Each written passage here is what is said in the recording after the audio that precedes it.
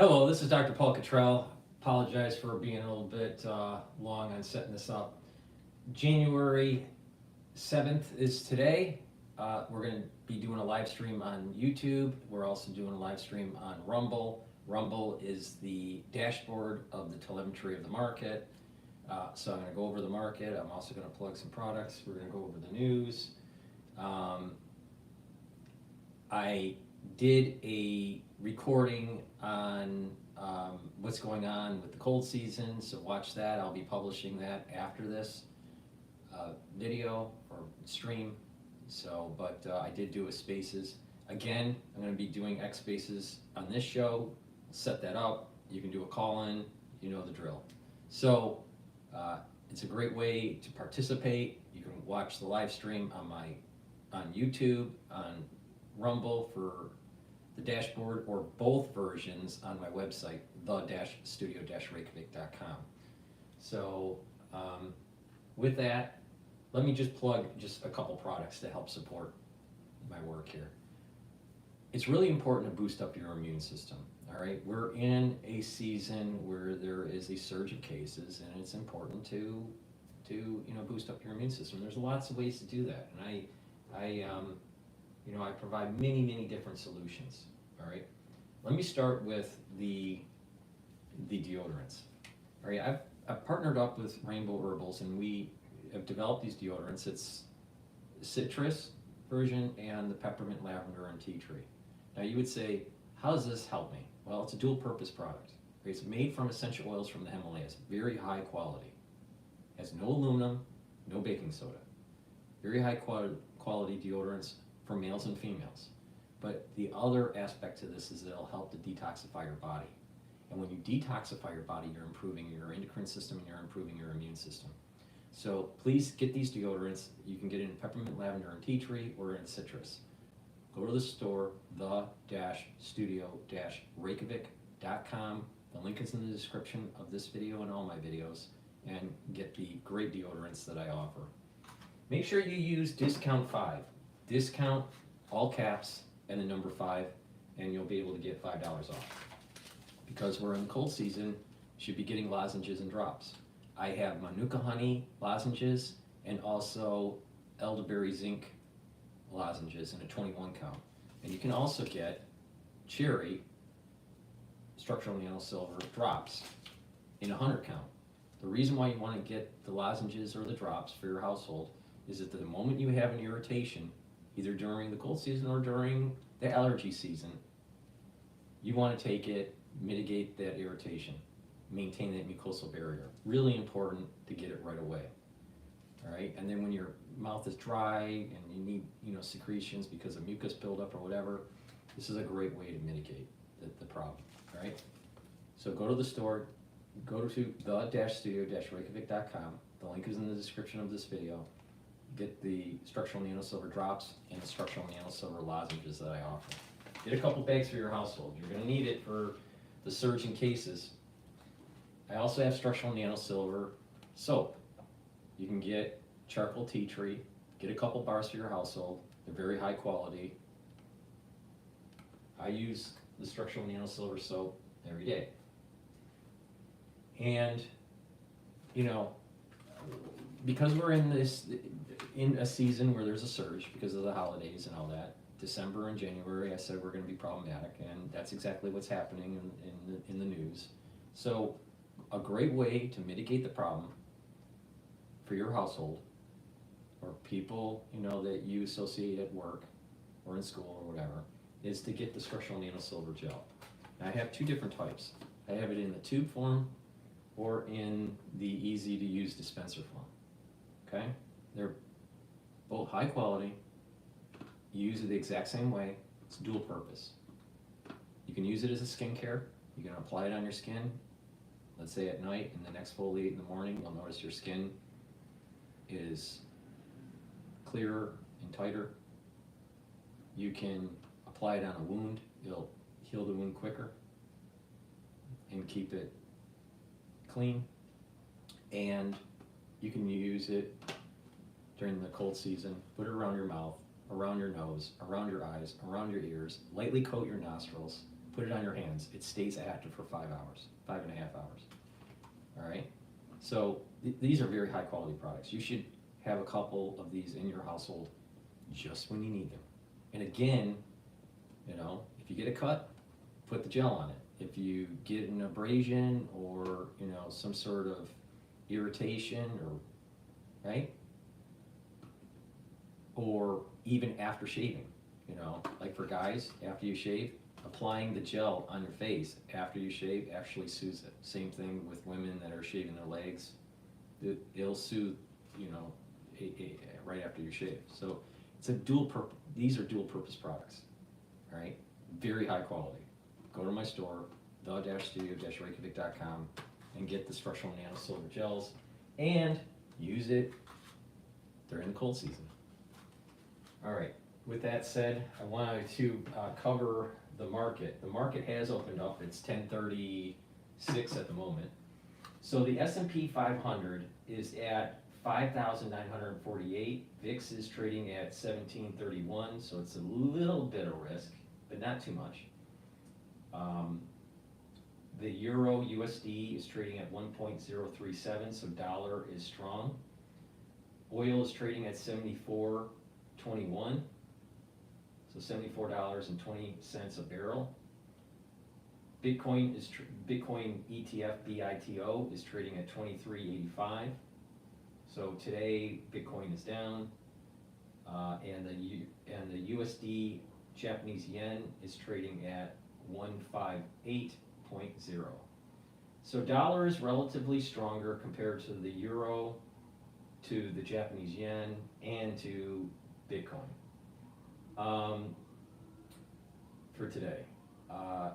And the equity market, there's a little bit of pressure going on during intraday trading today.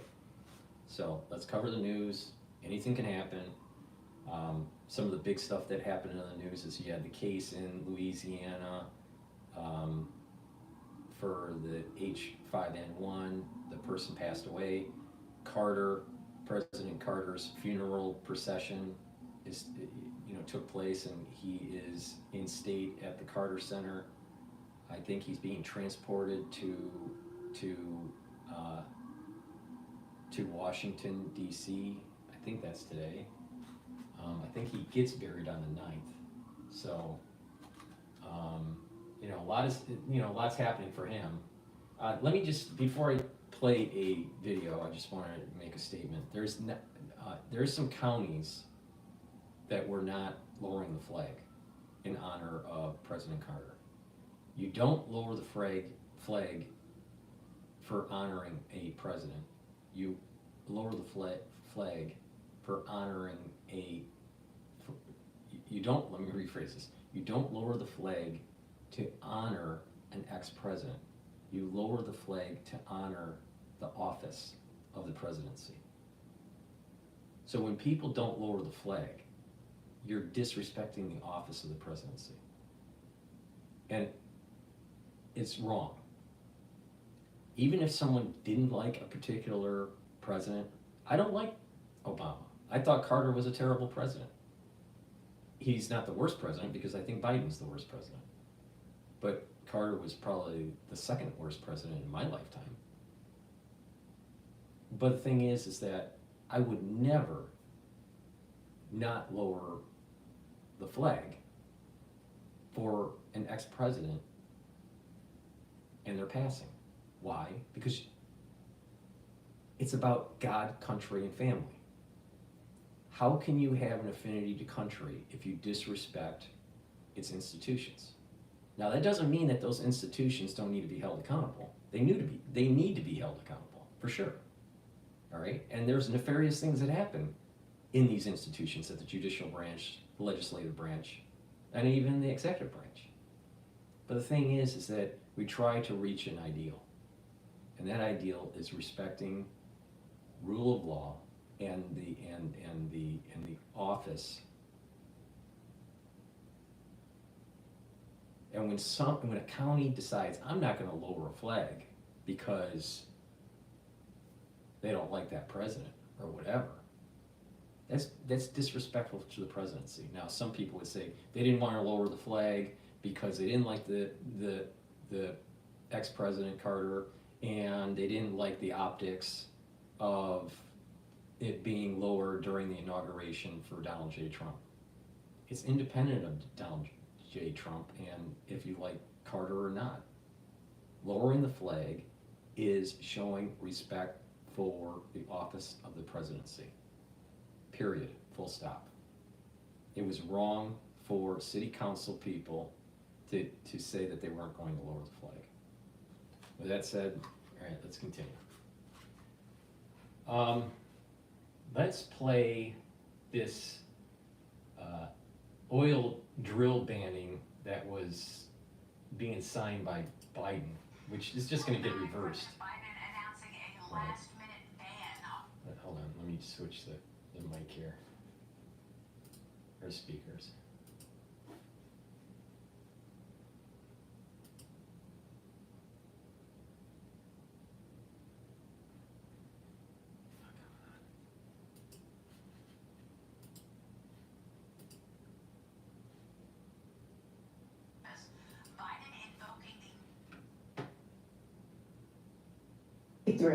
Outer Continental Shelf Lands Act, which means Trump. Okay, let's play it. Sorry about that. Let me set this up. Welcome back. President Biden announcing a last-minute ban on new offshore gas and oil drilling across 625 million acres of U.S. coastal territory. This happening just 2 weeks before President-elect Trump takes office. Biden invoking the 1953 Outer Continental Shelf Lands Act, which means Trump will need congressional authority to reverse this move. Trump blasted the move yesterday. Watch. It's ridiculous. I'll unban it immediately. I will unban it. I have the right to unban it immediately. What's he doing? Why is he doing it? He doesn't even know what 625 million acres would look like. And we can't let that happen to our country. It's really our greatest economic asset. And we're not going to let that happen to our country. The thing is that you have a lot of activity going on in the Biden administration where they're trying to Trump-proof it because they have certain agenda with gender dysphoria or with energy policy or with funding Ukraine, many different things. They're trying to create roadblocks for Trump. All right? The thing is, if you're gonna be using executive orders to try to hamstring certain incoming presidents, guess what? You're gonna be able to use executive orders to unravel it. And to say something and then to have it be fought in court and then find out that, you know what, this is an overreach by the executive branch. This is, going back to what I was saying about respecting the office of the presidency, right? Biden and his administration is trying to disrespect President Trump or the incoming President Trump, second term, disrespecting the incoming president. And by doing so, you're disrespecting the office of the presidency.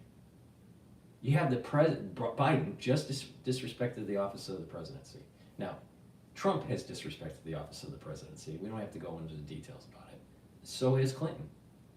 So, the thing is that the will of the people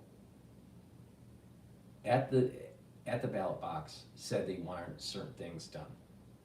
Right? They wanted change and they wanted Trump's policies pushed through. When you look at the aggregate. And now you have a ultra-lib administration trying to create roadblocks for the incoming president. They don't like it. They don't want you to have, the Biden administration doesn't want you to be dominant in energy production. And if you were dominant in energy production and we're exporting LNG to Europe, don't you think that that's going to be beneficial for the tax base? Don't you think that that's going to help bring down our national debt? Don't you think that it's going to help with our import-export imbalance? Don't you think that having more energy production will lower the costs of energy in the United States? Why would the Biden administration not want you to do that? Why would the ultra-liberals not want you to do that? Because there's many ultra-libs that have positioned themselves personally in green energy companies, and that they are going to tank. Green energy is going to tank under a Trump administration. BlackRock has aligned themselves with ESG.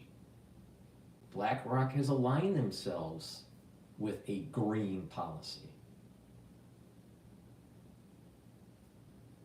So many people are going to be losing money because of this shift to, you know what, drill baby drill policy. So this is ridiculous. And it's another example of overreach by the executive branch using executive orders. There's just way too much being done with you, and then you fight it in court, and eventually, you know, it usually gets knocked down. All right, but there's too much use of these executive orders. So the country is moving towards drill baby drill. Energy should be going down. Exports should be going up from the United States, and I think it's a win-win for everybody. Well, people would say, why do we need more production of energy? Doesn't it hurt the environment? All of the carbon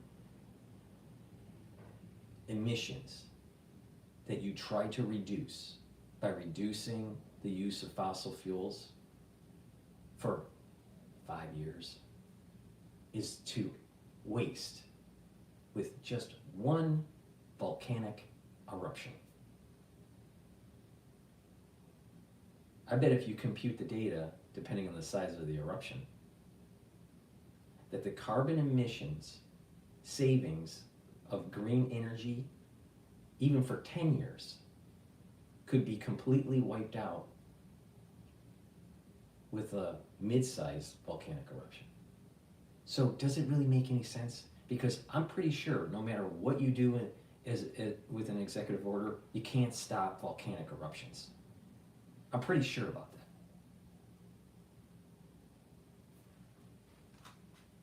This whole ESG policy is stupid. Louisiana Attorney General Liz Murrill. AG, thanks very much for being here this morning. You've been threatening a federal lawsuit over this drilling ban. You wrote this on X. After 4 years of incompetence and bureaucratic reign by D.C. over the American people, Joe Biden's parting gift is to attack America's energy independence. This is a direct threat to our national security and the hardworking men and women of the country. So, AG, where are you on this lawsuit? Well, we're drafting the lawsuit as we speak, and we See what I said? It's just going to be fought in court. All right. And remember that strategic reserve that we bought all that oil at such a low price during the Trump administration? And what did Biden do? Oh my God, energy costs are too high because of his inflation. And he sold the strategic reserve to China. Guess what? Just about everything when it comes to the Biden administration seems to be aligning with the Chinese. Now, I wonder why that is. Is it because it's pay to play with Hunter Biden? And, you know, now because he has the pardon, the very wide sweeping pardon,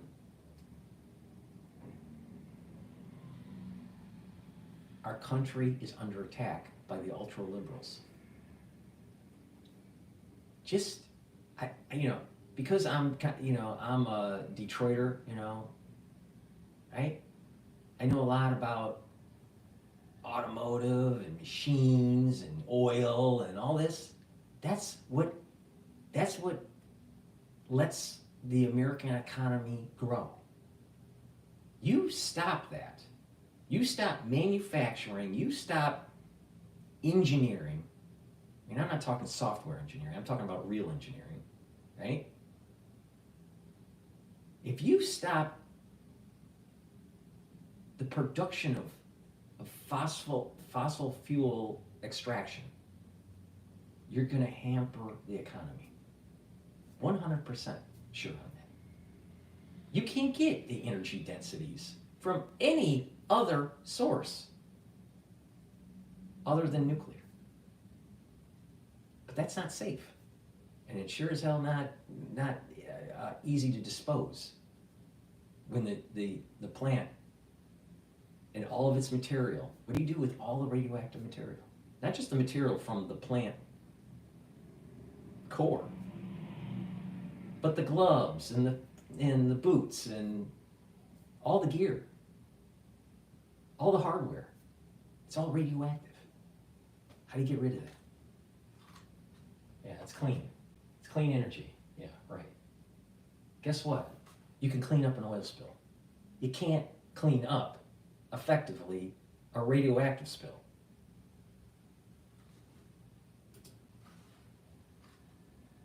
To file it as soon as possible. You know, it's just another strike at America's energy independence, and it's really irresponsible, and I think it's even vindictive. So what do you think will happen? I mean, you're going to file a lawsuit against who? The Biden administration? Well, we'll sue the Biden administration, and then that will convert to the Trump administration as the defendant as soon as there's a change in administrations. But you know, I'm confident that President Trump is going to work to reverse this, and you know that. But we can't stop. We can't wait for that to happen. We have to sue and try to block this action now. Mm-hmm. I mean, it looks like, you know, Trump just said that I'll unban it, but it's not going to be that easy, is it?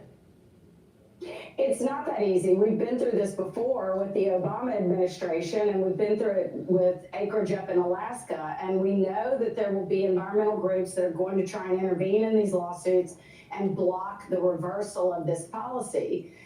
So we just have to prepare for the fight. Yeah. President Biden and First Lady Jill Biden, meanwhile, visited New Orleans yesterday to honor the victims of the New Year's Day terrorist attack, mourning 14 people killed on Bourbon Street last week. Louisiana Governor Jeff Landry is now pushing Biden to issue a disaster declaration.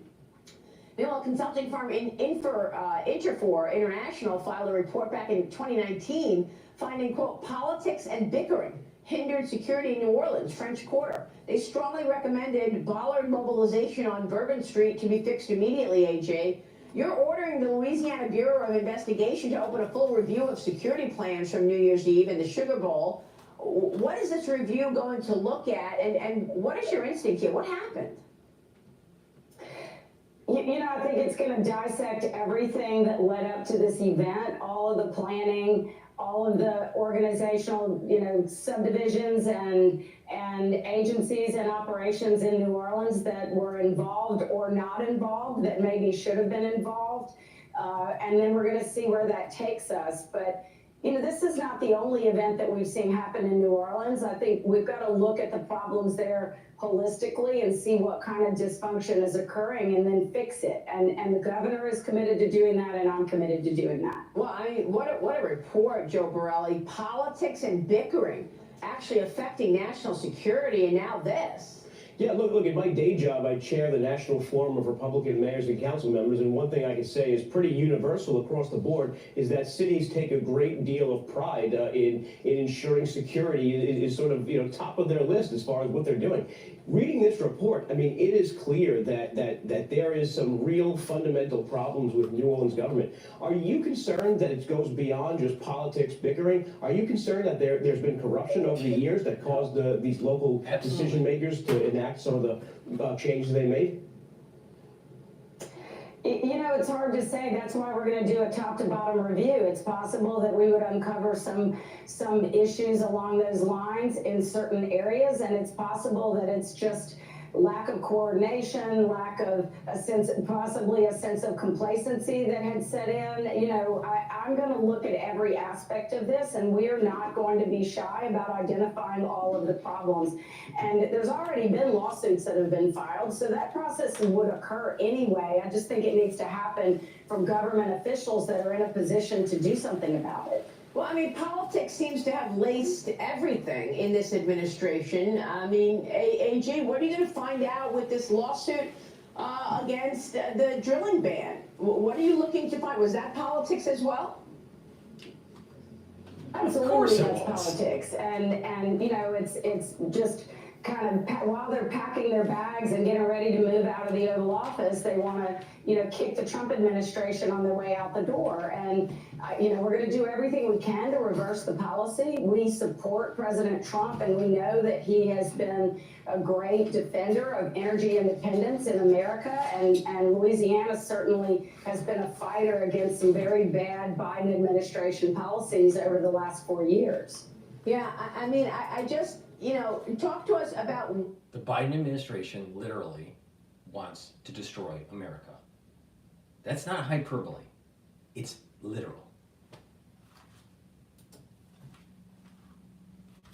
Why this is the wrong move for the Biden administration? Is this just to make things tougher for President Trump coming in, or is there just a real ideology against drilling in America that Joe Biden holds? Oh, I think it's both of those things.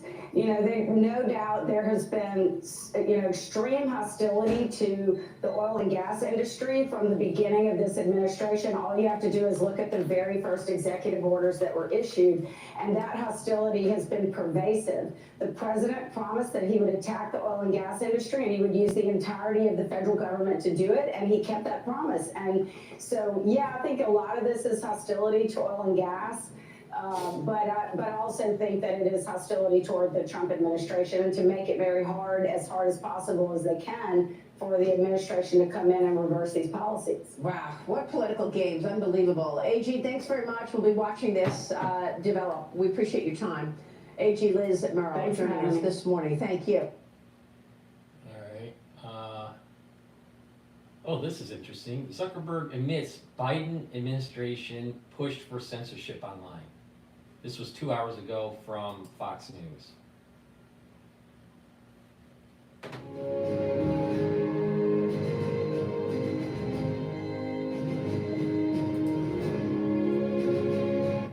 A Fox News alert. Just moments ago, Meta, the parent company of Facebook and Instagram, announcing a commitment to free speech online and a shift away from censoring all of us. And that's why it's been so difficult over the past 4 years when even the US government has pushed for censorship. By going after us and other American companies, it has emboldened other governments to go even further. But now we have the opportunity to restore free expression, and I am excited to take it. The company admitting that they were pressured into it over the last 4 years. And he was reading from a cue card. Now, you know, you listen to me because I give you unique perspectives, and sometimes it's a little off the wall, but I'm usually right. Now, isn't it odd that we have in the news something called HMPV, all right? That's metapneumovirus,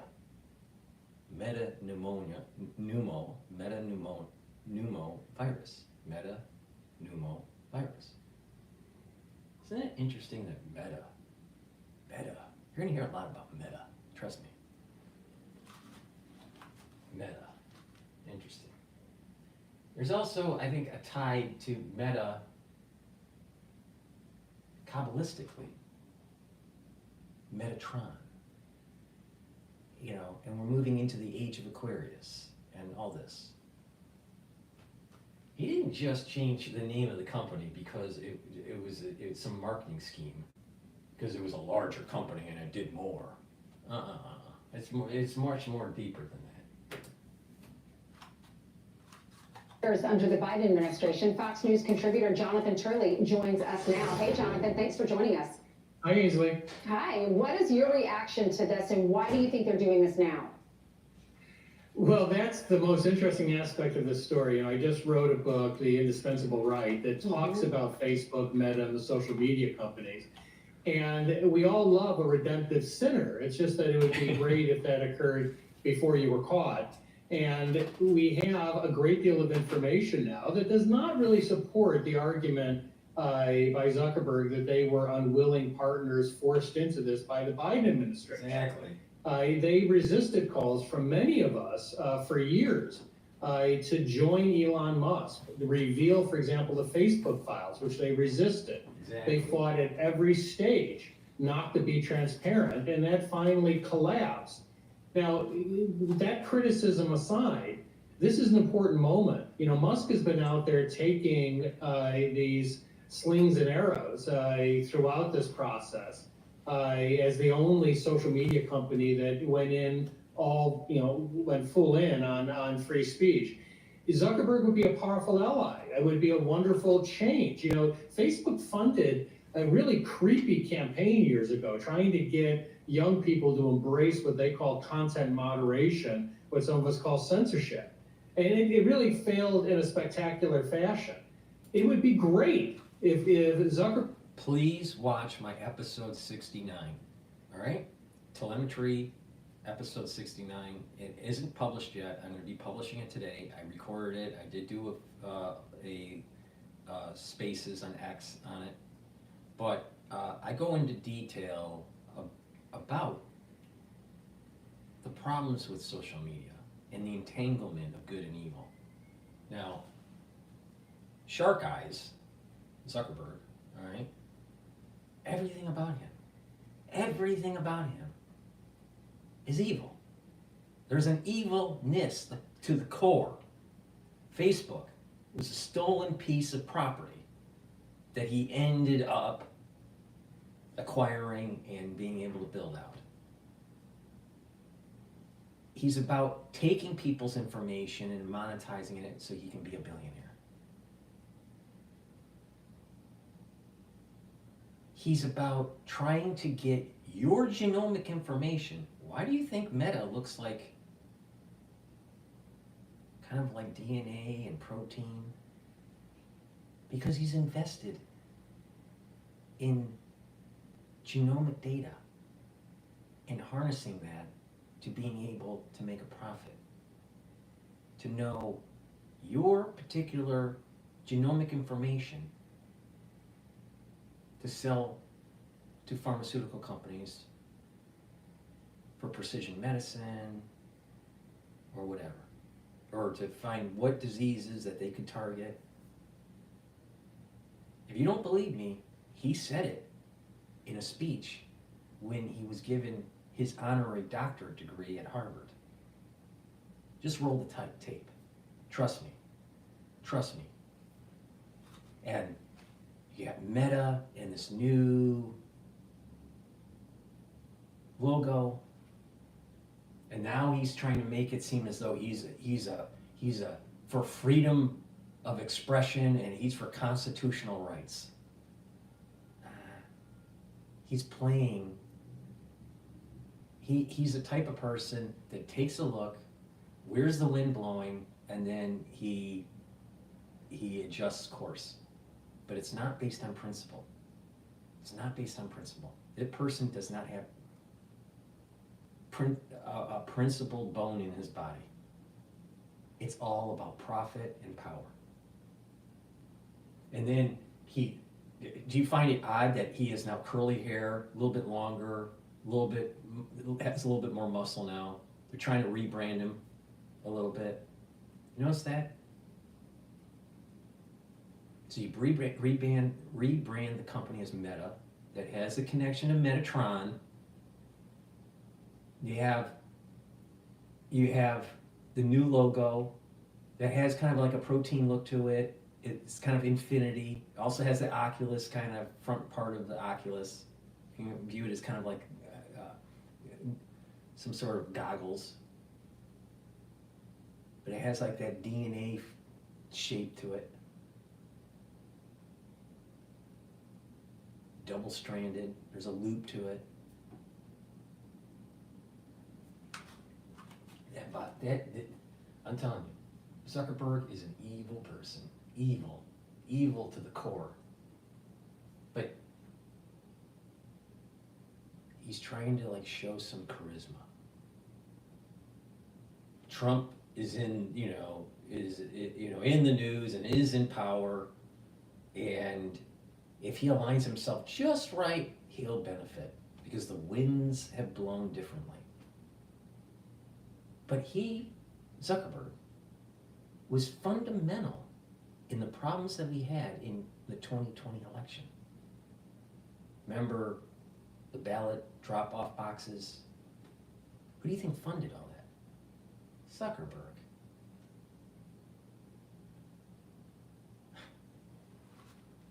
I'm telling you, Meta is Metatron.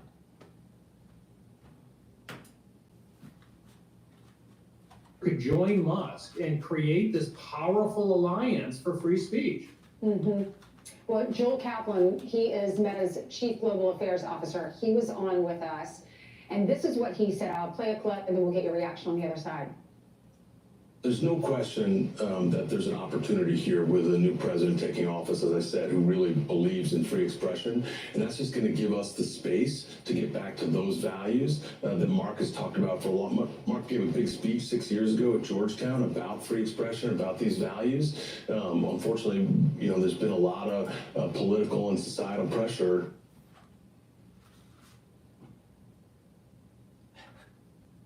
Literally, I'm not speaking in hyperbole. Literally, Facebook, because of censoring people, killed people. That's literal. Because they censored people during the crisis in 2020, the 2020 crisis, and the years after. By censoring people, people died.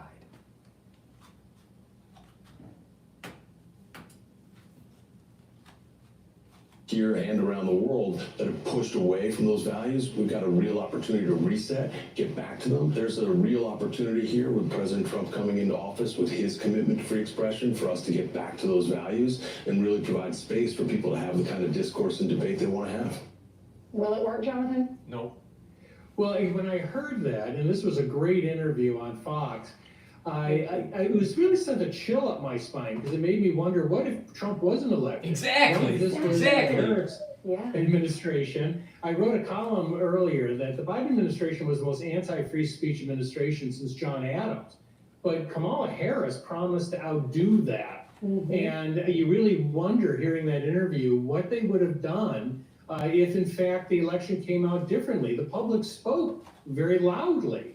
And so that's the reason I'm hoping, regardless of the motivation, regardless of the fact that it's belated, we need help. This is the largest anti-free speech movement in the history of our country. I talk about that in the book. It's sweeping over Europe. Free speech is collapsing in Europe.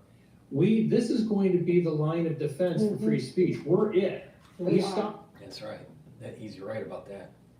So in my episode 69, that hasn't been published yet, but it will be today, I talk about, this entanglement and hate that's being grown in social media and lack of freedoms, right? There is a metaphysical component to this. And I'm telling you, it's not by accident that Facebook, think about this. Think about it. I know this is metaphysical and it's off the wall, but Facebook, just the term, Facebook, it's about meism. It's about egocentric. The selfie generation. Facebook, right? But also, it's, by rebranding it, it's more aligning, not just, so it's got a core of theft and of egoism, but then it's moving into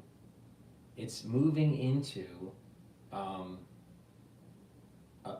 more sinister realm through Metatron. In this fight between good and evil with the entanglement. All right? Now, this is a thought that I've had for a while, but if you really think about how the internet works, it's a bunch of servers with some software. and lots of cable. And those cables that get put into those routers and modems and servers, you know, a Cat5 cable, right? And what does a Cat5 cable look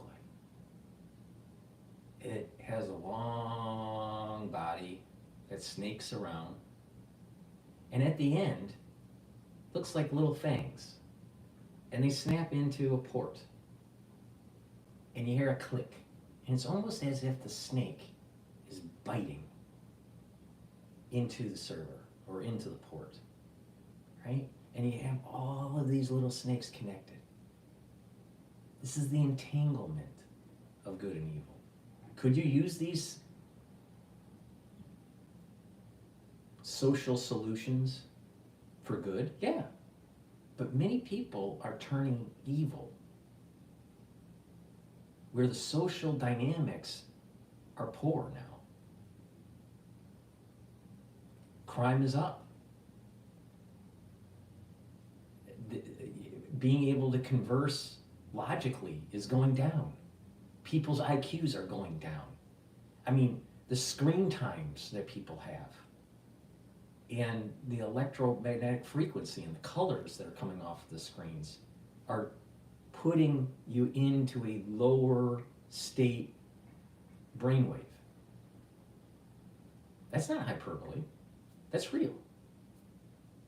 And there's this entanglement of good and evil that's taking place, right? So now someone someone posted here talking about medical meta-analysis. Well, that's definitely happening. I mean, in the industry, we do need medical metadata analysis, you know, for sure. I mean, that's how we can do precision medicine. But the thing is that, to get back to the point I'm making, is that Facebook and Zuckerberg, the core of it is evil. It's evil. It's the core of it. When something starts from evil, no matter how much you try to spin it as good, it's still, the core is evil. And it has to be destroyed. Facebook cannot stay. For mankind to reach better heights, what has to happen is that many things have to happen, but one really important feature is Facebook needs to die. It needs to die as a company. Meta needs to die as a company. Why is Zuckerberg a billionaire? Taking your information and monetizing it to marketers for you to buy crap that you really don't need. The core is evil.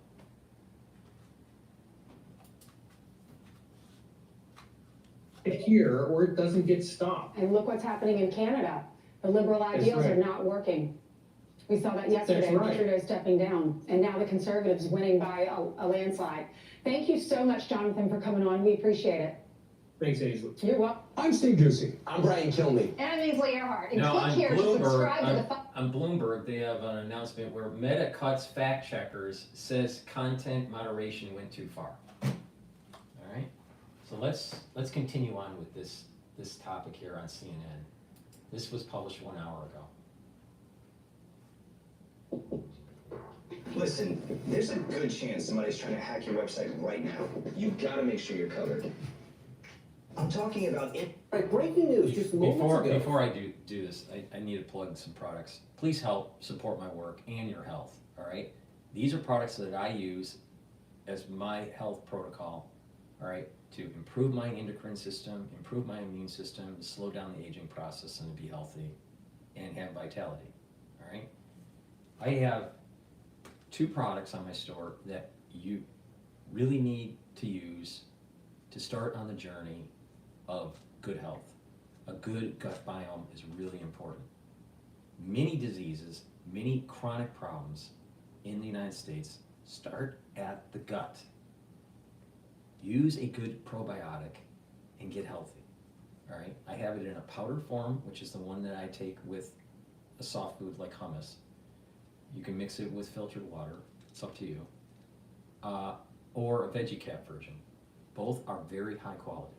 You take it every day, and what it'll do is it'll repopulate your gut with good gut bacteria and allow for you to digest foods better, to be able to absorb the nutrients, to reduce inflammation, improve the gut mucosal layer. So it's going to improve your immune system. You're going to have better mental acuity, and you're going to have better mood. In addition, your liver is going to perform better. And your liver is a major detoxification organ. All right? You need a healthy liver, trust me. People that don't have healthy livers die. Okay? So you need a healthy liver. So get a good gut biome. Go to my store, the-studio-reykjavik.com, and get the probiotic powdered version or the VeggieCap version. Both are very high quality. Go to the store, the-studio-reykjavik.com. The link is in the description of this video. Just to remind everybody that's watching the live streams on Rumble or YouTube, I also have X Spaces up, so if you want to do a live call-in, tell me your opinion. This is supposed to be interactive. Please do that. Another product that I have on my store that is really high quality, and guess what? Something that you probably need since we're bombarded with chemicals and toxins and everything, is to take zeolite. Zeolite detoxifies your body. You can do this on a daily basis or just detoxify your body once or twice a year. It's up to you. But what this will do is remove heavy metals, toxins, and chemicals, including PFAS. That's the forever chemicals. It's a little harder to get rid of the PFAS, and you need to be more continuous with your detoxification, but it can be done. All right? Zeolite, once it binds to the toxin, allows you to urinate it out in 6 to 8 hours. You take 2 small drops underneath your tongue if you're going to take it every day throughout the year. 2 small drops underneath your tongue, drink filtered water. In addition, if you want to just take it once or twice a year, then take about 4 or 5 drops underneath your tongue. Small drops. Drink the filtered water, do that once a day until the bottle's done, and do that once or twice a year. It's up to you. But continuous use, maintenance use, is really important. All right? It performs better. So, zeolite, detoxify your body. Why? There's chemicals in your food, there's chemicals in your water, there's chemicals in your air. There's even chemicals because of just normal household cleaning supplies. All right?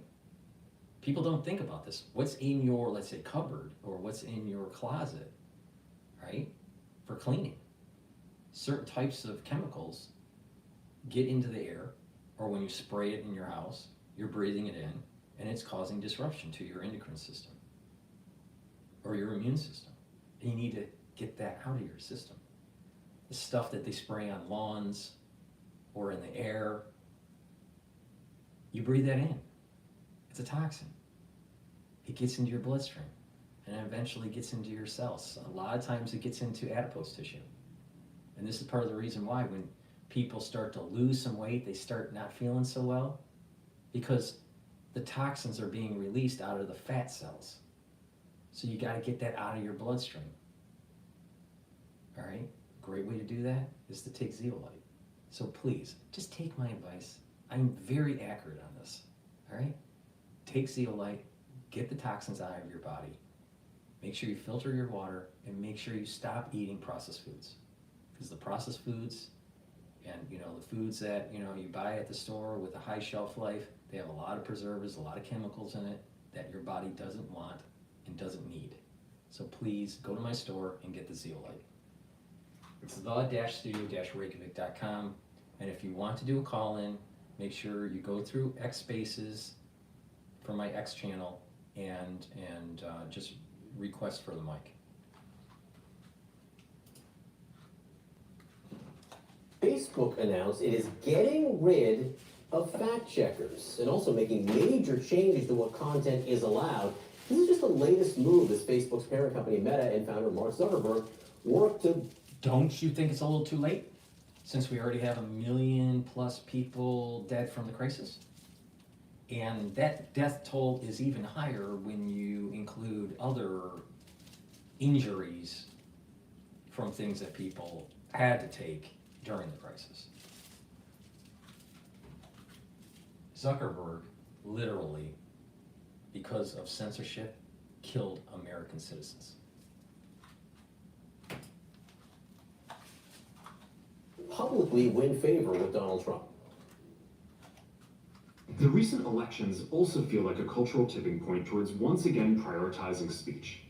So we're gonna get back to our roots and focus on reducing. Let me get this straight. It took an election for Zuckerberg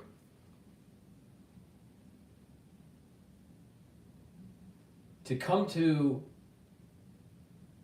some sort of epiphany that freedom of speech is important in the United States. This boy went to Harvard.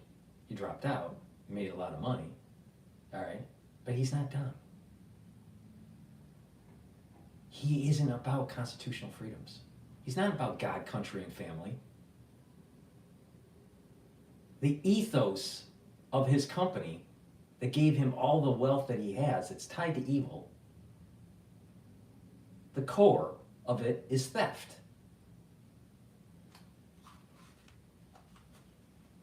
He doesn't represent constitutional freedoms. He never did. He never did. It's not in the business model. Show me on the slide deck that he was showing the venture capitalists when they were investing in Facebook that they were constitutionalists. I guarantee you it wasn't there. He's all bullshit. And now that the winds have changed and he's on the wrong side and he has to switch. He's a turncoat. He's a turncoat. If this took place during the revolution, you know what he would have been doing? He would have been fighting against Washington. He would have been part of the Redcoats. And then once Washington won, the Americans won the revolution and kick out the British, and then he would go, "Oh, George Washington! I love America!" This boy was for the king. He wasn't for constitutional rights.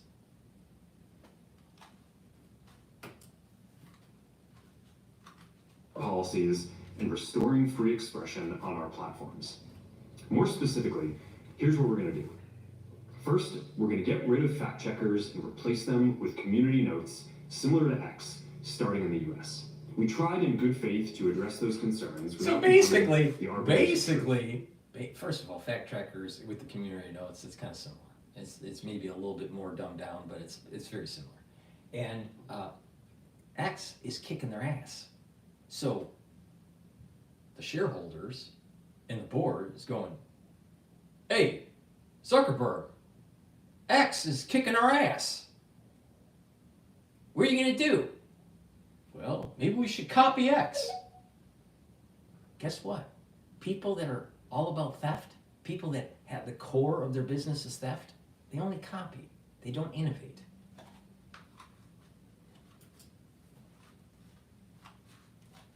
But the fact checkers have just been too politically biased and have destroyed more trust than they've created, especially in the US. Wow.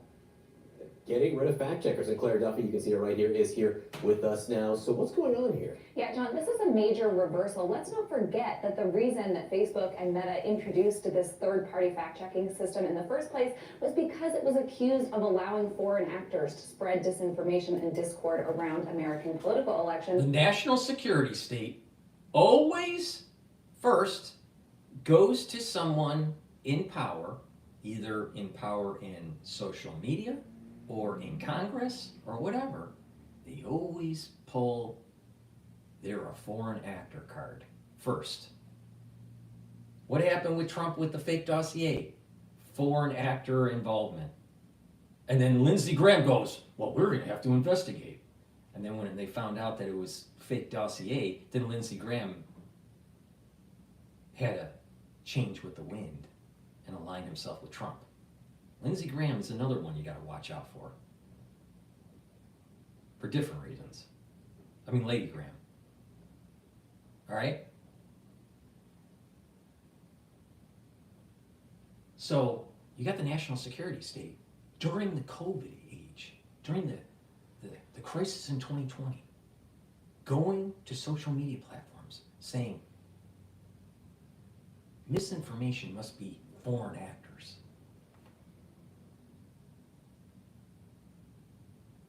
Censor them with no basis. And this is why I keep on saying that the national security state needs to be dismantled. And these people that were running them need to be prosecuted because they caused harm. Because they took away your constitutional freedoms. I'm still fighting the reach in the censorship on YouTube. And it's been 5 years.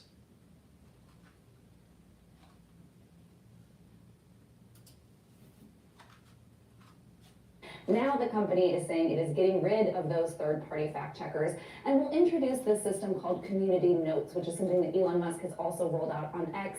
It lets users add user-generated context labels to posts, but you're relying on users to do that and to bring in the information. Now, on my episode 69, that's not published yet, that will be today, I also talk about how AI has gotten to a point where you can't even trust anything anymore.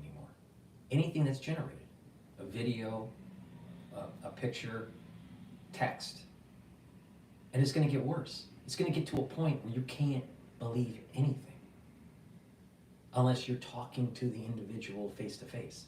And if they say some fact, then the only thing you can trust is old documentation that's been printed.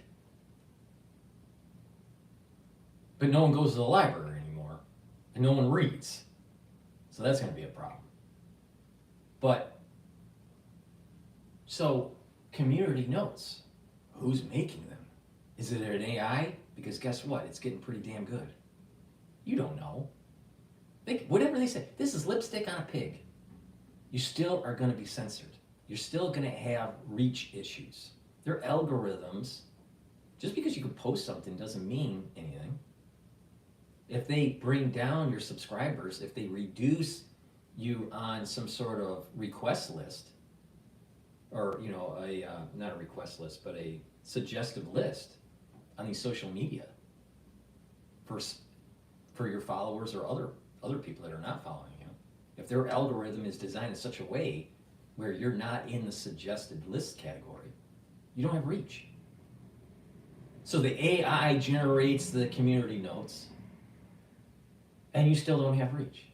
But Zuckerberg makes a few more $1 billion because of a PR campaign. But again, you got to go to the core. He started from theft. And the only way to get out of this is the absolute, complete destruction of Facebook. Them trying to prop it up with a new name, trying to prop it up with different, PR campaigns and all this, isn't going to get rid of the core of the company. It's theft. And Zuckerberg is tied at the hip to that.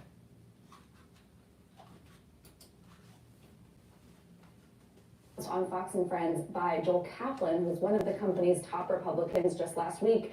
We talked about he was elevated to the company's top policy job. Here's how he described the system. And so somebody can write a note, and then the way it works is different people on the platform can sort of vote on that note. And if you get people who usually disagree, who all say, yeah, that sounds right, then that note gets put on the post and people see it. X has been doing. Now let's think about this for a sec. That sounds like democracy. But is democracy good? Or is a constitutional republic better? Democracy basically means, in its purest sense, that the majority decides. But if the majority thinks that taking away property from a certain group of people is right, then the majority wins in a democracy. So you really don't have property rights in a democracy. But in a constitutional republic, where your property rights are guaranteed, independent on what the majority thinks, that seems to be a better system. See what I mean? You can't fix Facebook. The core is theft. The core is theft. You can't fix Facebook, no matter what.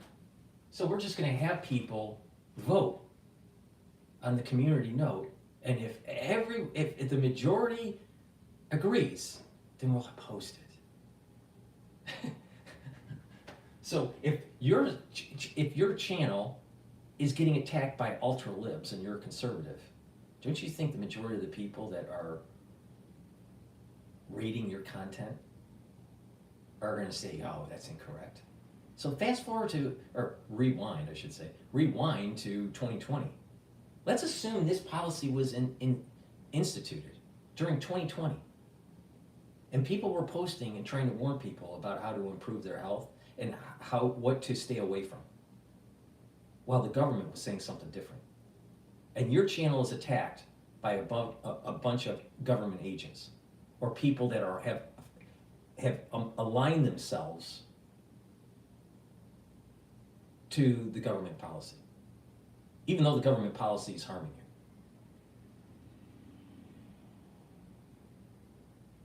So basically, you're being run through. If people are, there's going to be this battle between truthers and this ultra lib thing that's going on in social media. So there's going to be more infighting. There's going to be more people arguing and hating each other, and this idea of this entanglement between good and evil. Social media will be worse, not better off.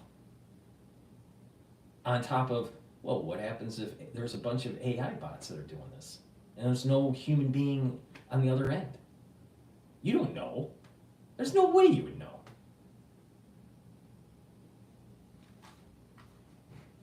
Crazy.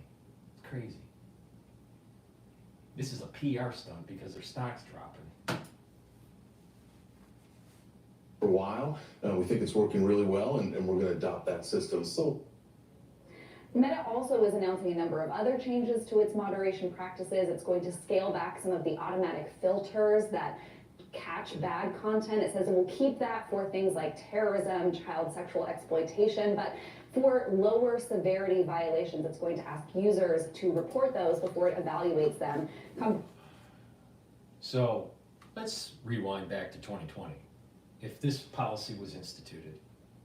So if someone's trying to warn you that a certain platform from a certain company doesn't test properly before they put it in people's bodies, and you try to warn the public, it might get filtered because it doesn't go with the grain of what the government wants. And they just slap on, well, that just doesn't seem to coincide with what the CDC and the FDA want you to say.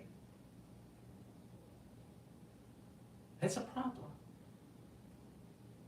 Especially when it's supposed to be freedom of speech and truth prevails. But if truth is censored, it can't prevail.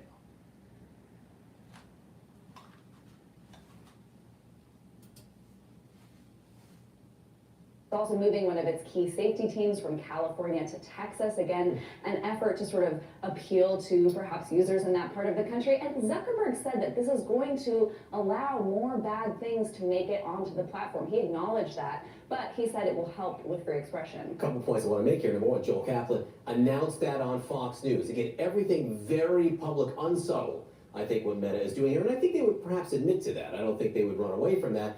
And the New York Times reporting that the Trump administration got a heads up about this policy shift beforehand. So again, seems to be part of this larger, There is a shift to try to align with Trump, but that will change once he gets out of office.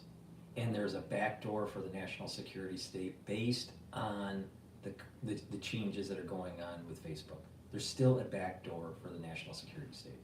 And I personally believe the national security state needs to go away.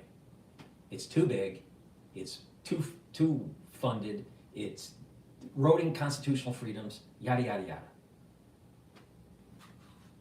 And Zuckerberg, literally, is evil. He literally is the human form. He's literally the human form of Jaws. Remember Jaws back in the 70s? You know, the big fish that ate people. All right? Zuckerberg is literally the human form of Jaws. Just look at the eyes. Just look at his eyes. Yeah, and Kaplan he acknowledge that it was in part because of this change in administration that they are making these changes. He said that over the last 4 years, the company feels like it's experienced pressure to crack down on more content, and that the Trump administration offers them an opportunity to pull back a bit there. So he is acknowledging it. I will note too, the company announced yesterday that it's adding 3 new board members, including UFC CEO Dana White, who we know is a Trump supporter. He was stumping for Trump on the campaign trail. So it does feel like this broader shift at the company. Completely unsubtle. All right, Claire Duffy, thank you very much. Meta has announced this morning that it's making major changes to its content moderation on Facebook and Instagram. Mark Zuckerberg is saying they're getting rid of fact checkers, replacing them with user-generated community notes, which is similar to what we know Elon Musk has done with X. The way Mark Zuckerberg puts it in his announcement was that he says the fact checkers were too politically biased, and he's now attempting to restore free expression. The New York Times is reporting, Congressman, the Trump administration got a heads up. You can still have community note posts that are politically biased, because they said that the majority wins if it gets posted or not. So it's a democracy, but you can have more libtards attacking a conservative channel on top of the AI. I'm telling you, this is going to be this is opening up the door for community node generated AI. That's what's going. This is where this is going. This move. What do you think of this? Look, it's the lack of profiles and courage. Would Zuckerberg do this if Trump had lost the election? No, is this just an absolutely attempt, not. Blatantly trying to appease the president going in so he's not attacked? Let's just remember in 2017, the entire intelligence community said that the Russians attacked through social media our democratic process, and they did it to help the Trump campaign. So social media is an extraordinary weapon against our democracy. There's a balance to protect our First Amendment rights. But when you take away the guardrails and you see the far-right connections here, it's a great concern. So what can you do about, I'll say, the Elon Muskitization of the federal government, if that's the direction it's going? Not elected, not going into the government. What direction is this heading? Look, what we could do is... Well, if it's unfettered posts or fair commentary through the community notes, then it means we, the people, actually have a say. And because there is some sort of connection in a community to show that there is some problem with a certain policy. For example, look at what was going on with the omnibus bill, the 1,500 plus pages that no one can read. All right? If you have a community dividing it out and looking at the fine details and complaining about it, then we, the people, can sound off to our representatives in Congress. So it shifts the power away from K Street. But we can't do that because CNN makes a lot of money on the advertising dollars from the companies that are represented by K Street. So they just want to keep the status quo to make sure that the lobbying group has the ear of your representative and not you. That's what's going on. Oh, So Elon is so dangerous because we, the people, are so dangerous.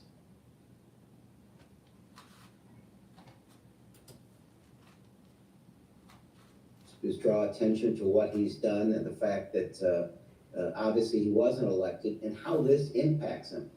When we took out in that first bill, the disaster relief, all we could do was communicate with the American people how much it would cost each state in disaster relief. That had to get put back in the next bill, and it did. But that's all we can do is communicate directly with the American people and our colleagues and hope that they understand Mr. Musk, while wealthy, is not particularly intelligent about a lot of items. If you're so rich, why aren't you smart? And he's not connected to the American people, and he has a disconnect that isn't really concerned with their needs. That bill, that 1,500 plus page bill, gave more power to the national security state. And they don't need it. And we're being set up for a 9/11, another 9/11. Another one's coming. I think that's the limits of what we can do where we vote in Congress. Congressman Mike Quigley, thank you for coming in. You know, all these congressmen and women are on the table.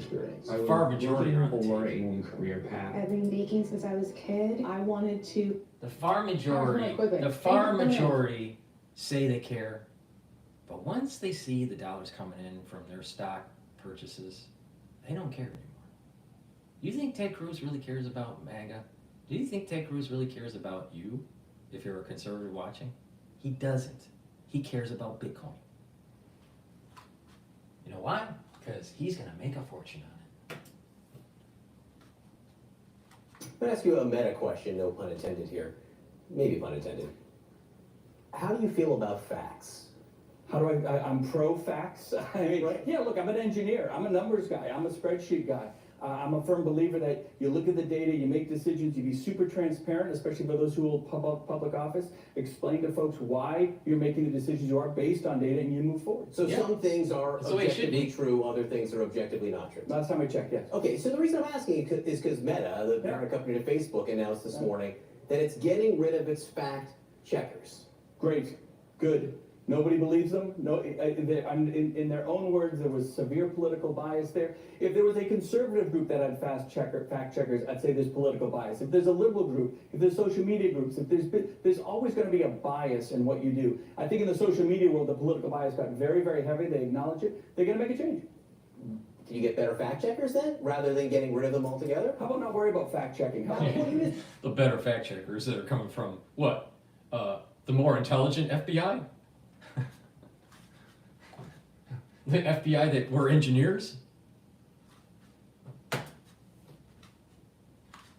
That there are things that are objectively true and objectively not true. They are, but is that the role? Is social media's role to prove to you what is true and what is not? Or is its role to be an open platform for discussion, debate, opinion, you know, whether folks believe something or not believe something? I would say that's really where social communication, that's the more of the role of social media. I think that social media should not have community notes, and I don't think that they should have fact checkers. All right, and it should be the Wild West, and you know, it's just some sort of like just Amazon kind of like no order. All right, because that's what nature is. There's no order, but what's interesting about nature is that there is an emergent property out of chaos that leads to self-organization. So by not having fact checkers and not having community notes will lead to a self-organization of order in these social media platforms. Now, that's assuming no AI, okay? You're gonna have people, if you don't have the fact checkers and don't have the community notes, you're gonna have people posting stuff that's just not true. But that doesn't mean that they can't post it. This is where the responsibility is in the user of the information. They need to be discerning. And if you're watching someone that keeps on posting falsehoods, all right, with your discernment of the situation, then people will stop watching this person, and this person most likely will stop posting because they're not getting traction. And why would they waste their time if they're not getting traction? So the issue isn't so much about fact checkers to tell you what to think. The issue is having a population that can think. That's far more important. Far more important. Let it be Amazon.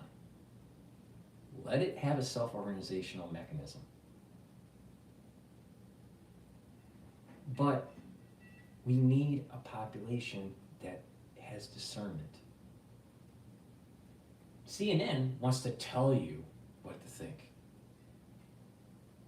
CNN wants you to be told, how are you going to handle the next pandemic? Meanwhile, the celebrity docs that CNN has on their show, like Gupta, even though he's a neurosurgeon, didn't know much about viruses and pandemics. So you have the mainstream media that has aligned themselves with government agencies that wants to tell you what to think. They get paid through advertising dollars, by big pharma and big ag, to tell you what to think. Big ag wants you to think that it's good to have a lot of sugar in your diet. It's good to have GMO. They want you to think that it's good to make sure that you just start bathing in super saturated fluoride tap water. Meanwhile, studies come out that state, you know what? Fluoride is making the IQs of children go down. Oh, really? But just recently, you had CNN demonizing people that were warning people about fluoride, saying it's a conspiracy theory. So what we really need are people to have access to the facts, and people need to get educated and have discernment and not be told what to think. Don't be told what to think. Think. We don't need community notes, and we don't need fact checkers. What we need is an educated population.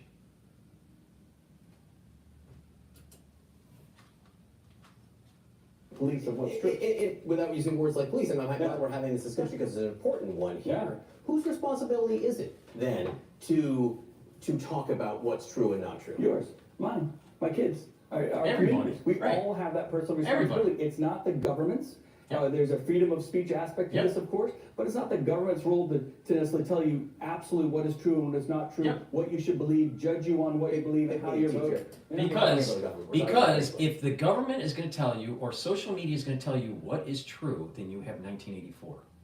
And, I come from a generation that kind of warned everybody, don't go down 1984. You don't want 1984. 1984, you're going to have a boot on your neck for the rest of your fucking life.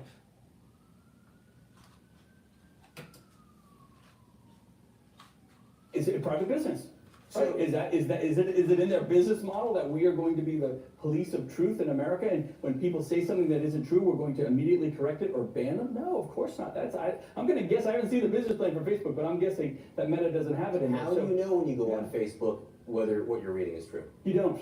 You don't, and that's why you shouldn't use Facebook or just Truth or just social media or just CNN or just ABC. You use your experiences to understand that what you're getting. And I'll say this: You get educated, you have experience, and you have discernment. But CNN wants you to be dumbed down. Drink your fluoride water, get stupid, and just buy what we tell you to. get on Prozac. That's what they want. They want to numb you. They want to numb you.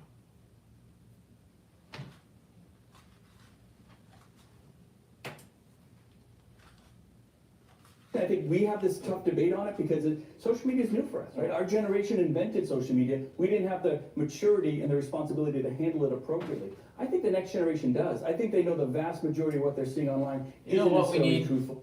You know what we need? We need actually reporters in mainstream media that's not coming from journalism school and that are coming from hard sciences. That's what we need. We need educated people talking.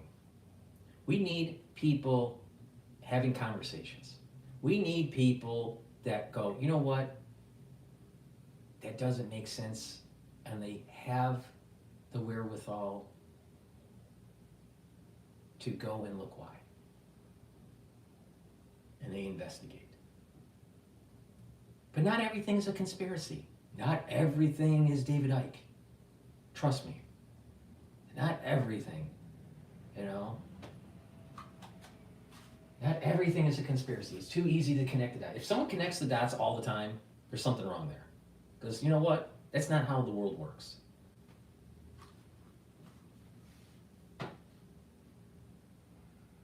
But the government should get out of the business of telling you A Fox News alert, just one. You know, to stop the way to think. It's crazy.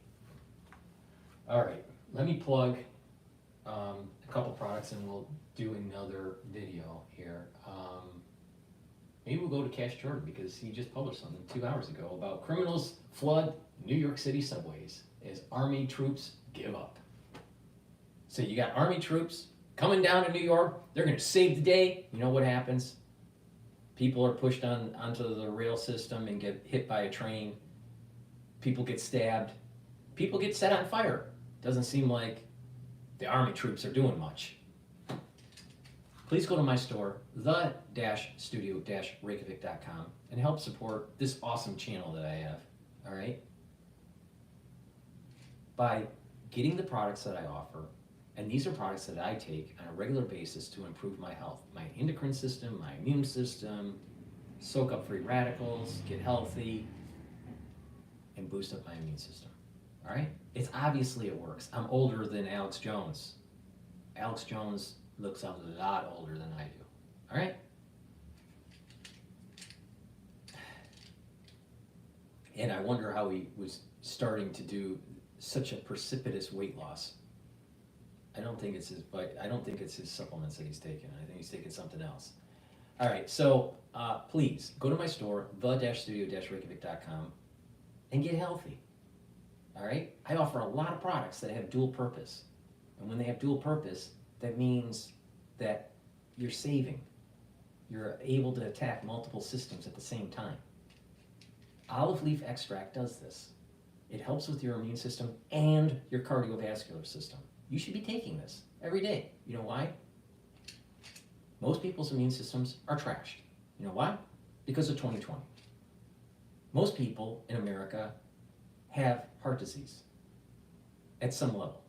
Even if you don't have high blood pressure and your lipid profile is okay, chances are, if you have the SAD diet, the standard American diet, all right, you start developing plaque in your arteries at age 16, all right? But people would say, well, I feel fine. I'm age 16, I can eat everything. But you get those yellow streaks in your vascular system, and that's the beginnings of the plaque buildup. That's the beginning. The beginning of cardiovascular disease starts at age 16, if you're on the SAD diet. So, if you're American, chances are you have heart disease. Please go to my store and get the olive leaf extract. Boost up your immune system and help with your cardiovascular system. How it works is it controls the lipid profile by lowering LDL levels and increasing your HDL levels. So that's reducing the chance of building up plaque. All right, you're reducing plaque buildup. And it also brings down pro-inflammatory cytokines. So it's reducing inflammation. That helps with your cardiovascular system because you need inflammation to create part of cardiovascular disease is inflammation in the vascular system that leads to plaque buildup. So you're bringing down the inflammation, reducing plaque buildup because of the inflammatory response. You're reducing plaque formation because you're reducing the LDL that could be oxidized. And it helps the immune system by reducing chronic inflammation, because chronic inflammation is not good for you. Chronic inflammation will give you diabetes. Chronic inflammation means a weakened immune system. Why? Because if you're chronically inflamed, you have high cortisol levels. So please, go to my store, the-studio-reykjavik.com, and get the olive leaf extract, and don't look like Alex Jones. Next, as you get older, your pancreas doesn't work as well. I don't care how healthy you are. Your pancreas starts to weaken. You're going to need to take digestive enzyme complex, especially if you're 40 plus. But if you work out, you can benefit from taking digestive enzyme complex if, let's say, you're younger and you're an athlete. All right, how does it work? Enzymes are in here to help break up proteins, carbohydrates, and lipids. That means that you can absorb the energy from your food, and it's easier to digest and puts less stress on your pancreas. That's good. You don't want to put stress on your pancreas. You don't want to be a Steve Jobs, all right? So you want to reduce the stress on your pancreas and be able to digest your foods. Now, if you work out and you're younger, right, you don't have a worn out pancreas yet, but you're going to work out and you're going to be fueling your body. And instead of using your pancreas to break up that pre-workout or after workout fueling, also take the digestive enzyme complex to be able to break up the food, and it'll help you to absorb for your recovery. So if you're an athlete, you would benefit from digestive enzyme complex. But if you're also older, you're 40 plus, you'd benefit from digestive enzyme complex too. So please go to my store, the-studio-reykjavik.com, and get the digestive enzyme complex. In addition, this has bromelain in it. And bromelain is an enzyme that helps to break up clots. This is why I told people during the crisis, you should be taking digestive enzyme complex. Why? Because the enzymes in here break up glycoproteins, spike protein, and it breaks up clots. And I said it 3 years before celebrity docs did. Omega-3. This is something that you should be taking to help with your lipid profile. Omega-3 also helps to bring down systemic inflammation. So omega-3, bring down the LDL, increase your HDL levels. It's synergistic with olive leaf extract. So a great way to get healthy. It's 2025. You're an American. You probably have heart disease. Go to my store, the-studio-reykjavik.com, and get omega-3. All right. Let's go to Cash Jordan and find out why the subways are so bad.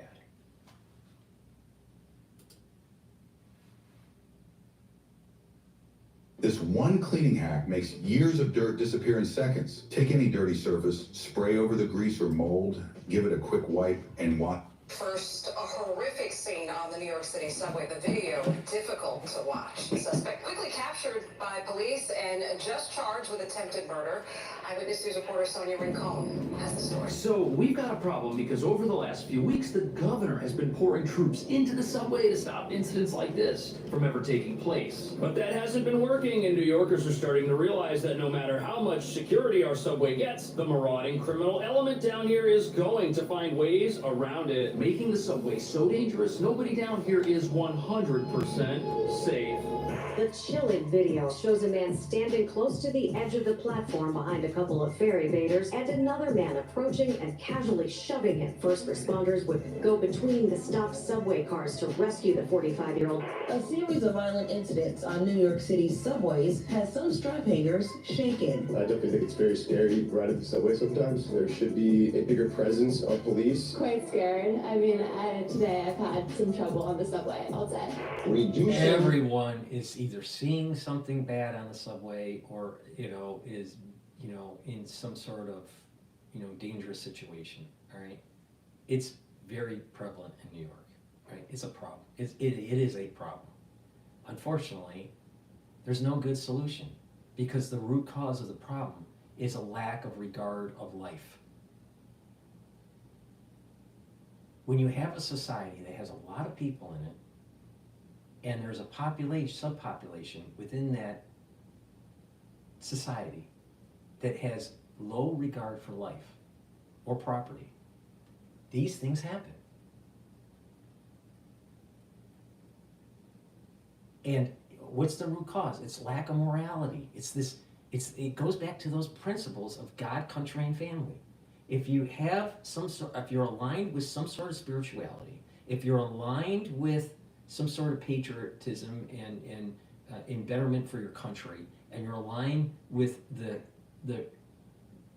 cornerstone, the foundation of society, which is family, most likely you will live a moral life. You don't have to be Mother Teresa or, Moses or whatever. You don't have to.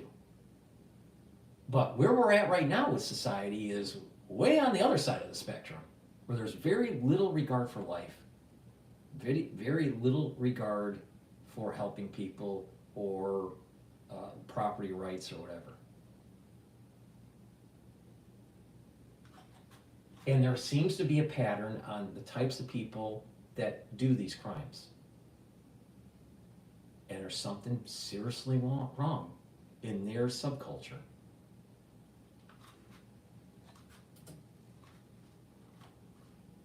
The amount of people who come into the system without paying is ultimately reducing felony crime. Because these are going to be the people who are going to have knives, they're going to push people on the tracks.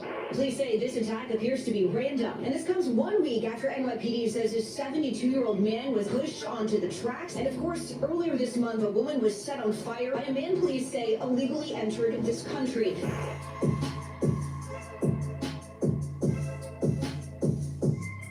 So as another subway incident unfolds, the preventable nature of this crime and others like it becomes shockingly clear. But what none of New York City's leaders want to admit is that the police, the troops, although they make us feel safe when we see them... Once I play this video, I'll give the mic on X.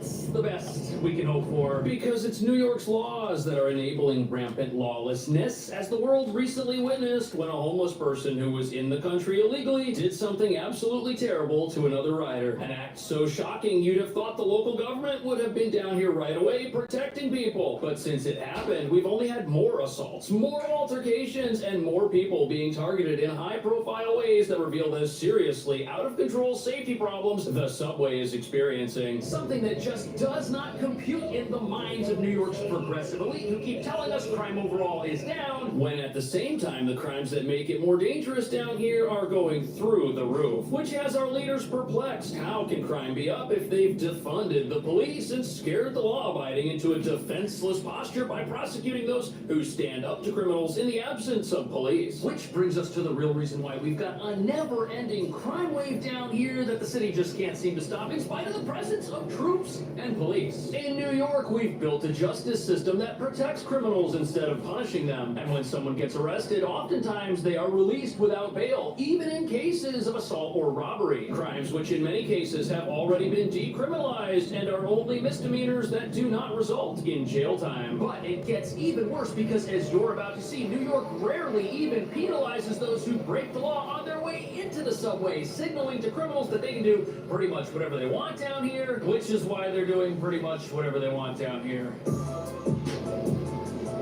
So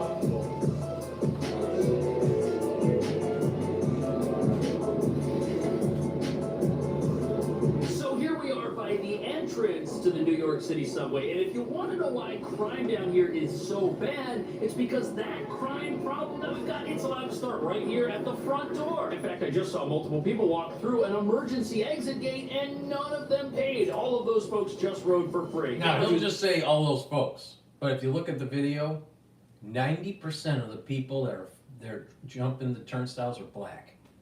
90%. Fact. Particular people look like dangerous criminals to me, not necessarily, but the NYPD says that a lot of dangerous, aggressive criminals who are inside the subway right now also didn't pay to use it. They say the people that are committing most of the crimes down here aren't paying their fares. They're then going on to prey on the commuters, commit violent offenses, and then go on to create lawlessness throughout the transit system. So, according to the NYPD, people who commit crime on their way into the subway have a higher likelihood of committing more crimes once they're in there already. Is that Now, shocking? think about that. Nobody. Think about To that. some- Think about that.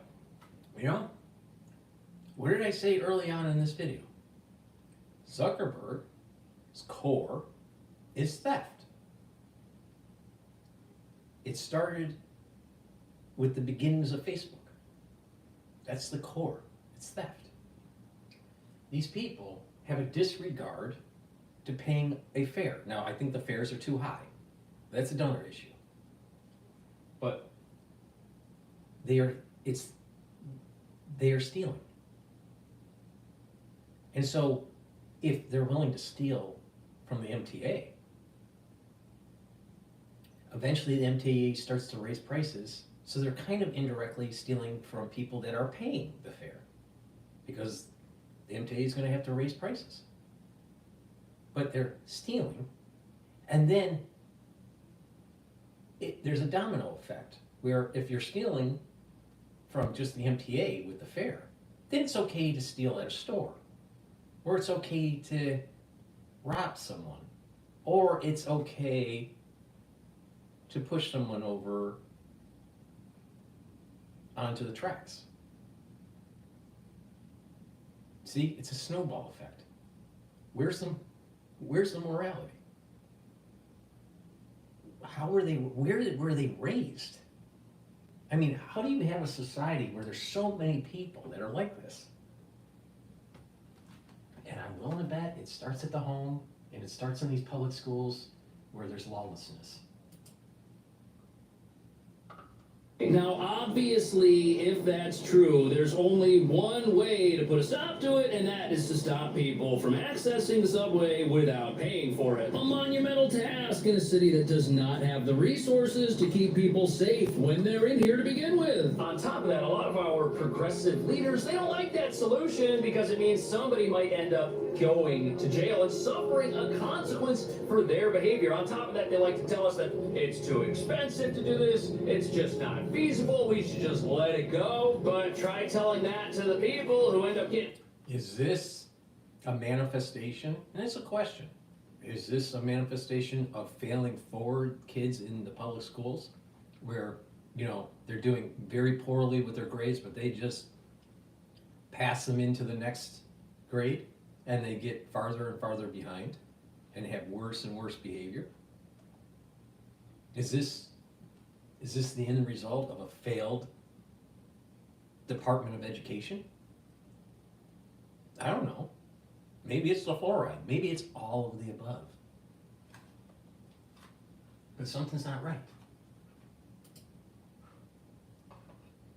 When they're down here. On top of that, a recent frightening altercation reveals that no matter who you are, you may not be safe down here at all. And the criminals down here only need a couple of seconds to absolutely ruin your day. The chilling video obtained by Eyewitness News shows a man standing close to the edge of the platform behind a couple of fare evaders and another man approaching and casually shoving him. First responders would go between the stopped subway cars to rescue the 45-year-old. Sources tell us he... So that incident incident took place at a station just a couple of stops away from the one behind me, and it started off with two people hopping the turnstiles to gain access to the subway illegally, and then moments later, a much worse crime is committed by somebody else. Almost as if you've got lawless behavior stacked on top of lawless behavior down here. But the worst part about this is these incidents are taking place after extra National Guard troops. I'm not speaking on a hyperbole here.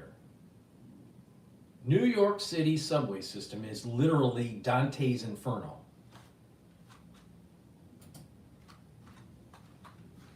Deployed to keep the subway safe and secure, revealing that there's not a whole lot all of this extra security is actually doing to help people, especially when you'll be hard-pressed to find troops and police at every station. Look, this one right here's empty. Unless you see this emergency help button as an adequate deterrent to crime. But the problem is, you've just got way too many subway stations in general for police and troops to be at all of them at once, and this is a system that operates 24/7, it never takes a break, and the reality here is we've got 1,000 National Guard troops scattered throughout the terminals and the various entry points to this system, but that's not enough. You'd need tens of thousands to completely lock this place down, which is never going to happen. And that's a shame because we've just witnessed how a lawless environment emboldens criminals. Literally, two guys evade the fare, and then seconds later, another criminal comes out of nowhere to show them up doing something 10 times worse. And according to the NYPD, there's a very high likelihood that criminals like that are not also paying to use the subway.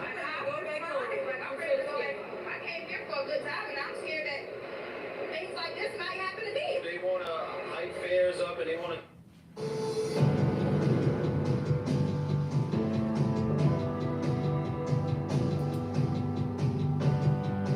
They want to hike fares up and they want to do certain things, but they can't even keep the people of New York City protected. You know what I'm saying? It's kind of sad. Literally nobody down here feels safe. Everybody knows this is the wild, wild west, a completely unmonitored environment where anything can happen. Yet as the environment down here continues to deteriorate, the fares required to use the subway keep going up. All because the system itself continues hemorrhaging money as so many people don't pay to use it. And the individual who was arrested in this case, according to the New York Post, he was already facing other charges for incidents that also took place in the subway. And one of these altercations allegedly involved a police officer. Now, if somebody's not scared of the police, are they going to be scared of you or me? Probably not. Especially when our laws don't put people in jail when they assault others. You saw right there on the security camera. People are assaulting others. They don't even care because they don't think anything's going to happen to them. And if you're going to allow people with horrendous rap sheets into the subway, how can you not expect the level of safety down here to go down? Especially in the absence of any law enforcement presence whatsoever in most cases. But what about this idea that the subway itself is so large and so vast with so many riders that your chances of being involved in an altercation are rather slim? I actually still feel relatively safe. You know, it's a big city and there's a lot of subway stations and a lot of people commuting, but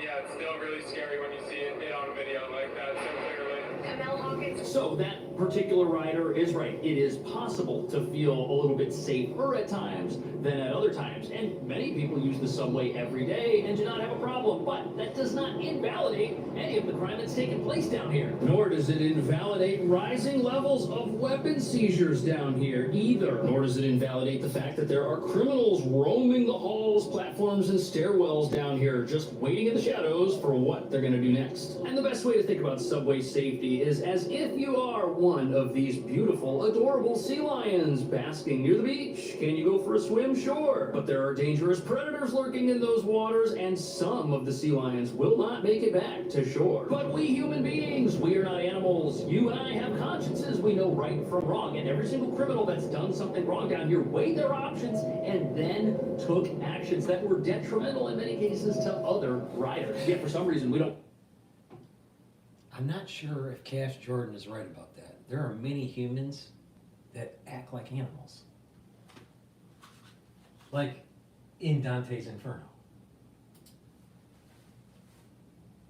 bring law enforcement into this in any meaningful way. We want to have a few troops at Grand Central or at Penn Station. We don't want to actually secure this place and keep people safe. But what if we did? Is it really possible that a law enforcement or authority presence in general would clean this place up and make it safer? Some people say that's the case. Yet, as you're about to see, our progressive leaders are completely against any such ideas.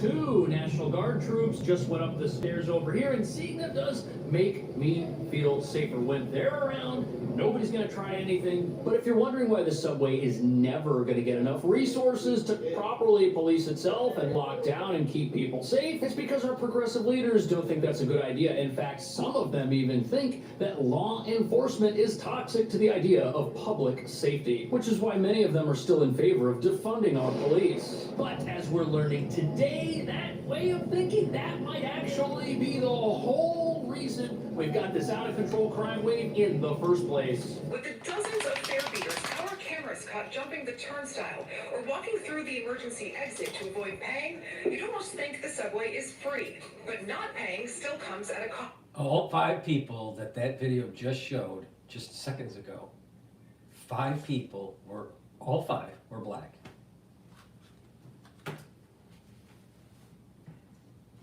Especially for this man. So here we've got a video that proves that when police go after low-level fare evaders, amazing things happen from a public safety perspective, because a lot of the people they stop have warrants for other things and end up getting arrested and taken off the streets. In fact, one study from 2023 revealed that almost half of fare evaders have active warrants. And when you consider how many high-profile crimes our security cameras are capturing, you've really got to work hard to ignore the connection between fare evasion and other types of lawlessness. And here's how this pilot program worked. Undercover officers would set up shop around turnstiles that were constantly hopped over, and they stopped everyone who entered without paying. Now, fare evasion itself is just a misdemeanor. Nobody goes to jail for that. However, once the police have someone stopped, they can see what other things that person may have recently been up to, which is when they then locate people who've got outstanding warrants and can make an arrest. And when someone gets arrested, that's when they get searched, that's when weapons get found, and that's how you make the subway safer, by getting weapons and dangerous people carrying them off the streets. But there's a likely reason this was only a pilot program. This program proves that policing works and makes things safer. And with the number of weapons being discovered down here already skyrocketing because of random bag checks that... Okay, so according to NYPD stats, now it's saying January 1st through March 3rd. I'm assuming this is 2024 that he's pulling up here.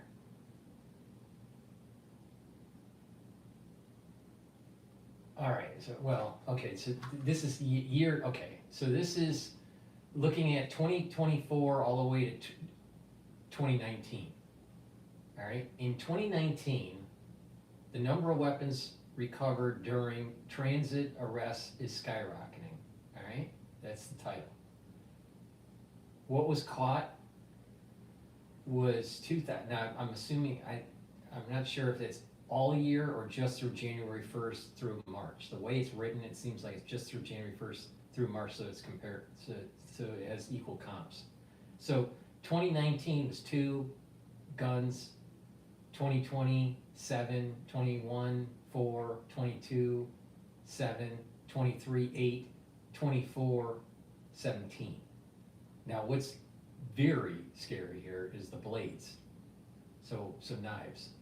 So in 2019 there were 124, in 20 there were 88, in 21 55, in 22 113, in 23 199, and in 2024 there were 299. So blades possession is really skyrocketed the last 3 years. But I'm curious to know if that's for the whole year or if it's just through this time period between January 1st through March 3rd. The way this is written is kind of poorly cited here. thing works and makes things safer. And with the number of weapons being discovered down here already skyrocketing because of random bag checks that rolled out around the time the National Guard was first deployed, it would be pretty hard to pass the subway off as being safer than ever if more weapons than ever start getting discovered. And that's likely why our leaders want to try to clean this place up while discovering the smallest number of weapons possible. It may look like a low-level crime, and it may start out that way.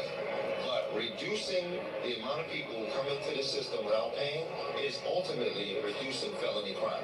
Because these are going to be the people who are going to have knives, they're going to push people on the tracks. They're looking for transit percent. You know, the saddest thing about the subway is it doesn't have to be dangerous. In fact, we've got evidence right here of what could be done to clean it up and make it safer, but we won't do it. And every single subway crime on the news recently followed a similar pattern. You have an individual who was bad news already because of past behavior and past arrests. Yet that person was on the loose, putting others at risk, and eventually went and did something in an unmonitored, lawless environment. And in all of those cases, we did not see police or National Guard anywhere near the scenes of those crimes. Yeah, they let him go. He fair evaded, but the cops just let him walk. And to be honest with you, I'm behind our police and our law enforcement. They've got tough jobs to do. Their safety is at risk just by virtue of them being down here as well. And the worst thing is that they can only be stationed in areas of the train by entry points. They can't afford to ride around on the trains. Then who's going to block the exits when a criminal tries to flee? However, that's not what New Yorkers want. New Yorkers don't want to just feel safe when they walk into a train, past police, and then get on a train, which is totally unmonitored. You know what New Yorkers want when they're on the MTA?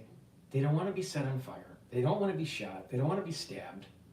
They don't want to be seeing someone defecate on, in the train or on the platform. They don't want to see someone pissing in the corner. Welcome to New York.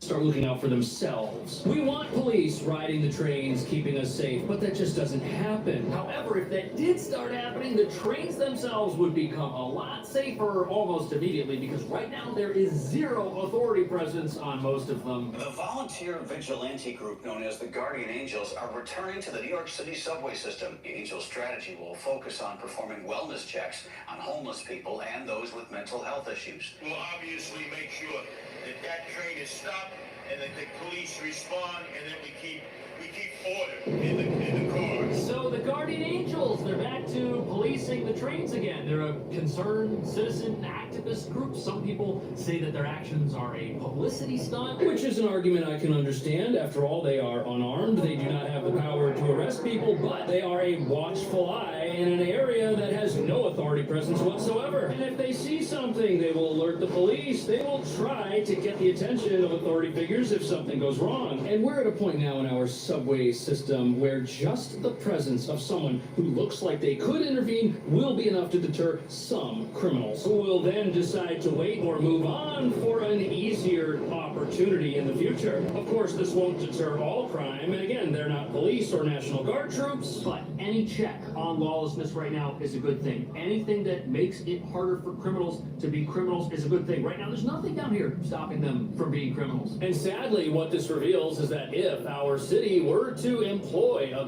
group of people whose goal it was to prevent crime and had the power to arrest people, things down here could change quickly. Yet we already have that. Those are our police officers. However, funding them isn't something all of our elected leaders agree is a good idea. And look at how little the city cares about safety. Only $5.8 billion, which is a lot, goes to the NYPD out of a budget that eclipses $100 billion.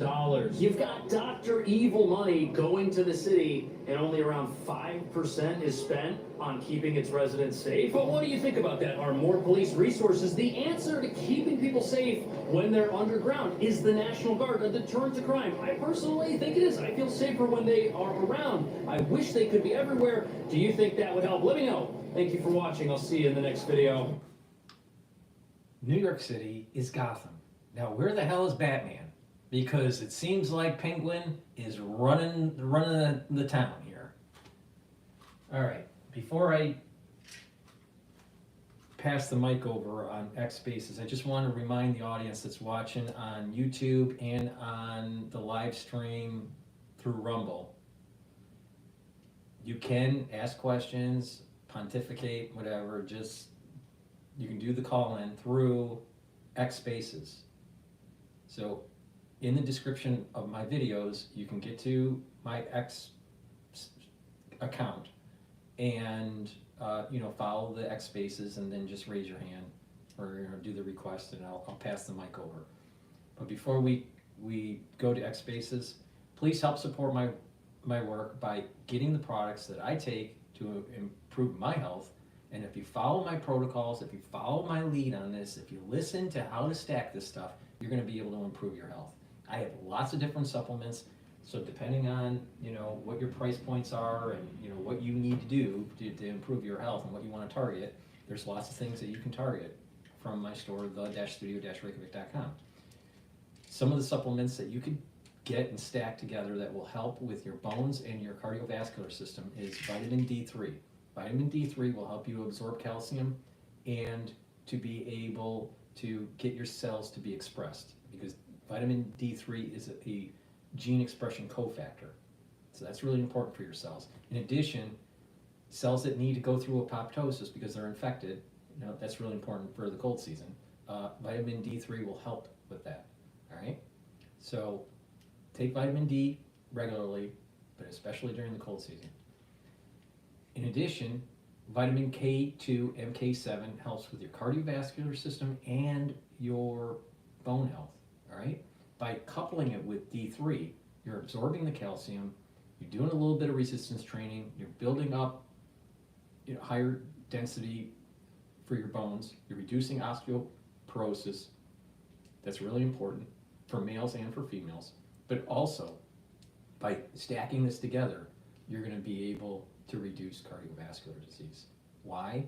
Because what happens here is that when the plaque is starting to build up, it's built up through inflammation, an increase in LDL that's oxidized. It deposits this oxidized LDL, then macrophages come in, eats it up, turns into a foam cell, and that's the plaque. And then there's also calcium that comes in that will deposit in these plaque formations. Now with the K2 D3 combo, what you're doing is that you're being able to pull some of that calcium out, and you're reducing that depositing of the calcium. All right.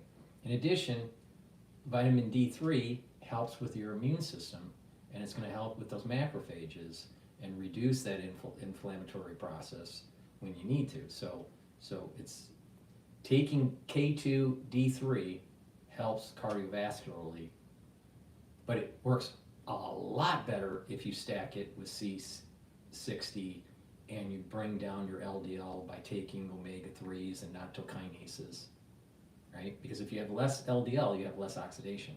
If you're soaking up free radicals with the C60, you have less oxidized LDL. If you're reducing inflammation by taking turmeric and ashwagandha, then you're reducing that inflammatory response that sets in motion for plaque to start accumulating in the artery. So if you stack this with other stuff that I will talk about later, it really supercharges helping with cardiovascular health. But in simple terms, take the K2, take the D3 together to help with your bones, with your joints, and help with your cardiovascular health. And then vitamin C, everyone knows you should be taking it daily. This vitamin C also has magnesium. It boosts up your immune system. We're in the cold season. If you're not feeling well, take a double dose, drink it with filtered water. All right, so with that said, I'm going to pass the mic over.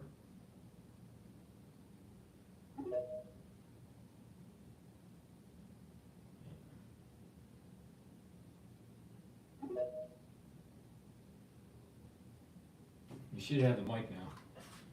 Hey, Paul. Hi, how you doing? Good. First, just so you know, I think Trump is in middle of or recently finished a press conference. Just FYI. Did he say anything important? I didn't watch it yet. I just saw a couple of tweets saying that, oh, he said this or said that. I didn't see anything he said he's going to change something. I just read a tweet, so I'm not sure of the exact wording, but I saw something that was on Bloomberg just quickly, and he said something about reversing the oil ban that Biden put for offshore drilling.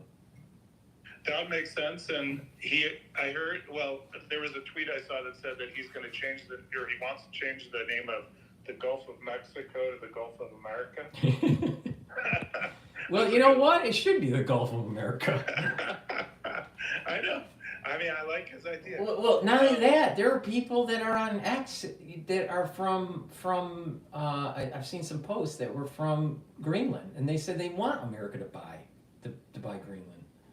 They want to be part of America. So if you survey Greenland and people that live in Canada, I bet many of them would say that they would like America to be, that Canada and Greenland and the United States all become one nation.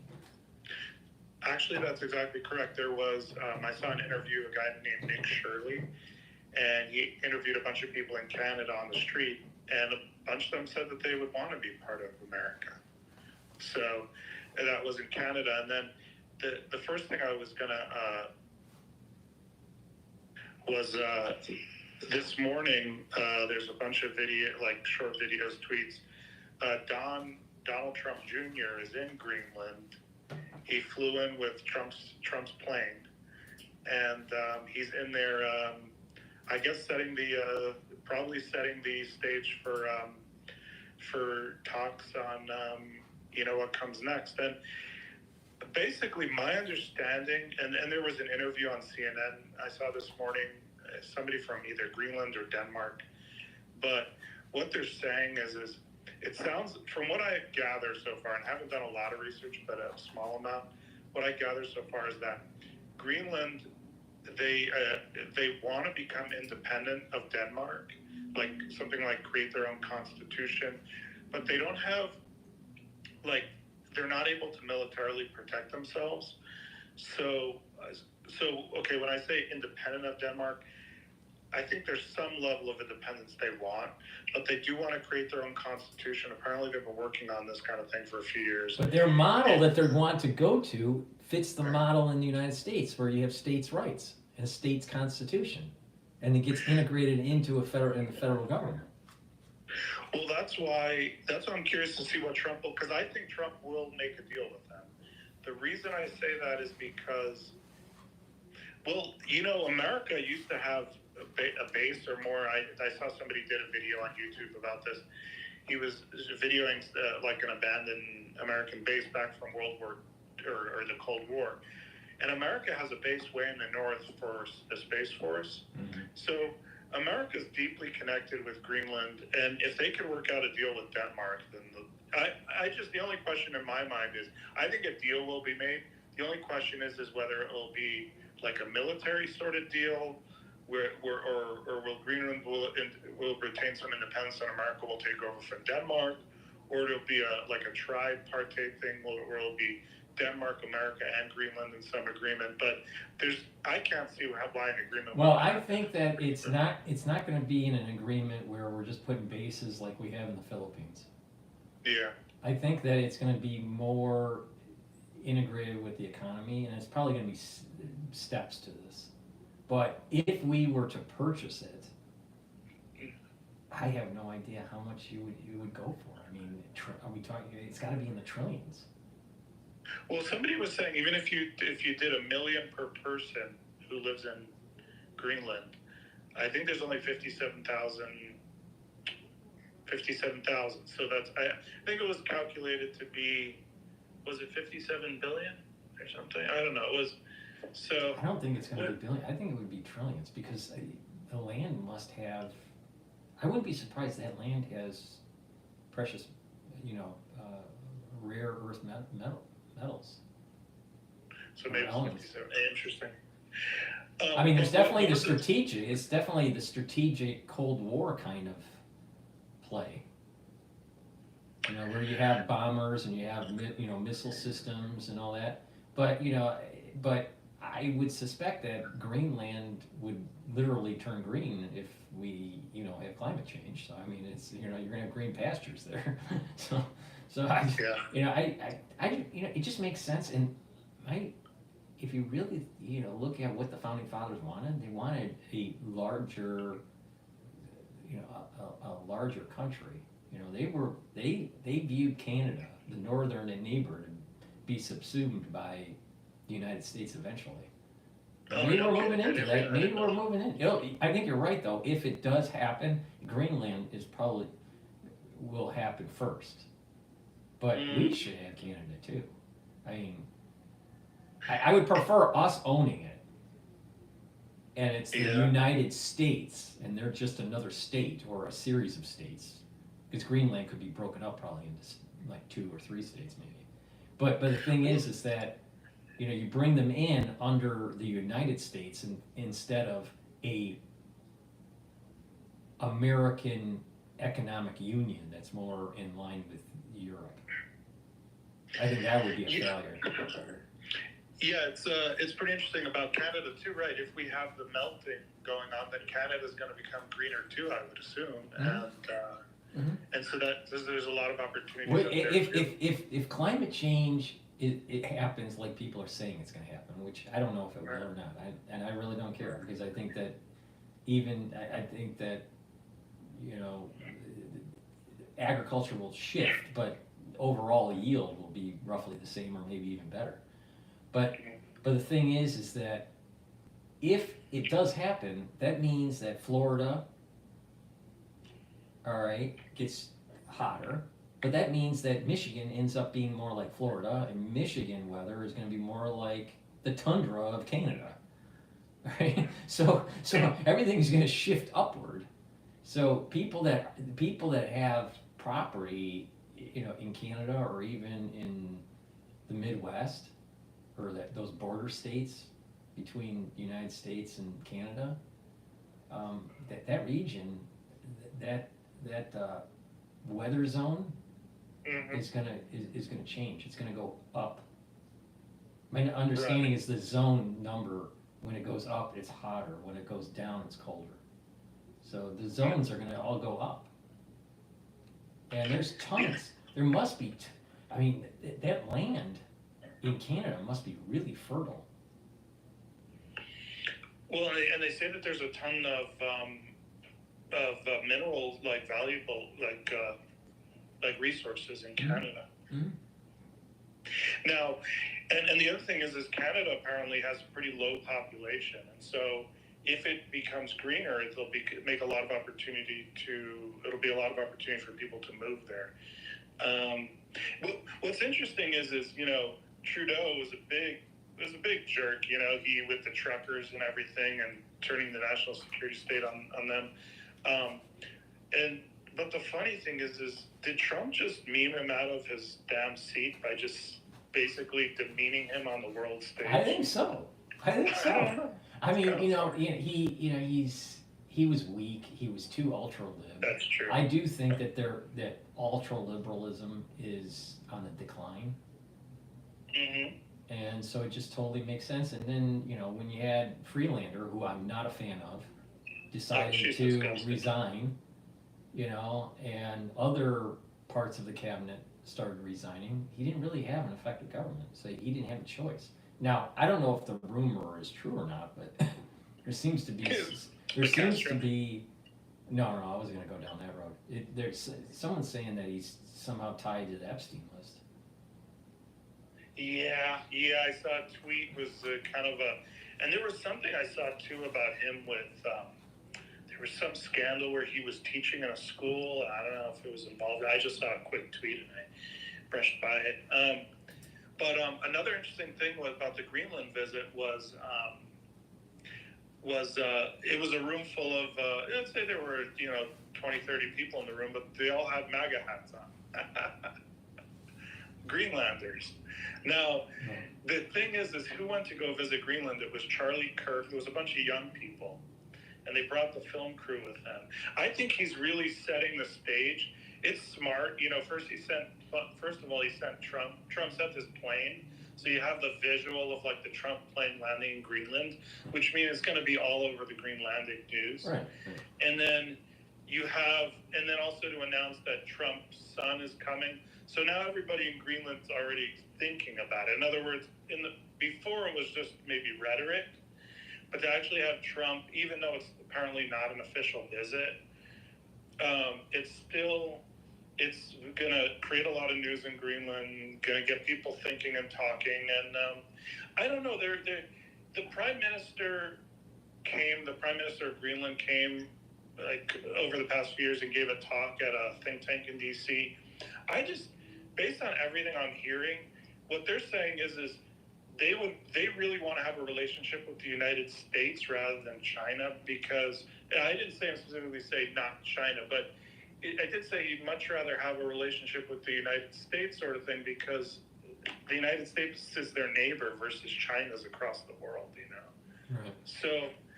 So I think that's why I think this is going to happen. Even the interview on CNN this morning, the guy who was speaking, I don't know if he was from Denmark or from Greenland, but it sounded like somebody important. I think it's even bigger than just Greenland in Canada. Mm-hmm. Obviously, you know, those are the big purchases, but bringing Puerto Rico and Guam as states. Now, Guam, I don't know, but Puerto Rico seems to be more aligned to the Democratic Party. But if a Republican president brings Puerto Rico as a state, then it may help the Republican Party in the future. But even if Guam and Puerto Rico that come in as states align themselves to the Democratic Party, all right? Mm-hmm. Most likely Greenland would be more conservative. I don't see them aligning themselves with the libtards of the Democratic Party. So, and Greenland's so big in terms of land mass, I don't know about population, but land mass, that there is that opportunity to break it up, where you have multiple states. Then that changes the composition of how it's represented in Congress.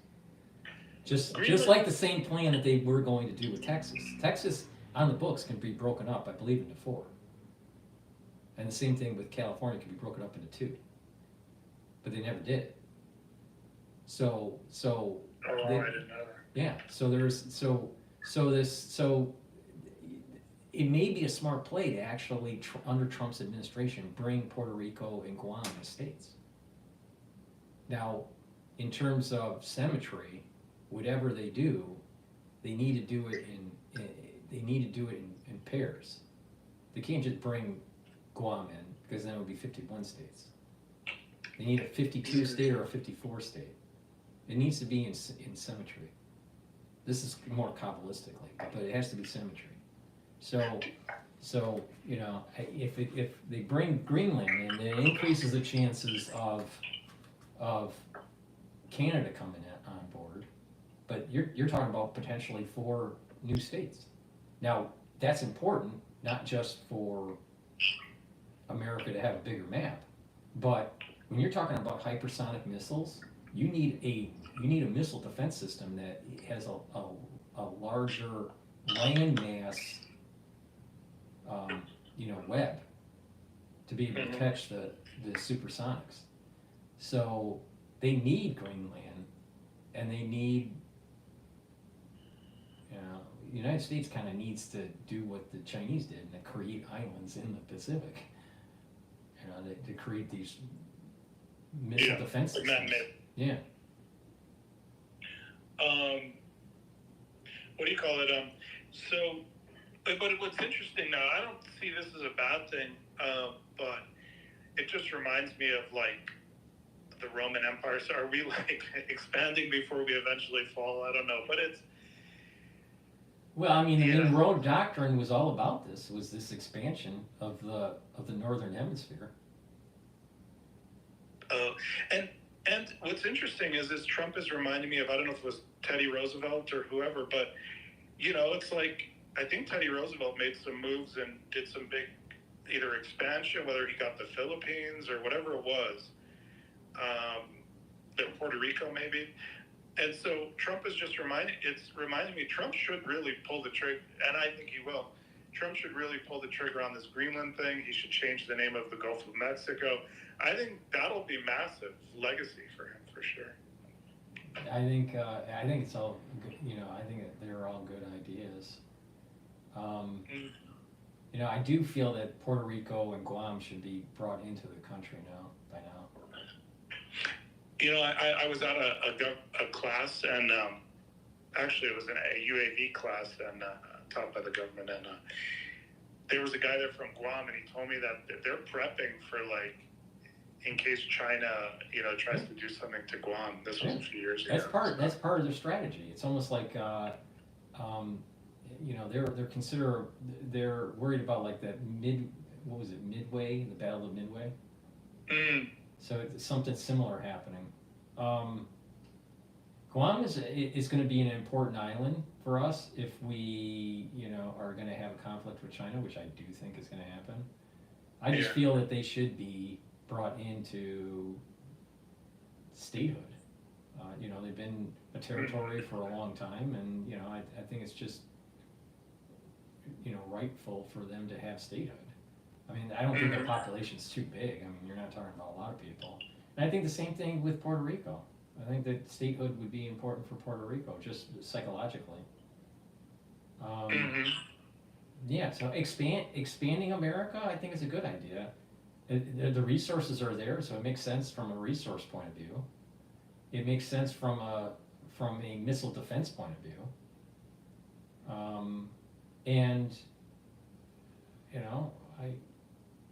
Hockey's pretty popular in the United States now, so it makes sense to bring in Canada. So I don't know. Yeah. Well, the funny thing is I never thought about Canada joining America until Trump said it, and it might actually. Yeah, but that's the America. I mean, we wanted Canada. It was only because of the War of 1812 that where that and we lost territory, so we stopped through treaties. Wow. And so that was the reason why we didn't pursue Canada. Wow. We just kind of pursued just going out west. Right. And just right. focus the west of the country. Right. Now, Paul, so we talked about what was coming up, and it started just to change topics. So we talked about what was coming, and here it is. It started on January 1st. I posted in a reply comment to this space, I posted the link to the book on Amazon. That it's. Let me read the title. Al-Qaeda 2.0: The Upcoming Attack on the United States and Europe Unveiled.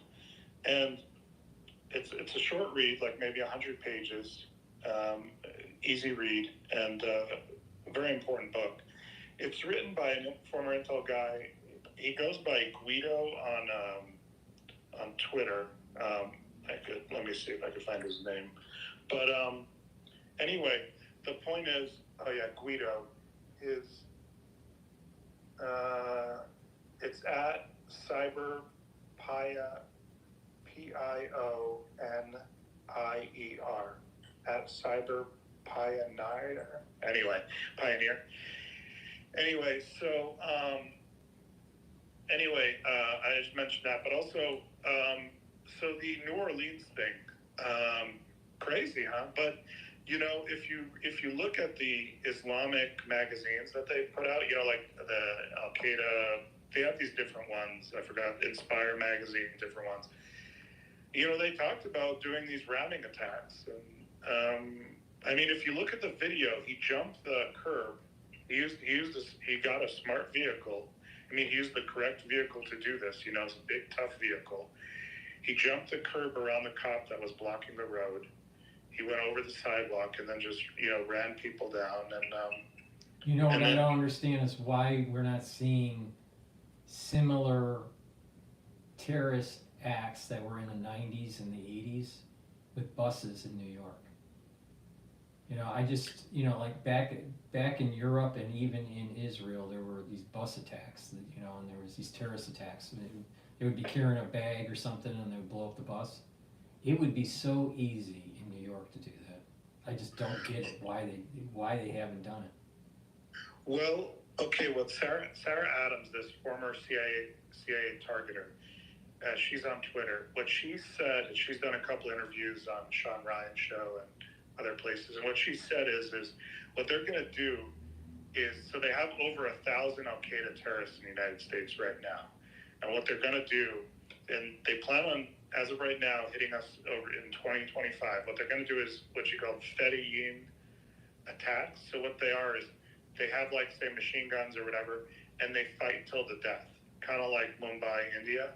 So, you know, where it's a week long thing, and they overwhelm the police's ability to deal with them, and they hit.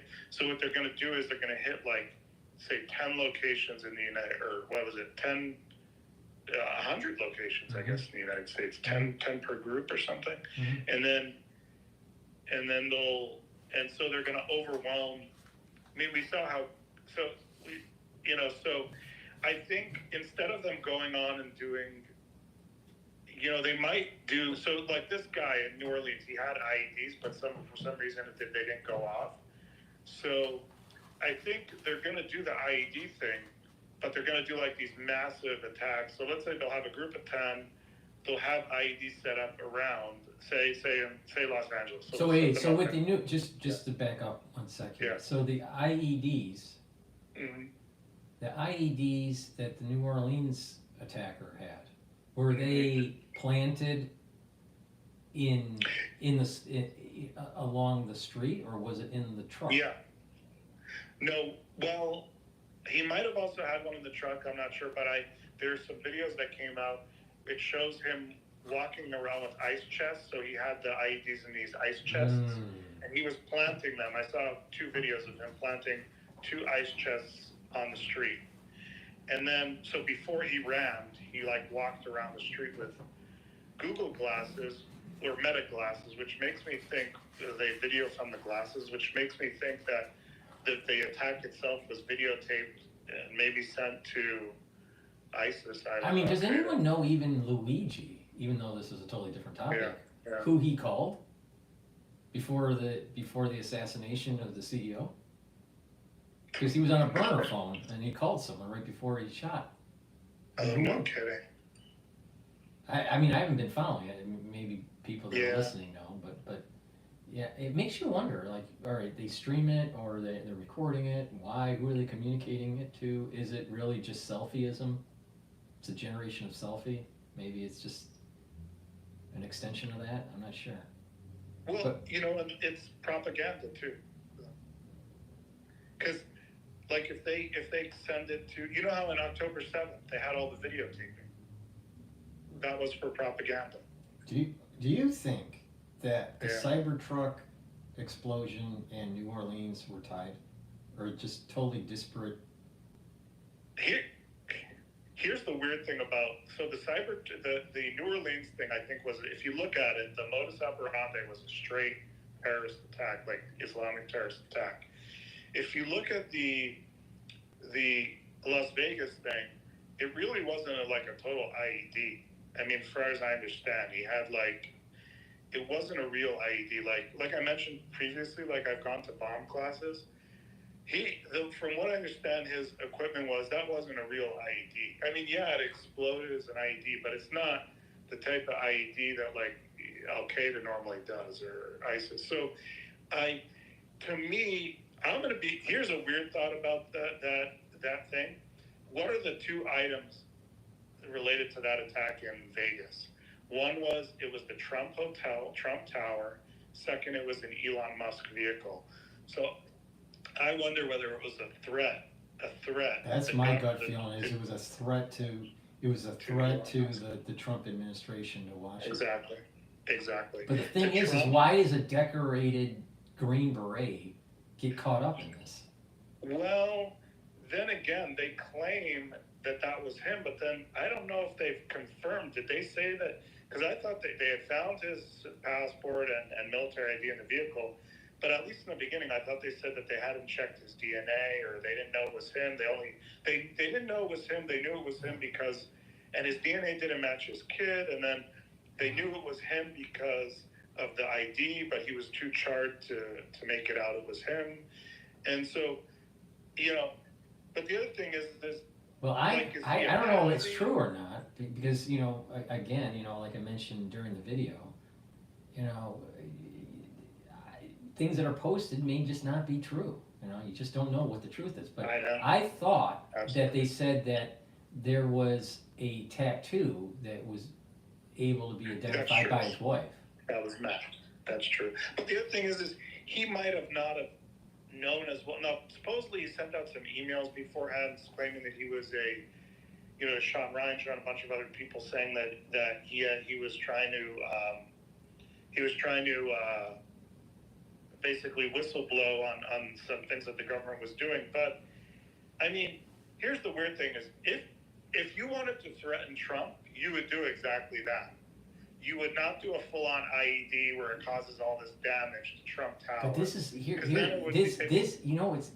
this incident is 2 degrees of separation from Alex Jones. I mean, follow my logic here. You remember the show? I think it was on the History Channel called Hunting Nazis, and it was an ex-CIA guy that was the head of it, and he would hire, you know, these people to investigate old bunkers, and they would get a film crew, and they would, you know. So Ted, I think his name's Ted. What was his name? His last name's Kennedy. I think his first name's. Oh, Tim Ted. Kennedy, yes. Ted. He was in a TV show with this. Yeah. So guy. right. So he's Special Forces too. Exactly. He was interviewed on one of the shows, saying he knew the guy. He fought with the guy. So there's a video of him in the show together with Tim Kennedy. Yeah. So all right. So and Ted Kennedy, when he was in between service, he was on shows with Alex Jones years ago. Yeah. Let's say that this is pre-COVID year. Is that so this must have been like 2017, 2018, 2016, somewhere in there.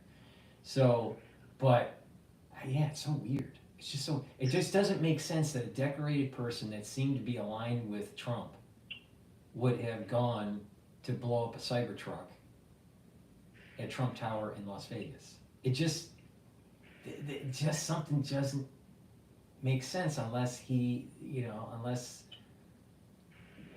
emotionally they broke him for some reason. I don't know. But usually, you know, these people that are like special forces, you know, they try to break you in training, you know? Yeah. So, you know, so they're pretty mentally tough. So something doesn't make sense that he would just all of a sudden just break. Yeah. And think about it for a second, because if you wanted to warn Trump, you couldn't come to him directly and say it, right? And so you blow it up in his tower, but you don't blow it up so big that you're going to have a massive FBI task force, you know, searching. You just can kind of make a show of it, which is more of what it was. Do you think he blew it up on accident and he was really going to walk away from the truck? No, I think it was done that it would. Wait, say it again? Do you think he wanted to step away from the truck and then detonate? And it went off on accident? So he was killed in the explosion by accident? Yeah, I don't know. Or do you think, that's an interesting one, right? So maybe the government sent him there. Let's just put this out there. The government sent him there to do it. Right. He was going to walk away, but the government blew him up because they didn't want him to be able to ever say anything about it. Right. Or, I mean, because again, is there any proof that he really shot himself? Well, that's crazy too. Is that how do you shoot yourself and then blow it up unless you have it on a timer? Well, there's a film again. I don't know if it's true or not. Yeah, but there was a slow motion film. Yeah. And he moved his head slightly, and then the truck blows up. But it did not look at all that he shot himself. And it's a perfect vehicle. It's big enough for a bomb, you know. But it's a perfect vehicle because it could have. Let's just say the government. Maybe it was a patsy. what if he actually did shoot himself, but then the government, just drove the truck because it's self-driving. They just drove the truck there. Paul, wait, before I go ahead. In 2 minutes, I have to jump on this video call. Yeah. But let me jump on with you. If I don't catch you in half an hour, if you're still not on in half an hour, then I'll catch you the next time I see you on Spaces. Let's finish this. Okay. All right. Yeah, okay. No problem. Talk to you soon. All right. Bye.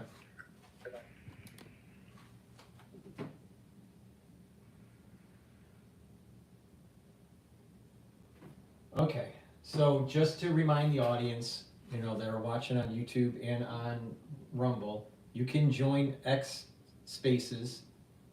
Just click the link that's in my description box for the videos. They'll take you to my X channel, and you can do a call-in through X Spaces. It's supposed to be interactive, so if you want to participate, please do. Okay, so let's do a market recap here, market update. So we have the S&P 500 is trading at 5,930. VIX is trading at 17.58, so it's been steady throughout the trading session. The Euro USD is trading at 1.03.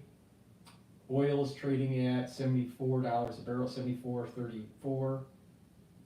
And the Bitcoin ETF for the long is trading at 23.66. And the USD Japanese yen is trading at 157.69. So it's been pretty relatively stable. There's a little bit of a decline in the equity market because it's trading below 6,000. But today is not that too eventful. Let's go to Bloomberg.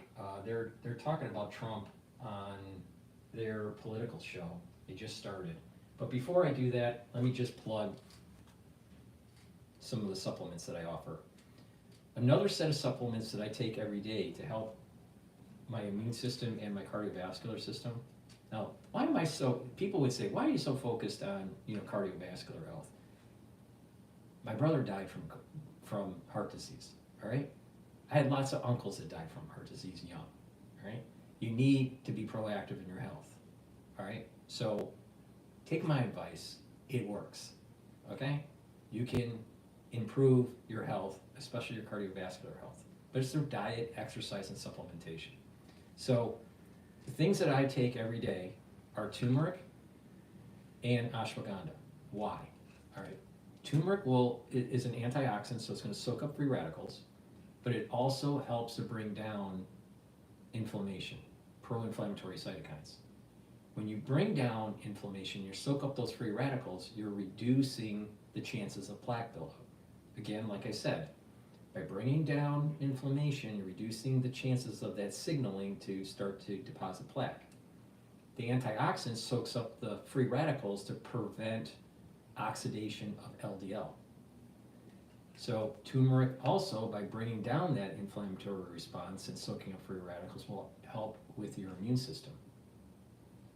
Ashwagandha also brings down the inflammatory response of cortisol, all right? So ashwagandha will control your cortisol levels, it'll bring them down. And ashwagandha will control your blood glucose levels. High blood glucose levels and high cortisol levels leads to inflammation. And when you have a chronic inflammation in your vascular system, you're going to be depositing plaques. You don't want that. So taking ashwagandha root regularly will reduce cortisol levels, reduce your blood sugar levels, right? And help to improve your immune system and your cardiovascular system. Because if you have too high a cortisol, you're actually suppressing your immune system. Cortisol is an immunosuppressant. So taking ashwagandha root will help with your immune system and your cardiovascular system, and you couple it together, you stack. So you take ashwagandha root and turmeric every day, help with your cardiovascular health and your immune system. Now, you can also stack it or take it separately, nattokinase. Nattokinase breaks up clots, so it's fibrinolytic, but also nattokinase helps to reduce LDL levels and increase HDL levels. So when you take nattokinase, you're helping your lipid profile. And when you're helping your lipid profile, you're reducing the chances of plaque formation. So this is a great way to help with your cardiovascular health. So I've added nattokinase to my daily protocol, all right, to help with cardiovascular health, and I stack it with the ashwagandha and the turmeric, all right? So this is a great way to improve your health. You're helping your immune system, you're helping with your heart. Now, it's not just taking supplements, it's also about proper diet and exercise. So do a little bit of cardio, do a little bit of resistance training, take the supplements, do some balancing exercises and stretching, all of them, all right? And you're gonna see improvement. Now, you don't have to be an athlete, you don't have to be running triathlons, you know, if you don't want to. But the thing is that regular daily exercise, get your heart a little bit going, right? Do a little bit of resistance training.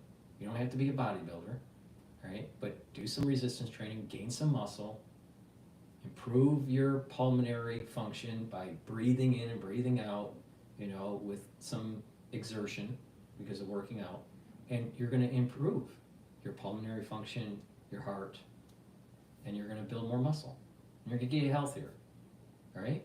It's holistic. It's a holistic approach. There's no such thing, just take a supplement and everything's going to be perfect. No, it's holistic. You got to be vigilant. Proper diet and exercise. So take my advice. Please go to my store, the-studio-reykjavik.com. Get the turmeric, get the ashwagandha, and get the nattokinase. All right, let's go to Bloomberg right now, see what's going on. Where's the pain, if not at the Pentagon or to Kaylee's point, entitlements? Well, you know, there's basically 12 pages of opportunities that we looked at over the course of Saturday that come from different committees of jurisdiction. Some of them deal with the types of reimbursements we make to different types of medical providers. You know, there's a whole system out there that's been developed over the years. It's very complicated, and sometimes we treat hospitals one way and we treat private practice physicians a different way. The reality is it's the same service both places. And so we need to have these conversations like, what should the policy be as we reimburse providers? Now, we're not talking about taking benefits away from Americans that need medical care, but as you'll see in the next couple of months, there's areas from the committees of jurisdiction, energy and commerce. Here's the problem. Here, I'll just interject really quick. The problem with the hospitals is that most of them are underwater. They're in the red. So they're trying to lobby Congress to help them. So sometimes the reimbursement rates may be higher at the hospital than, let's say, at the private practice. There's a lobbying issue that's going on too. And then who owns the hospitals? Hedge funds. And then you have the hedge fund companies and the big finance lobbying. Of course, I mean, all of these different committee chairs are working diligently and are sitting down with all of us. And that's the process we have right now. I'm going to a meeting later today in the Speaker's office, and we're just talking about, okay, how will this work? What is the timing? What committees have to be involved? And who in the conference needs to be at these meetings so that they can have their voices heard? We have no room for error. We have to get to 218 votes. We can spare only one vote on a very, very narrow process. So hopefully we can get there. Well, and as we count those votes, what role are Democrats going to have to play in all of this, Congressman? Well, as long as we're talking about reconciliation, obviously, if we can act as a majority in the House and our colleagues in the Senate can use the reconciliation process, this will be a very Republican-driven agenda. Now, I'm under no illusions. Outside of reconciliation, we're going to have to find bipartisan solutions. We've only got 53 votes in the Senate. There will be a number of opportunities for bipartisan agreement, but as it relates to reconciliation, and here are the topics in reconciliation that I think are relevant: border, spending, tax cuts, and energy. And I'm sure there'll be other things thrown in, but that's where I think we're going.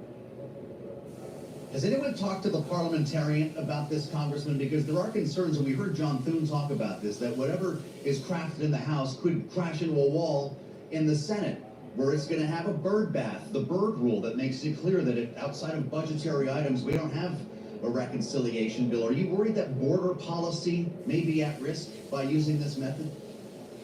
Well, we're pretty confident the border policy provisions that we're interested in can be in there. We talked about this last Saturday at Fort McNair. We're going to be working hand in glove with John Thune over in the Senate. The bird rule has 6 different provisions that have to be followed. I cannot imagine we would pass a bill out of the House that hadn't been vetted through the Senate parliamentarian with the help of the majority leader over there. That would be a colossal waste of everyone's time and jeopardize this entire effort. That was one of the questions that was asked last Saturday. How do we ensure that what the House does passes the muster over in the Senate? Otherwise, this is an exercise in futility. Congressman, you also have a seat on the House Financial Services Committee, so I'd like to ask you about the news we got yesterday from the Fed's Vice Chair of Supervision, Michael Barr, that he does intend to step back from that role, though he will stay on as a governor. The now chair of that Financial Services Committee, Fred Shelley, your colleague, was on Bloomberg surveillance this morning. This is what he had to say about a potential replacement, and we'll have you respond. Mickey Bowman's done an outstanding job as a governor on the Federal Reserve. She comes to the Federal Reserve with practical experience, both as a bank commissioner in Kansas, as well as a family connected to community banking business there in the heartland. She's been a great voice for common sense and tailoring and regulation, and I think she would be, if President Trump made that decision, that would be, in my view, a good one. So the chairman is advocating for Michelle Bowman here, Congressman. Do you also think that would be a good choice? Well, obviously, I'm from the heartland. My state is filled with community banks. And, you know, after Silicon Valley Bank's collapse and the FDIC rushing in and doing the right thing, and then watching a state bank collapse in Oklahoma without the same kind of attention, I think that this is a really good move for the Federal Reserve. Our nation is built on the backs of community banks, and to have someone that has that feet on the ground perspective, I think is important. The Federal Reserve is going to play an important role in our government, especially with Donald Trump coming into the White House. As a member of the Financial Services Committee, you know, Michael Barr and his Basel III and everything that's happened, we're going to turn a page and we're going to see a new Federal Reserve, hopefully, a new leadership of the Federal Reserve and big things ahead. Congressman, I know you have to go vote, and I want to thank you for joining us, making his debut here on Bloomberg TV and radio, the gentleman from Nebraska's 1st District, Representative Mike Flood. Thank you for joining us. I'm Joe Matthew alongside Kaylee Lyons in Washington. Hour 2 of Balance of Power here on Bloomberg Radio, and we're off and running on Bloomberg TV. Thank you for making us part of your Tuesday as we assemble our signature panel with a lot to talk about, following our conversation with the Congressman and a more than hour-long news conference from President-elect Donald Trump. Jeannie Shanzano is here, Democratic analyst, political science professor at Iona University, alongside Rick Davis, Republican strategist and partner at Stone Court Capital. Rick, after what you just heard from Mike Flood, it's clear that a lot still needs to be figured out in the congressional agenda and exactly what role Democrats will play in it. Is reconciliation, though, going to be the savior that this Republican conference hopes it will be? Well, I think they're going to stage it as if it is their savior, right? It can, you know, produce a budget. They'll probably use that platform, as we heard today, both from Donald Trump and others, that, you know, it could be the way we, you know, push back the deficit. And I think it's important to note on Congressman Flood's statement that even though he said Social Security is not subject to reconciliation, other mandatory entitlement programs are. And so food stamps and things like that all could be on this list of 12 pages of items that the House of Representatives are using. But I think that you know, these are limitations, right? Even though you get advantages with reconciliation, there are a lot of things you cannot do that the government still needs to do. And so we're not paying much attention to the appropriations and authorization process. And I'd love to see regular order be the way most of this stuff gets done. Well, and Jeannie, Joe brought up an excellent point to the congressman, the suggestion that the parliamentarian is going to play a role here. Nonpartisan, obviously, they will decide what actually constitutes budget and revenue measures that can be handled under reconciliation. And for all of the conversation we've had in recent weeks about how hard it's going to be for Mike Johnson to get this thing through a narrow majority in the House, how hard is it going to be for John Thune if he really wants to preserve the traditions of the U.S. Senate? It's going to be difficult. You wonder, for all of his institutional focus, and as you mentioned, preserving the traditions of the all-important upper chamber of Congress, is he tying his hands behind his back, essentially, by saying we will not question what the parliamentarian rules? We will abide by the filibuster. These are things that can obviously make his... He believes profoundly in the idea of preserving what people have always...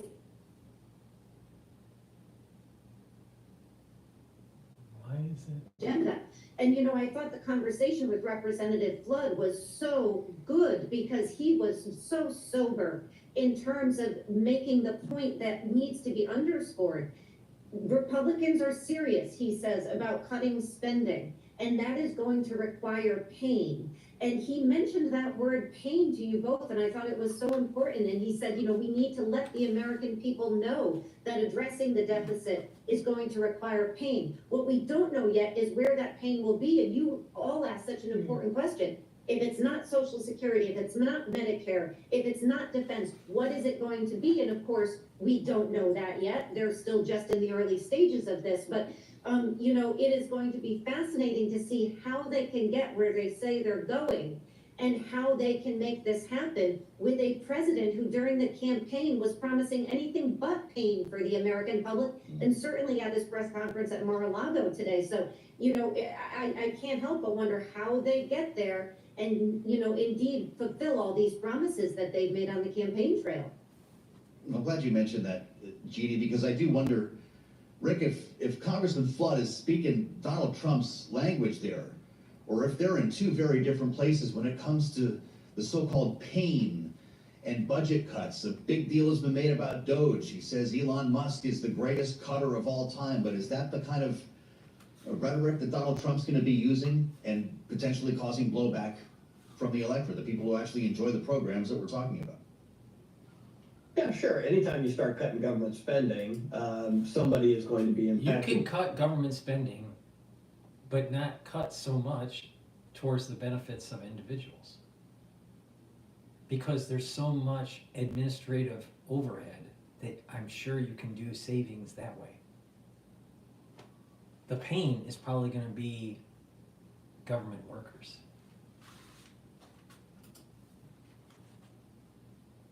That the reality, though, is it's the right approach to take in the sense that if you lay out the idea that we're going to take some things away from people, whether it's programs inside the education department or Department of Energy or HHS, the reality is we got to start a program to where we start being right-sizing government. And I think Donald Trump's, the one thing you got to give him credit for is he'll take a loss and turn it into a win, right? So, okay, maybe they don't get the $2 trillion in cuts over the federal budget in 10 years. Even if it's close to $1 trillion, he's going to declare victory. And by the way, he'll have done more than most anybody else in our lifetime to sort of stem the growth of the federal government. Look, I do think the safety valve is the United States Senate. I mean, whatever comes out of there will be bipartisan. It does not, the reconciliation doesn't trigger the filibuster. So it's just whatever, you can get to 51. And like what has happened in the past on these reconciliation bills, the House will take the lead and fail, and the Senate will come in with their own version of a bipartisan bill, and you're probably going to wind up with Democratic votes in the House to get it done. And by the way, applause by the White House because they just want to sign something that advances their agenda. So I think that realistically, seeing something, James Mahoney, our producer, said March Madness is going to be more than just basketball this year, and I think he's right. This is going to be fiscal March Madness. So we ought to start our own little chart to see what stays and what goes.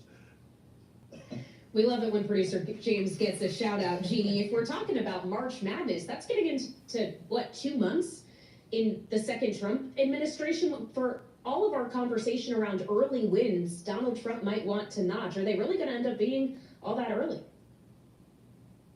He's hoping they're early, and I think that's why we heard him again today in the press conference say he's open. You know, he prefers the one big, beautiful reconciliation bill, but there has to be two. He's okay with that as long as he achieves this agenda. And I think that's what John Thune has been trying to urge the president is he can get a win on energy, which he talked again today about how that will help cut grocery prices. And he can get a win on immigration if he does the two-step approach. But of course, you've got a House and Mike Johnson and Jason Smith and others saying you got to go big, bold, and one big, beautiful bill. So, you know, we don't know how early this is going to be. And just to what Rick was talking about, all of those proposals that they've talked about, Elon Musk, Vivek Ramaswamy for DOGE in terms of cutting the education department, the Schedule F, that doesn't begin to get us to the $2 trillion that they're talking about. It doesn't even get us close to half of that. They're going to have big cuts, and that's what we haven't heard. Yeah. All right, Jeannie Shanzano and Rick Davis, our signature political panel. Thanks for being with us on this Tuesday edition. We'll have more with Rick and Jeannie still ahead because we have to recap that extensive press conference down in Mar-a-Lago earlier today. So stick with us here on Balance of Power on Bloomberg. All right, let me do another product plug. We are in the United States going through the cold season, all right? And it's important to boost up your immune system. There's lots of ways to do it. Proper supplementation, lower the stress, make sure you sleep enough, right? Filter your water, eat properly, exercise, right? A supplement that I do every day is Max 35, all right? This helps to boost up your immune system. Take a teaspoon of this a day, swish it in your mouth, gargle, 20 seconds, 30 seconds, and swallow. You're gonna neutralize pathogens. You're going to maintain mucosal barrier and boost up your immune system. This is really important. If you're not feeling well during the cold season, take a tablespoon or two a day, right? This is something I take every day. I take a teaspoon of it a day, all right? And if I'm not feeling well, I take a tablespoon or two a day. So please go to my store, get the Max 35, something that you should be taking to boost up your immune system every day. Now, another great supplement that I have on my store that I take every day is ubiquinol. Ubiquinol is a very high bioavailable CoQ10. Now, why do people need to take ubiquinol? It helps to boost up energy levels, it helps to improve the mitochondrial health, so you have more ATP. It's an antioxidant, so it's going to soak up free radicals. That's good. You don't want to age like Alex Jones. And ubiquinol helps to protect your neurons, improves the health of your neurons. So this is really important, especially when you get older. So take ubiquinol every day. It's the highest bioavailable form of CoQ10. It's a very high quality supplement. Go to my store, the-studio-reykjavik.com, and take the ubiquinol. Now you can stack this with C60, resveratrol, and you can also stack it with NAD+. So NAD+ is also a supplement that I take, that I stack with ubiquinol. And NAD+ helps to boost up energy levels. It helps to repair DNA damage in your mitochondria and your nucleus DNA in your cell. So you have two types of DNA. You have mitochondrial DNA and cellular DNA, right? And nucleus DNA. So NAD+ will help repair damage to DNA. When you get older, you have more DNA damage, so you need a little bit of help. So taking NAD+ is important, especially when you get older. So you're boosting up your energy levels, you're helping to repair your DNA damage, and NAD+ helps to improve the health of your neurons. Very important when you get older. So this is a supplement that you should be taking. And again, it stacks very well with ubiquinol. NAC. is something that I've added to my stack recently. And what this does is it boosts up glutathione levels. Glutathione is really important to soak up free radicals during a different pathway. C60 soaks up free radicals one way, ubiquinol soaks up free radicals a different way. So, but NAC goes through the glutathione pathway, right? So taking NAC is going to soak up free radicals. That's important. It also helps to detoxify your liver and your kidney. And NAC helps to calm your nervous system. So many people, they have anxiety, they're in sympathetic, they're in sympathetic, their nervous system's in sympathetic mode. You want to go into parasympathetic mode and calm the system down, all right? NAC is a great way to do that. So NAC, take it, boost up your glutathione levels, detoxify your liver and your kidney, and help with anxiety. So please go to my store, the-studio-reykjavik.com. It's the-studio-reykjavik.com and get the NAC. All right, now Bloomberg's still on commercial here, but they should be coming back shortly. Let me just plug one more before they come on board. Bitcoin is trading at around 97,000 a coin per dollar, $97,000 per coin. All right, Bloomberg's back, so let's go there. Bloomberg News now, wherever you get your podcast. Balancing Power continues. Back we go to Washington. Very busy day indeed. Once again, your hosts, here they are, Joe Matthew and Kaylee Lyons. That's right, Charlie Pellet. Thank you so much, as always, watching Wall Street for us on the fastest show in politics. Yeah, busy day in Washington, busy day at Mar-a-Lago as well, where we heard from Donald Trump and brought you an hour-plus news conference live here on Bloomberg, speaking to a range of issues from the war in Ukraine to taking over Greenland and Panama, as he says, not ruling out the idea of using military force to do so. Took a series of questions as well. Talked about making Canada the 51st state, turning the Gulf of Mexico into the Gulf of America, pardoning the January 6th offenders. He said there'd be major pardons once they take office.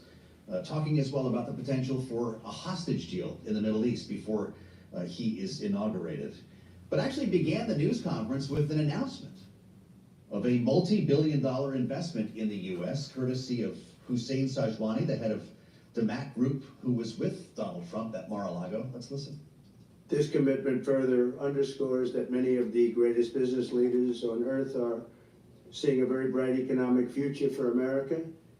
Since the election, as you know, a lot of positive things have happened. So it started with news about foreign direct investment in the United States, data centers in the Mid-East and Southeast, Texas, Arizona, Illinois, and Michigan, and then the president-elect turned his eyes abroad.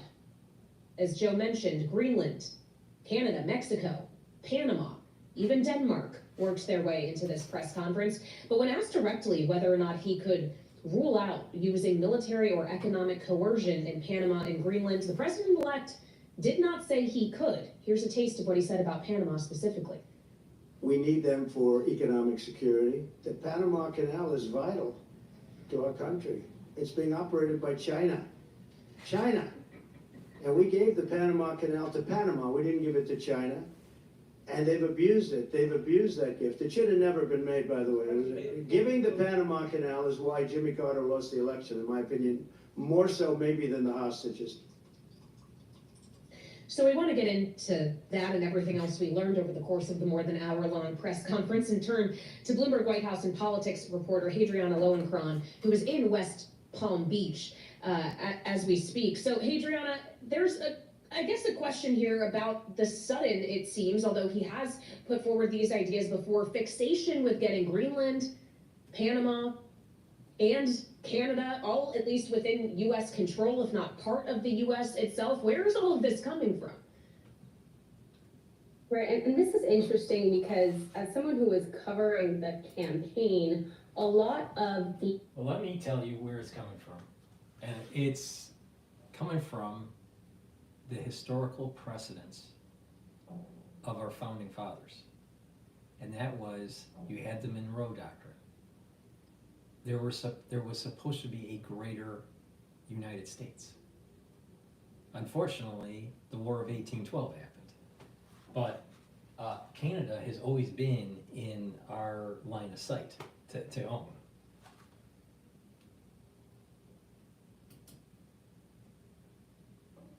The main priorities that the now president-elect has discussed has been more domestic. So of course, the immigration, fixing the border, as well as, of course, inflation and what's going on with the economy. But another big part of what, now that he has won the election, the goal here seems to be is to really focus on the foreign policy and use that also as a point to compare to current President Biden. So we're seeing a bit of a shift here, and a lot of that starts with bringing in some of these investments to Mar-a-Lago. So this press conference this year, starting off, as you mentioned, with this $20 billion investment coming after December, SoftBank CEO pledging $100 billion. And again, really suggesting to some of these allies, as well as other folks across the world who are, Iran and Russia, to really watch out for what, Trump has coming up. So definitely a switch in tone here, focusing more on what's happening abroad. Donald Trump's on his way to Washington. He mentioned Jimmy Carter a couple of times today, the former president, not in the most flattering way with regard to the Panama Canal, but he will be here for the funeral, Adriana, which will also give him venue to meet with Republican lawmakers. Are we going to get a sense of what Donald Trump really prefers in terms of a congressional agenda here? He spoke to the idea of a big, beautiful bill, and he said he was also open to cutting it in two, and we don't seem to have much clarity on this. No, definitely some more non-committal comments this morning about what his preference is. We know, of course, that the immigration is important, the economy is important. He's hoping to get as many wins as he can, and perhaps he could do that with the one bill here. But he has not made any. He's not advanced the conversation, and that's something that we are hoping will come from conversations, as you mentioned him going this week, to speak with people on the Hill. Adriana, it's great to have you. Looks nice down there, doesn't it? We're snowed in Washington, Adriana. Yeah, we'll see you back here in the snow globe. Reporting for Bloomberg, White House and politics reporter Adriana Lowenkron in West Palm Beach. I'm Joe Matthew alongside Kaylee Lyons as we try to unpack everything that we heard from Donald Trump. It could take us a while, by the way. Talking not only about Panama and Greenland, but also the Gulf of America. We're going to be announcing a future date pretty soon. We're going to change, because we do most of the work there and it's ours. We're going to be changing sort of the opposite of Biden, where he's closing everything up, essentially getting rid of $50 to $60 trillion worth of assets. We're going to be changing the name of the Gulf of Mexico to the Gulf of America, which has a beautiful ring that covers a lot of territory. The Gulf of America, what a beautiful name. He does have a lawmaker on this, by the way. Yeah. I think you saw this on Twitter. Congressman Randy Weber, Republican from Texas. He says, let's do it. Gulf of America better than Gulf of Mexico. Right. Well, I'm all for it, but it's bigger. It's bigger than that. And that is, what did Biden try to do? Offshore drilling banned. A lot of offshore drilling is in the Gulf of Mexico. So, again, Trump has a gift, and that is to turn something negative into a positive. All right. So Biden tries to hamstring Trump's administration with drill baby drill, and Trump now turns it into a marketing scheme where now we're changing the maps and what things are called, on top of drilling in deep water. So, in a way, he's a marketing genius. Applause emoji. Do we stop the renaming of international waterways I don't there? know. Or did the Pacific and Atlantic start to get renamed? I don't know, but maybe the panel can help us. Our signature panel with us here on this day of the news conference at Mar-a-Lago, Rick Davis, Republican strategist and partner at Stone Court Capital, joined by G.D. Shanzano, Democratic analyst and senior democracy fellow with the Center for the Study of the Presidency and Congress. Great to have you both with us here. Rick Davis, Donald Trump's manifest destiny outlined today results in what? I think it's both cultural. We are here as a sort of special people who. After this segment, I'll pass the mic on. Can order the world better than anybody else. We bring, military might and economic power everywhere we go. And so I think it all is part of the same thing in the 19th century that the original Manifest Destiny meant to do, which is to plug into this notion, of American exceptionalism. Two, I think it puts everybody on their back heels. I mean, like, we already see, Prime Minister Trudeau lose office as a result, if not, only partially, but even that, from these conversations that Donald Trump's having. There's a panic in Mexico City over the tariff policy that was initiated days after the election, and Europe is scared to death about what is the future of a Donald Trump presidency. So no question, he's going to enter office, with everybody on their heels. And by the way, including what I thought was one of the most surprising things of the press conference, when Steve Witkoff, his representative in the Middle East, said, "Oh yeah, we're negotiating these release of the hostages in the Middle East before you take office." Which is less than 2 weeks from now. In fact, we're 13 days away from inauguration. But I'm glad, Jeannie, that Rick raised Steve Witkoff, because it speaks to this idea that there are others working on foreign policy issues in this administration, or at least will be. For example, Senator Marco Rubio next week is expected to have his confirmation hearing to be U.S. Secretary of State. To what extent do you expect voices like his could walk back some of these impulses on the part of the president? Yeah, it's going to be fascinating because you're certainly going to hear him pressed on many of these statements that the president has made. And, it's just quite astonishing to sit here 2025 and listen to an incoming president, 2 weeks, as you mentioned, Kaylee, out of coming into office, blowing up the idea of respect for sovereignty. We take what he says about Canada as something. You know what the problem with some of these signature panelists on Bloomberg? They're not pro-America. I mean, they're not America First agenda panelists at all.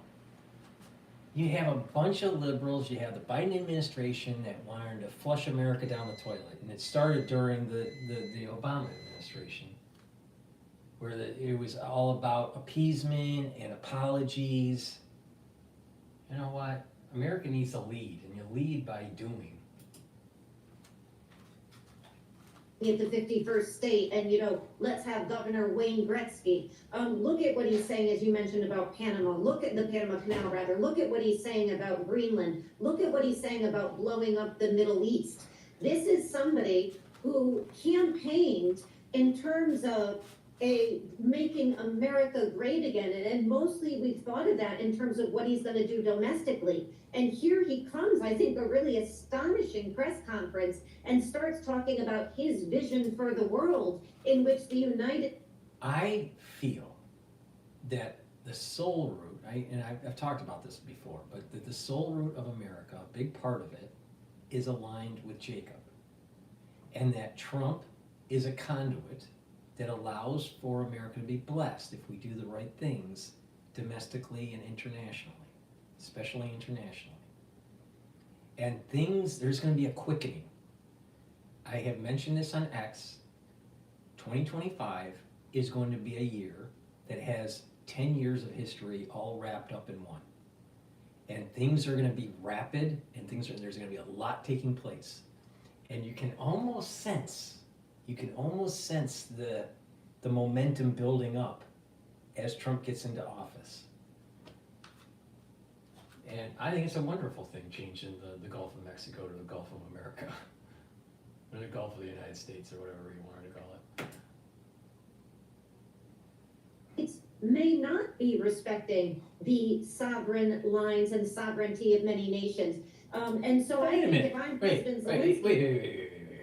So you got this panelists that are complaining about Trump's not focused on the sovereignty of nations, but we have the Biden administration that has a porous border the size of like 300 Mack trucks, and you have this inflow of illegal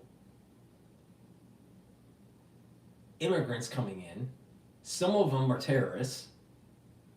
Isn't that a problem when it comes to sovereignty? But it seems to be okay as long as Biden does it. It's okay to give away, make America the smorgasbord of the world, but America can't, go on an expansionism. What's wrong with American expansionism? As long as we can afford it.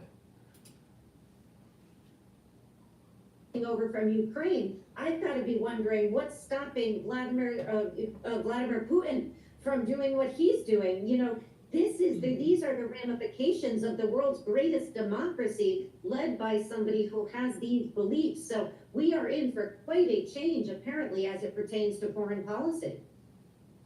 Just a minute left, Rick, from the take him seriously, take him literally category. Would Donald Trump have a good laugh listening to this conversation? Absolutely. It's hard to tell how much of this he takes himself seriously. Sure. I mean, I'm sure there are things he thinks, oh yeah, I can't believe they fell for that one again. But he actually believes that he's moving the ball forward by making these kinds of statements. I mean, he wants all these world leaders to be on their heels when he meets with them.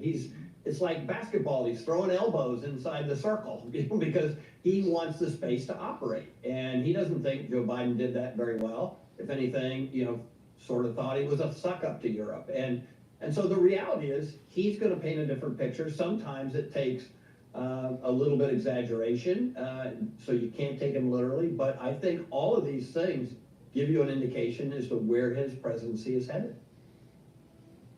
All right, Rick Davis. All right. So and before I pass on the mic, just plug 2 supplements here. Please help support my work and your health by going to my store, the-studio-reykjavik.com. The link is in the description of this video and all my videos. Get resveratrol. This is an antioxidant. I've been taking resveratrol for decades. All right. It will help with your mitochondrial health. It'll soak up free radicals. But not just that, it will help with an anti-aging process. All right. I'm really into this whole anti-aging thing because it does boost up your immune system and it slows down the aging process. So part of that protocol to slow down the aging process is to take resveratrol. And improving your mitochondrial health is a big part of it. But not just that, as you get older, you start to build up cells that go into senescence. So it's senesced cells. So cells that are in senescence means that they stop dividing. But they don't go into apoptosis. You can't get rid of them. And over time, when you get older, you have a buildup of senescence in your tissue. Well, that means that toxins and lipofuscin starts to build up in these cells. You need to get rid of them. And when you get rid of them, when the cells get out of senescence and go into apoptosis and you get rid of them, the tissue can sometimes regenerate if you have adult stem cells in those tissues.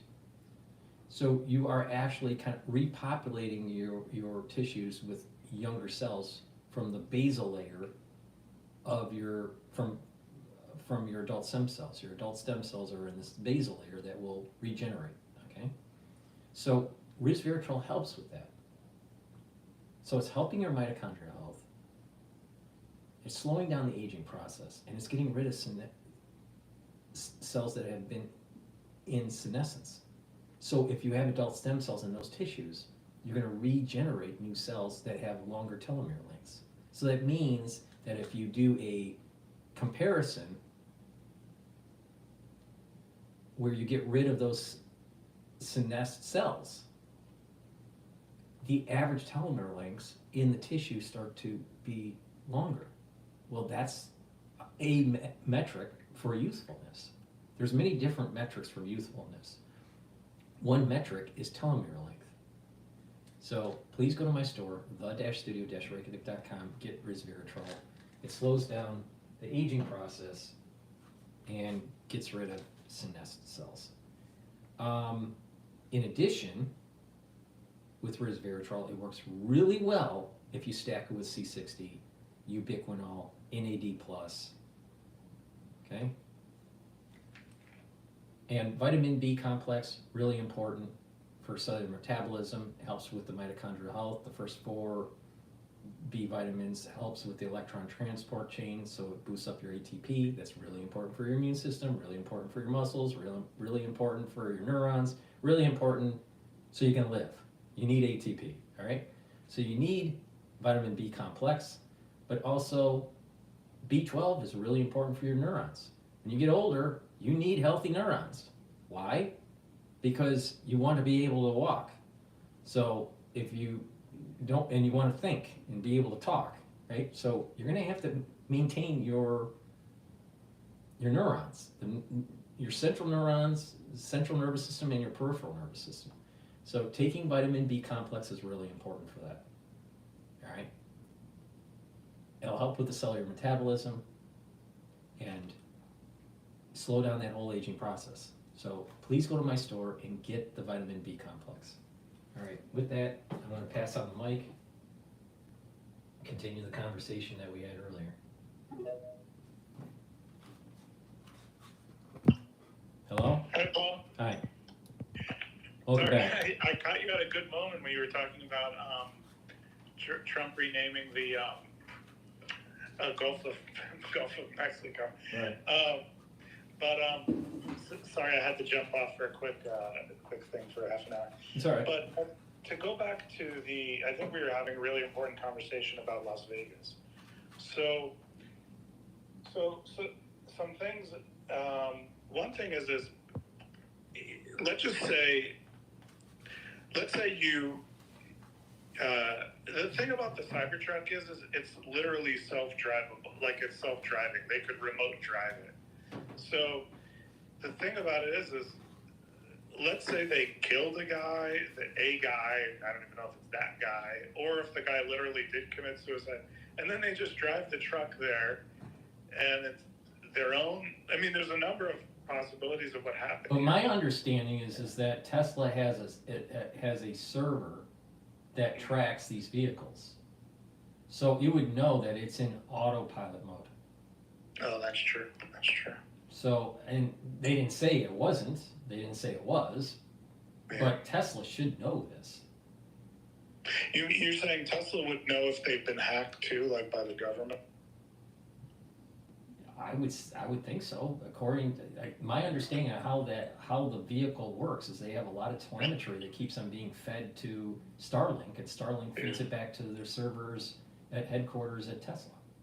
Oh wow! And that's how they can update these cars. They update the software remotely. That's pretty smart. But you know, if you took a 22, if somebody took a 22 and shot themselves in the head, I don't think they'd be able to then light off a bomb. So what the hell is that about? And he took a 50 cal. They said it was an Eagle something. It's like a 50 cal. That thing is a 50 cal. So he would have blown his head off. Yeah. So I mean, it's obvious his head wasn't off when according to that picture that I saw. Yeah. So you know, something's not right. Something's not right. There's no way if he shot himself with a 50 caliber, he wouldn't have a head. Yeah, but then how did he then blow up the bomb if he had just shot himself? How do you do that? I don't get it. See, if he shot himself from the side, the 50 cal would have hit the window. It didn't. Yeah. And so if he shot it from the front, yeah, that picture would have shown that the head would have been off. His head turned slightly to his left, and then the explosion took place. He just slightly to the left. Exactly. The other possibility is he shoots himself. I don't even think this is possible. I mean, this is crazy. The other thing is this guy, as many people have said, is highly, highly trained. You know what I mean? He wasn't only just special forces guy, right. So he knows how to make bombs. Right. And people were saying he knows how to make bombs that could actually like blow up half that Trump Tower. Right. So so to me, his IED, because I think they said maybe he had fireworks in there, that was for show. In other words, it seems like I think he was supposed to deliver the truck and walk away. That's what I think was the plan. Right. Right.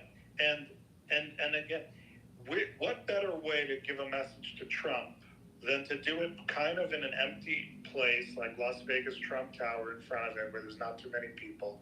Weirdly enough, I think there were a few people outside when this truck went off. Okay? There were 6, I heard there were 6 or 7 people injured from the shrapnel. Yeah. So, but not major injuries, just minor. Oh, interesting. So, right. So it's not like he didn't pack shrapnel into even what he was doing, because he didn't pack like ball bearings or nuts or screws. No, this is just from the explosion and just like pieces. The glass. Yeah, pieces of the truck, little pieces or whatever hit people. But what better way to send a warning to Trump? Because if you call Trump or you met Trump and the deep state, right? They want to warn Trump. You can't tell Trump because he'll go public with it or he'll use it against you. So you do it in front of a building that has Trump's name on it, and you blow up something for show, not for effect. Not for explosive, actual to do damage or really kill people. You do it in front of a named Trump property where Trump's name, and then the other thing is you warn. Who else do you warn? You warn the other person who's really close to Trump, which is Elon Musk, and you say, "Good." But the other thing is like, and blame it on and think about it. They blame it on a terrorist group, and Trump's going to align with Israel. There's going to be more conflict in the Middle East during 2025, and then it opens up plausible deniability of the national security state doing some sort of like false flag operation. The other thing is they could use this. I saw one person said this, and I had thought about it before he said it, which is they could use this sort of thing to say, look, you see veterans, MAGA. There were some people that were saying, oh, he's right wing or he's MAGA, whatever, or he's pro-Trump. So they're saying is oh, look, pro-Trump people are a terrorist threat. Well, I think it's trying to put individuals in that Biden category where they were, he was saying, oh, it's white supremacists, and you got to worry about the right wingers. They are more dangerous than the terrorists. Yeah. So it just doesn't make sense that such a highly trained, highly decorated soldier flip out and do something so stupid. I mean, it just seems like there was some sort of operation. I mean, I don't know how these special forces guys work, but I mean, if they were told by their commanding officers that there's an operation and that this is what he needs to do, I mean, I don't know. Would these soldiers would they do it or would they not do it? Well, and in other words, they might not even tell them what's actually really going to happen. They just tell them, oh, go here at this time. It was like, I think Timothy McVeigh, what did he say or something? He said that, in other words, or they'll send a guy and they say, oh, it's a dummy bomb, and then they could blow it up. I don't know. Right. No, I just had this feeling that he was supposed to walk away from the truck, and that it was supposed to be a kind of a fear tactic against Elon and against Trump. Yeah, but then that would make the most sense, because then you get the warning of you warn both people. But why would he play into it? I mean, he's not a dumb guy. Why would this Green Beret play into that? Yeah. I mean, he obviously knew what he was. How could he not check to see? I mean, he picked up the truck. He picked up the truck from the rental place. The rental place doesn't have it wired with explosives. So he must have delivered the truck, or he himself wired the truck. So he knew somehow, some way that the truck was wired. I mean, so I don't understand why he would have even gotten himself into a situation where he's driving a truck to the Trump Tower? Well, is it possible like somebody else rigged the truck and then he didn't know because the stuff was in the trunk? Yeah, but there's. My understanding is that he was the one that picked up the truck. Right. That was my understanding too. Right. So I mean, he didn't look. He didn't. I mean, all right. So he's going to drive this truck to the Trump Tower, and he didn't bother to look in the back of the truck. Well, you know what the JFK. And where do these weapons come from? They were in the car. They were in the truck. Yeah. They weren't in the bed. So he must have known. He had, you know, he knew that these, unless those guns are just planted after the incident. But here again, it gets to the realm of conspiracy, and it gets into the realm you can't prove anything now, because even whatever the official story is may be suspect. But something doesn't seem right, and I do feel that it was a warning shot at Trump and Elon. And they said like he was kind of pro-Trump or whatever. Like, and I heard a special forces guy, I think it was, or somebody saying that most of these special forces are pro-Trump or whatever. There's so like, no way they would be. I just don't see a special force guy blowing up a cyber truck at the Trump Tower on New Year's Day. The story just doesn't make sense. Now, the incident in New Orleans, I can see someone, because of financial and, you know, spiraling, you know, emotionally downward, where he gets radicalized. I can see that happening. That seems more plausible. But this special force guy, there was no signs of this. There's no signs of instability, mental instability. So what the hell happened? Something doesn't make sense. It just makes you wonder, like, how many things are actually military operations domestically? I was talking with, I mentioned before, like somebody who had gone through the farm, you know, had been trained, like as a spy. Yeah. He told me after he did a career working in this stuff, he said to me that he's a conspiracy theorist because of what he's seen. He turned into a Fox Mueller. He said that, like, he believes in conspiracies but he spent a career in the spy stuff. Okay. You know, I would say that many things, not all, but many things our government's doing, and it backfires on us. They're trying to do something, you know, maybe that is beneficial, and then somehow it backfires, and then they have to cover it up, and then they have to do something to cover it up, and another thing that covers up, and that backfires, and they're just caught in a web of lies. Yeah. I just feel that another 9/11 is coming. I just feel it. Paul, I think what happened on January 1st, and January 1st was very symbolic. What did Sarah Adams, the CIA targeter, said? Their plan was, actually she said that their plan was to send a few people from ISIS. And the guy had an ISIS flag on his truck. Mm-hmm. So they're going to send a few people from ISIS to make America think these are ISIS attacks. And then when the big attack happens, America's going to think it's ISIS and not Al-Qaeda. And that sets in motion for further involvement in the Middle East to take out Iran. Yeah, and I think that let me just shut this off. I thought that but it is so, like I said, January 1st, what is it telling us? It's telling us, it's fitting in with what Sarah Adams, the CIA targeter, was saying. This year is going to be the year of terrorist attacks against us. And they're starting off with a small, and you know how these things work, is they first do a small thing. It was like 9/11 didn't happen all of a sudden. Right. It had been a buildup. Right. And so that's what I think we're going to see, is we're going to see one, it was one, and then we're going to see more, and maybe multiple at a time, and then will be the big one, you know? But the thing is what would the big one be? They're not going to use a plane into a building this time. It's going to be something different. Well, here's another thing that, what Sarah Adams was saying was that now they have a new explosive material.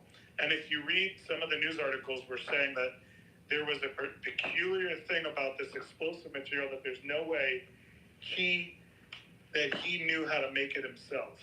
And So with the New Orleans Orleans guy, yeah.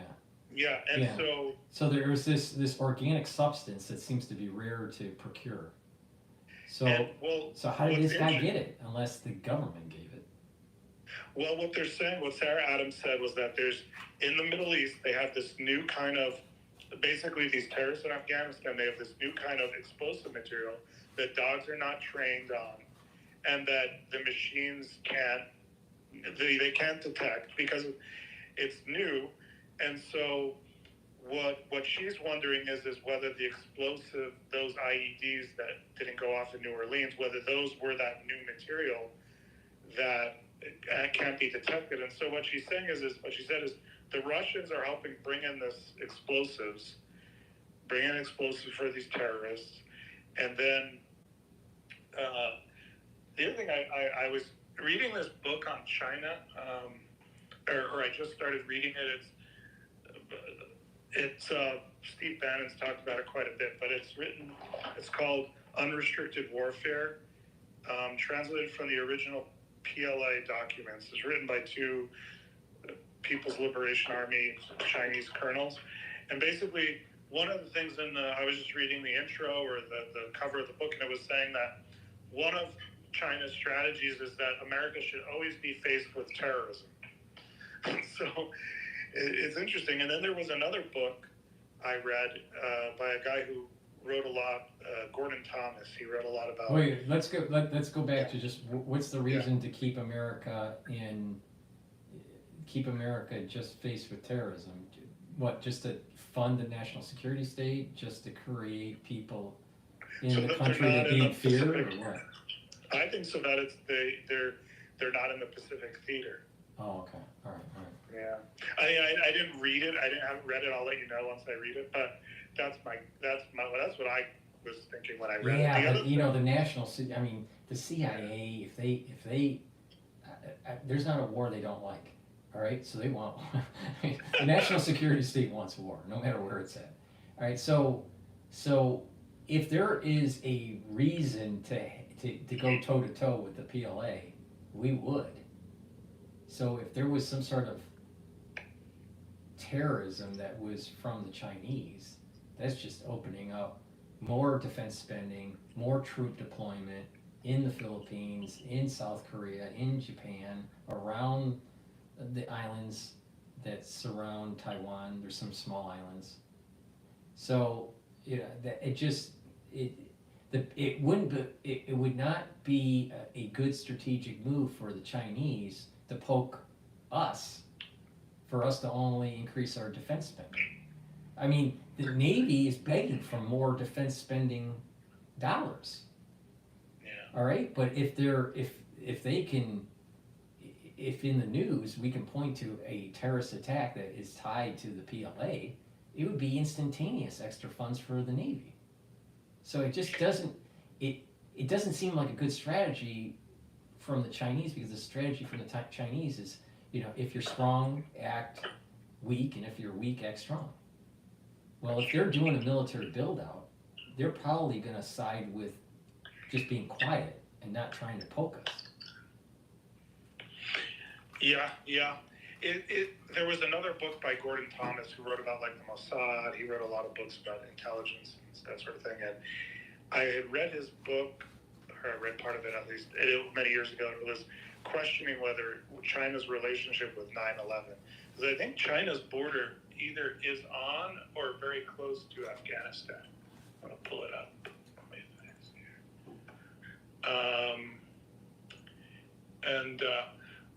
But while I'm pulling that up, here, let me see, Afghanistan. While I'm pulling that up, okay, so there's China. No, I think there's a tiny part of China. If you look at the map, there's a tiny part of China that's touching Afghanistan. Yep, there it is. So, anyway, but yeah, I think we are. So what she was saying was with the CIA targeter, Sarah Adams was saying, was that with this like invisible kind of explosives, they'll be able to get on a bunch of planes and blow up planes, you know, mid-flight or I don't know. You It's know, interesting you bring that up because another data point that I've been kind of focusing on is just, why were there so many planes that were falling out of the sky in such a short amount of time? Runway issues, you know. So there were 3 planes that had problems, all in the same week, within like days of each other. And the plane that was, you know, shot at, and there was the, you know, then there was the landing issue, and it hit the barrier. I don't know. Something's not right. It doesn't feel right. Well, the 2 thoughts when I saw that was one DEI and the other was China. Yeah, but that many, three planes all in just days of each other? Well, the other thing they were all Boeing too. They were all. Well, I think they were all Boeing. What about Chinese or Russian hacking? It could be. Could.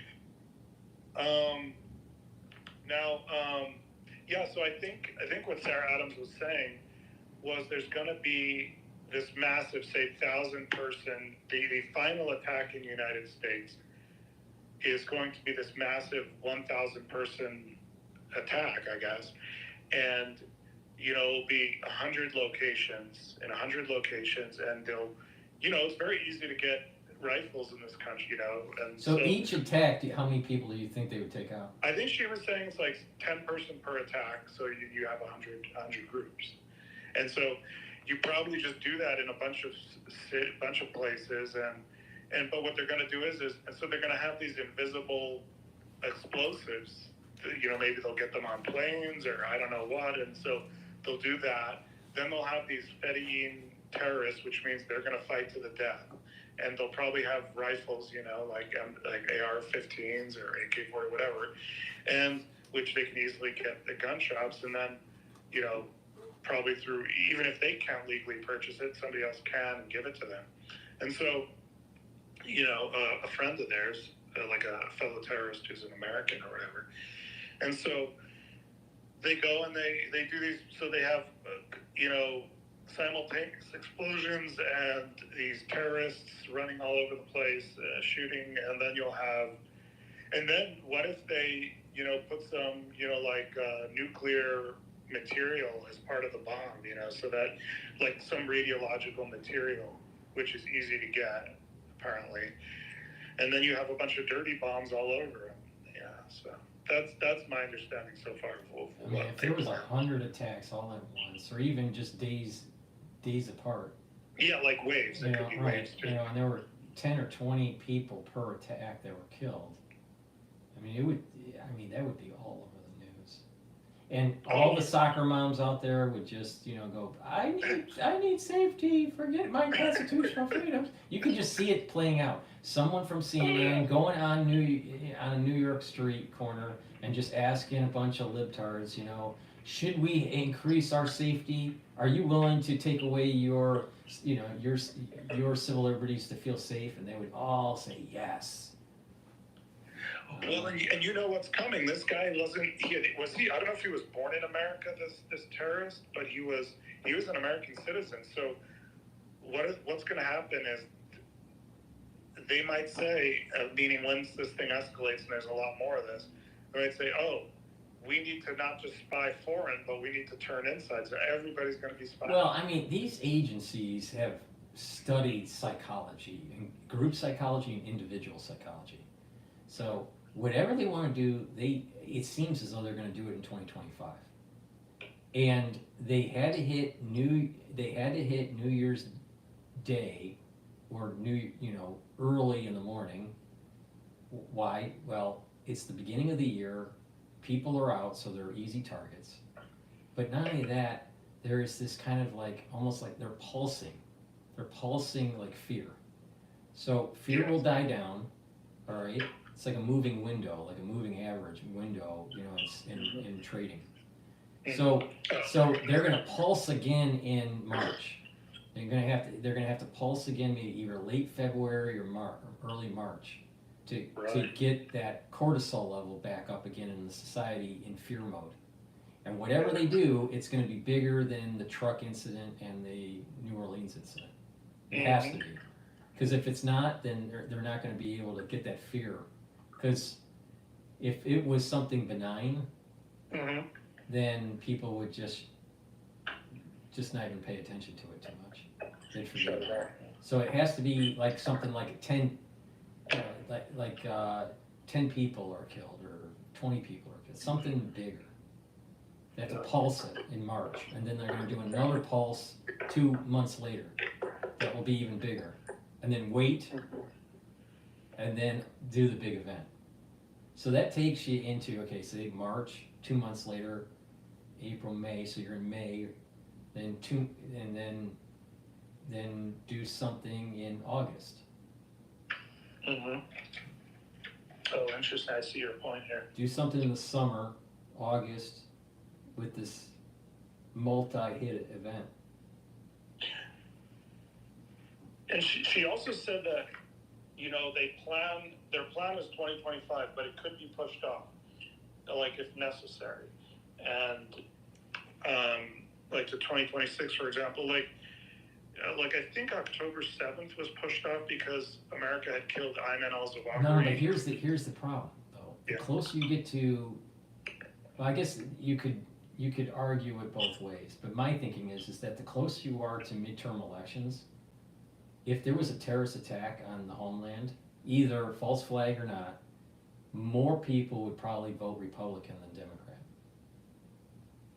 And the country would go on a war footing. So that would be beneficial to the Republican Party, not the Democratic Party.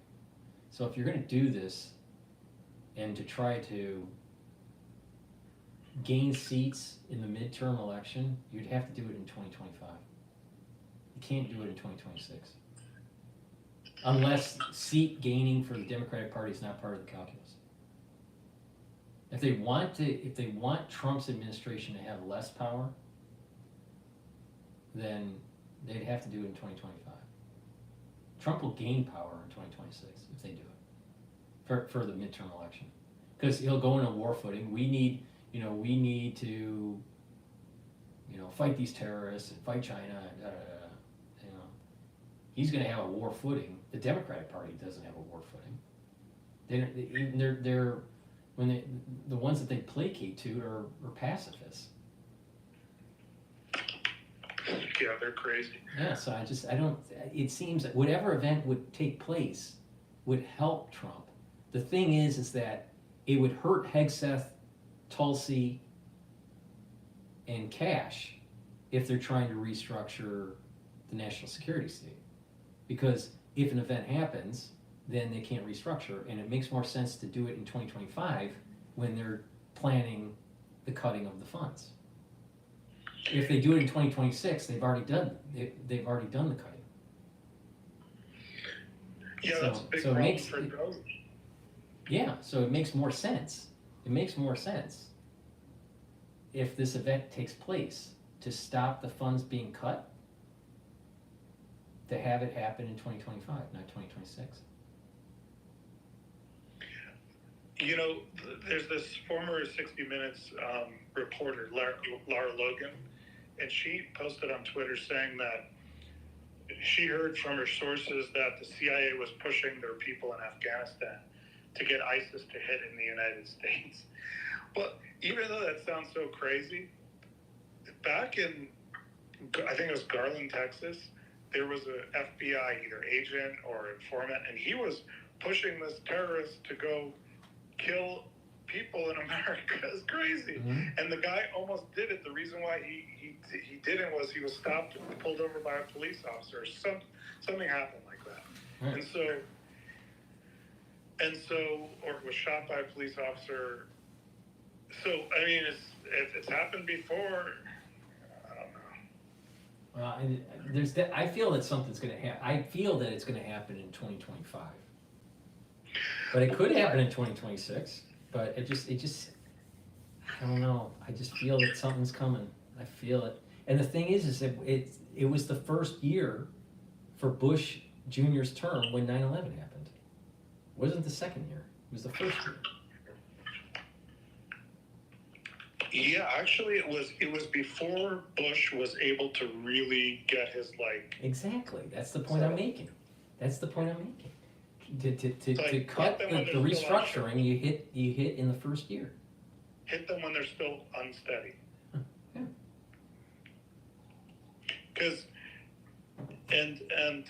but you're exactly right about the Doge thing. Because as soon as this thing happens, everybody's going to forget about Doge, and everybody's going to just concentrate on, okay, what do we have to do? And it doesn't matter how much money we spend, So. I mean, if nothing happens, Doge is going to try to cut funding to the CIA and the FBI. There's going to be restructuring of the leadership at these agencies. So if this happens, then the national security state is weakened, which I want that to happen. I want the national security state to be weakened. I think they've just grown too big. In a post-9, right after 9/11, they've just grown too big. They have too much power. So, okay, so that's what needs to happen, but the national security state has means and methods to stop that from happening. And if they do an event in the United States and spin it as some sort of jihadist, terrorist, operation, then they're going to go to Congress and they're going to get a ton of money. And so anything that Trump wanted to do with the restructuring of the agencies and to reduce their power is going to be reversed, and they're going to gain more power. The other strange thing is there's always that calm before the storm. It's so odd that apparently since 1988, every time the Democrats have always, in some manner, they'll make a motion to oppose certifying the Republican president. This time they didn't, and it just seems they're putting up no resistance pretty much. Wait. Let's say that again. Previous presidencies, they had conversations to not certify? What happens is, I've never heard I think that. it's more of a procedural thing. Right. What happens is in Congress, the other day on the 6th, Right. they counted the votes of all the states. Right. So what I was reading, I don't know, it was on Twitter or in a news article, it was saying that since 1988, like every time, it's more of a procedural thing. Some hack in the back, says, oh, I assume it's something like this, we object, and then everybody just votes them down. So I guess that's probably what they mean by object, But I guess what I'm saying is so they had one representative just objecting to the certification. Okay. It's kind of like, how Trump was going to object in 2020 to the election. Right. Something like that, but on a smaller scale. So and so I think like Bush and Gore, that during that election, it was probably a bigger one, but some of these elections probably smaller, like some backbencher, makes a motion, but making a motion doesn't mean anything, it's like, you have to have the agreement of the So the actual certification is in the House and not the Senate? Yeah, what happens is it's a joint session. All the senators come over, and it's like a joint session. All right, who's actually voting? Who's actually certifying? A senator or a representative from that state? Let me think. I thought it was the Senate that did it. Okay, I was watching this video on C-SPAN. What it is this is the part I caught, but I don't know if I watched the actual vote. What happens is they have these people that representatives or senators, and they get up and they announce, okay, Alabama, the paper that they sent over looks correct and looks original. It looks like it's and that these. Oh, that's what happens. I don't think any of them vote. I think they just say, because they just say, Alabama's for Trump. He gets right. So my understanding is a state compiles the votes, the governor certifies it and sends it to Washington D.C. My understanding is that it was the Senate that actually certifies the vote, or maybe I'll rephrase it, accepts the certification from the governors. Well, I'm not sure. I do know that I was watching this video, and they brought in these big leather boxes, and in it were the official like certifications from all the states, and then they just read them. And then after that, I think they just announced that, okay, Trump won because he has the requisite, you know, the correct number of electors. Now, normally, I think what this would mean is that somebody, a senator, maybe a representative, could stand up and say, oh, I object to Alabama's certification. You know, that's probably how it's gone in the past, because there's an issue with it or something. You know what I mean? That's probably how it's gone. Right. Now, what I'm saying is it's so weird how everything is so quiet. There's Yeah, no but they may have manifesto. not done their typical minority dissent, right? Yeah. Because of what happened on January 6th, 4 years ago. And they just wanted, they may have just didn't want to, as just a political stunt, you know, just make it seem, it went really smooth for the transition from a Democrat to a Republican, but it wasn't smooth from the Republican to the Democrat side. Actually, I think you might be right, because I remember now that after Trump tried to object or wanted to object, they passed this law that said that like the vice president had no ability to stop it in the future. So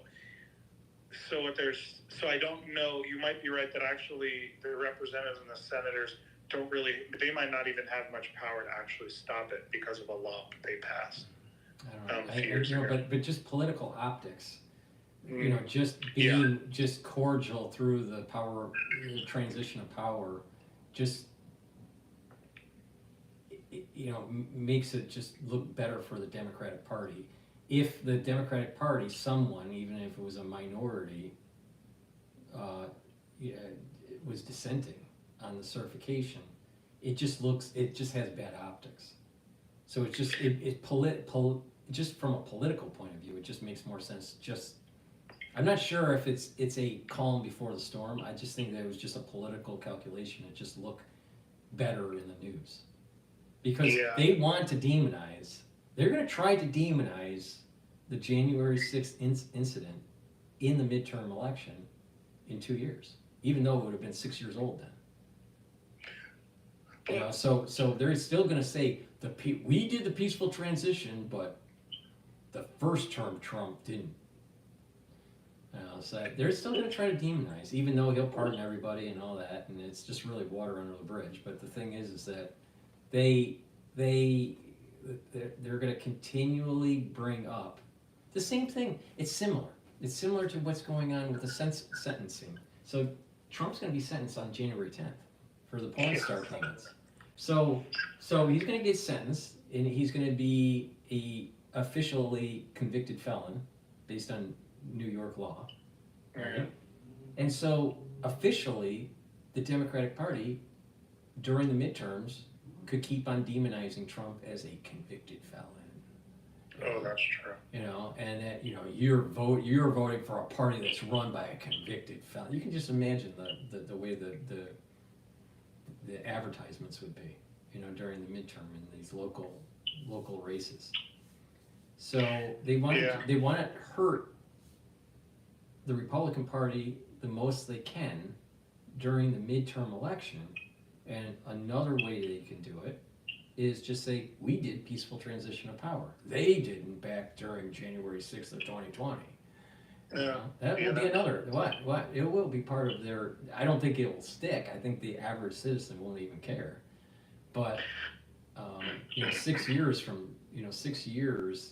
in the rearview mirror is, you know, people have goldfish memories. I don't think it really will stick, but they're trying to demonize his administration, and I do feel that an event in 2025 or 2026 is going to hurt his plans of restructuring the national security state and push in motion some sort of emergency power very similar to what happened after 9/11.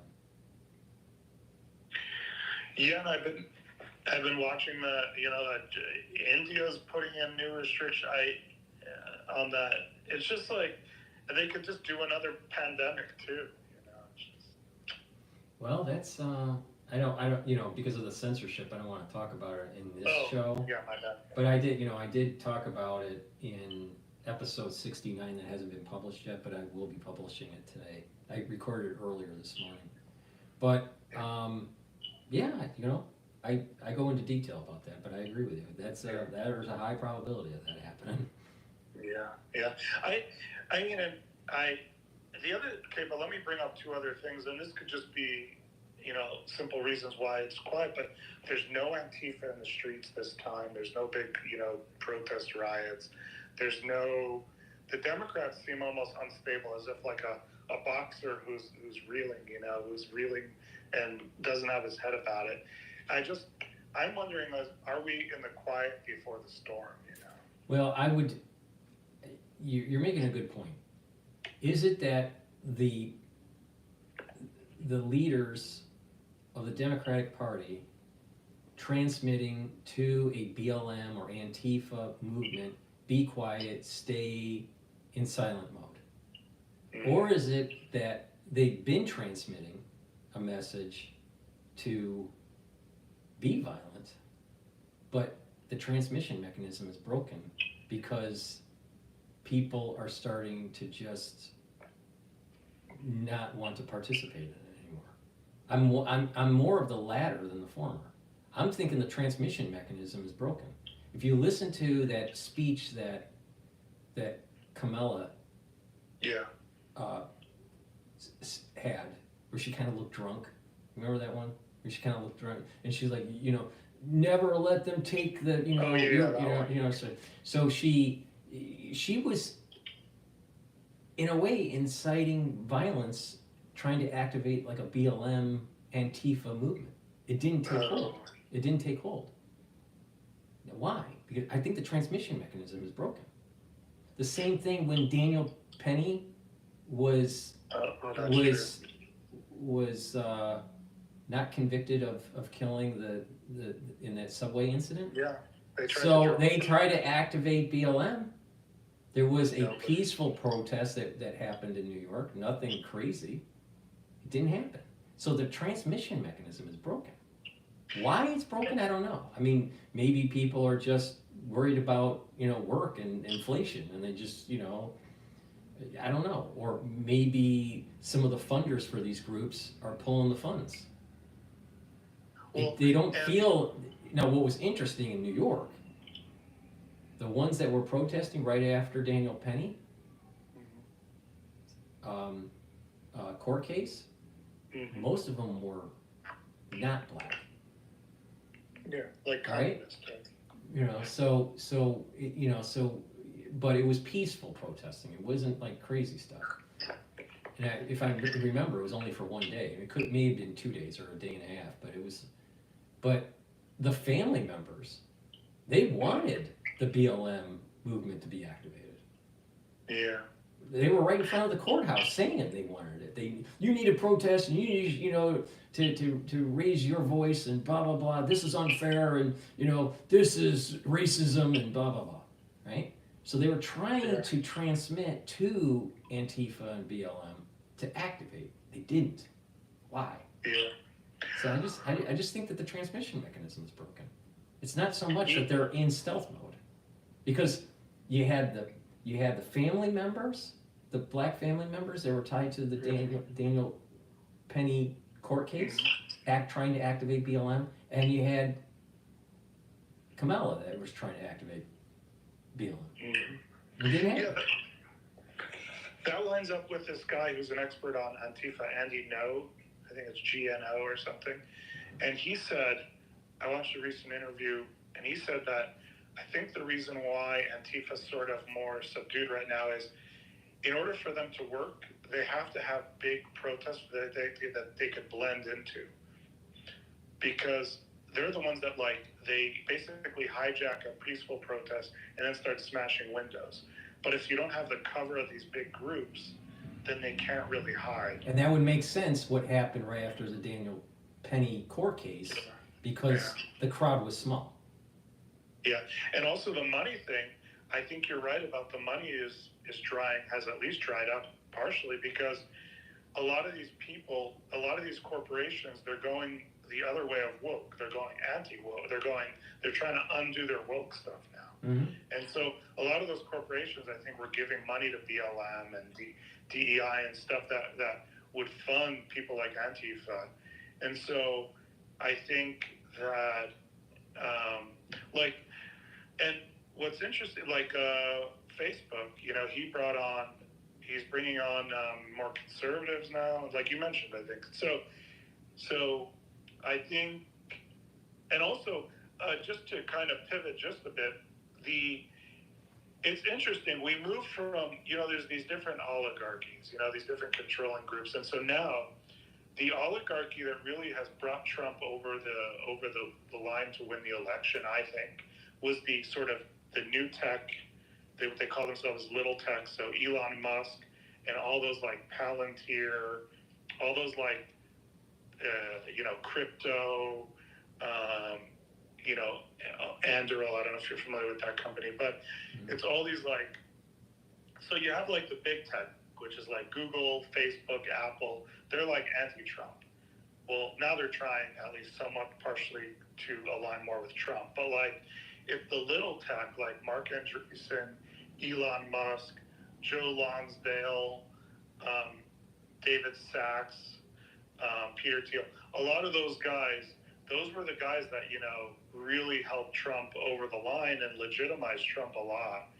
And and I guess I'm bringing it up to say, like, it's interesting how I heard somebody say that maybe that you can't necessarily go from, it's not like the people always rule, it's like you have to have an oligarchy to help the people so you need one oligarchy to remove another oligarchy, So he's like, you had the English controlling America before the fight for independence, the war for independence, but you had, an oligarchy within this nation fight that oligarchy, and it's an interesting. Well, I definitely think over time, because of the wealth creation through the stock market, that we're creating an aristocracy. We're having this huge split between the have and the have-nots. See, back in the Industrial Revolution, and America becoming a superpower in industry, you didn't have that many tycoons. Maybe 10 at most. The Carnegie days and the Rockefeller days, right? Yeah. But now, because of wealth creation with the stock market and lots of different businesses that have churned out lots of billionaires, we have built up an aristocracy that the average person isn't going to have the same power of persuasion. Now, in a perfect world, it's we the people, and our representatives are supposed to listen to us. The reality is that our representatives listens to the rich and the powerful and the lobbying group, and not the little people. So there's the haves and the have-nots.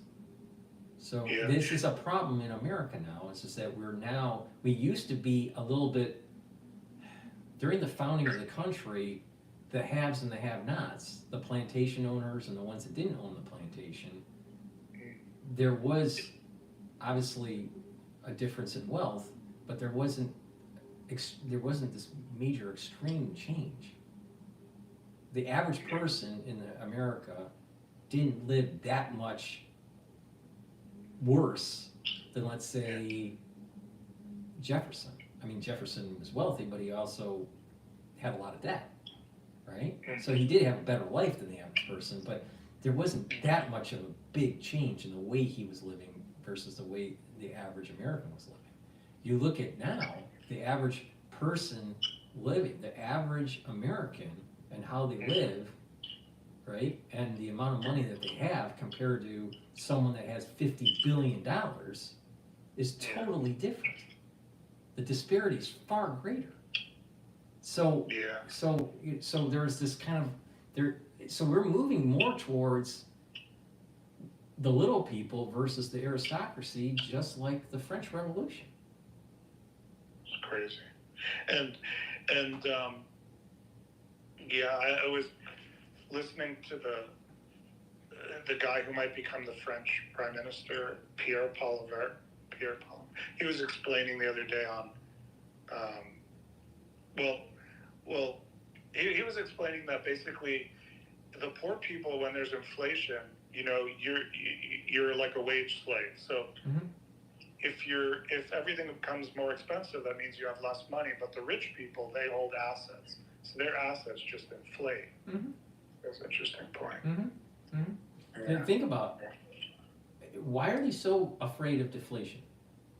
Why is the government so afraid of deflation? I've always wondered that. Yeah. Well, I mean, there's, again, it's two sides of the coin, right? It depends on what side of the fence you're on, all right? And I'll walk it through it. So if you are poor, inflation is bad for you because the money that you do make through your wage, doesn't go as far, so you can't buy the same number of groceries or whatever. So everything that you are buying is more expensive.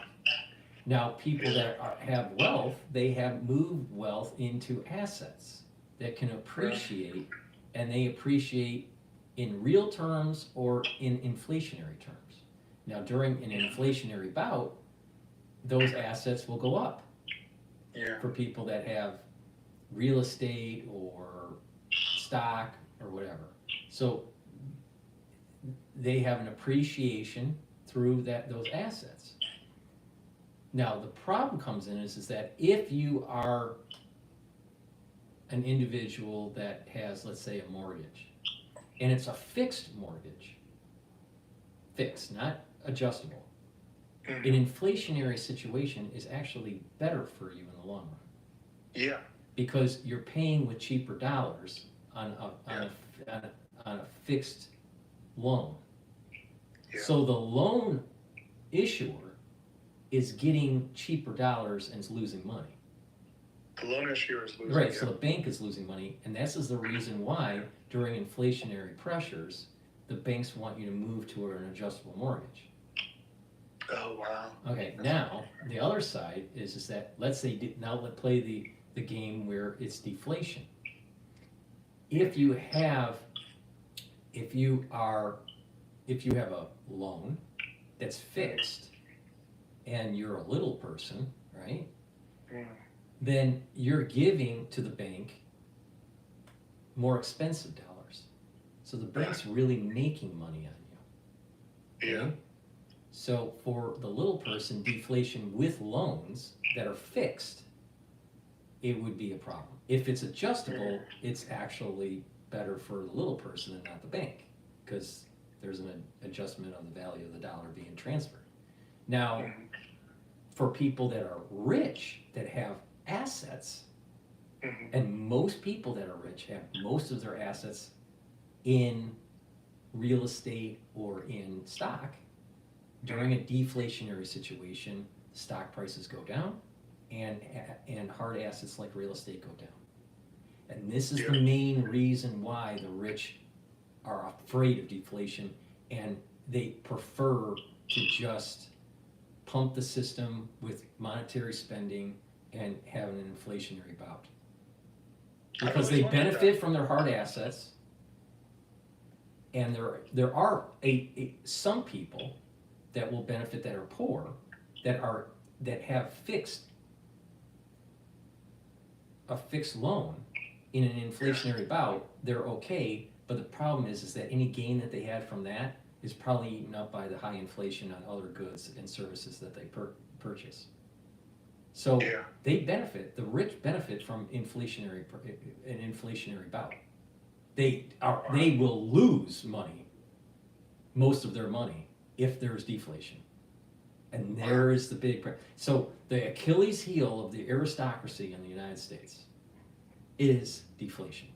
And this is the reason why the Federal Reserve always pumps money into the system, because they cannot have the aristocracy fail. Well, and that's why they said that the prices that we see now will never go down. No, it'll never. Well, I mean, in economic terms, we call it sticky. Prices are sticky, or inelastic is the more scientific way of saying it. But the thing is that their prices are inelastic. Most prices are inelastic, and they're sticky. So what happens is that when you have an inflationary bout, it's not going to come down. And so what happens is the only way to recover is to slowly increase wages to kind of grow into that inflationary situation, the monetary inflationary bubble. So it's kind of like in the cosmos. If you look at it from just like cosmic inflation, so you have space that inflates, and then eventually you have eventually matter that moves into that new space. So the economy is kind of like that. The monetary base inflates, that's like space. And then the real economy, activity of human beings, right, starts to get more and grows into that inflationary regime. Oh, wow. Right? So it will never go down. It will never go down. Unless there is something like major plague, lots of people die, where it's 10% of the, or 30% of the world population truncated, and, and then you have a wealth transfer that takes place through that deflationary mechanism. But that's, it's war, like not just like the wars that we have today, like a world war like 1 or 2, where there's millions of people that die, right? And the wars that we have today, millions of people around the world may die, but not in 3 battles. So it just serious levels of death and destruction would have to take place that causes a supply-demand dynamic difference that forces everything to become cheaper. So, and the last time that mankind really saw that, were a huge shift in wealth from the aristocracy to or the monarchies to the poor, was during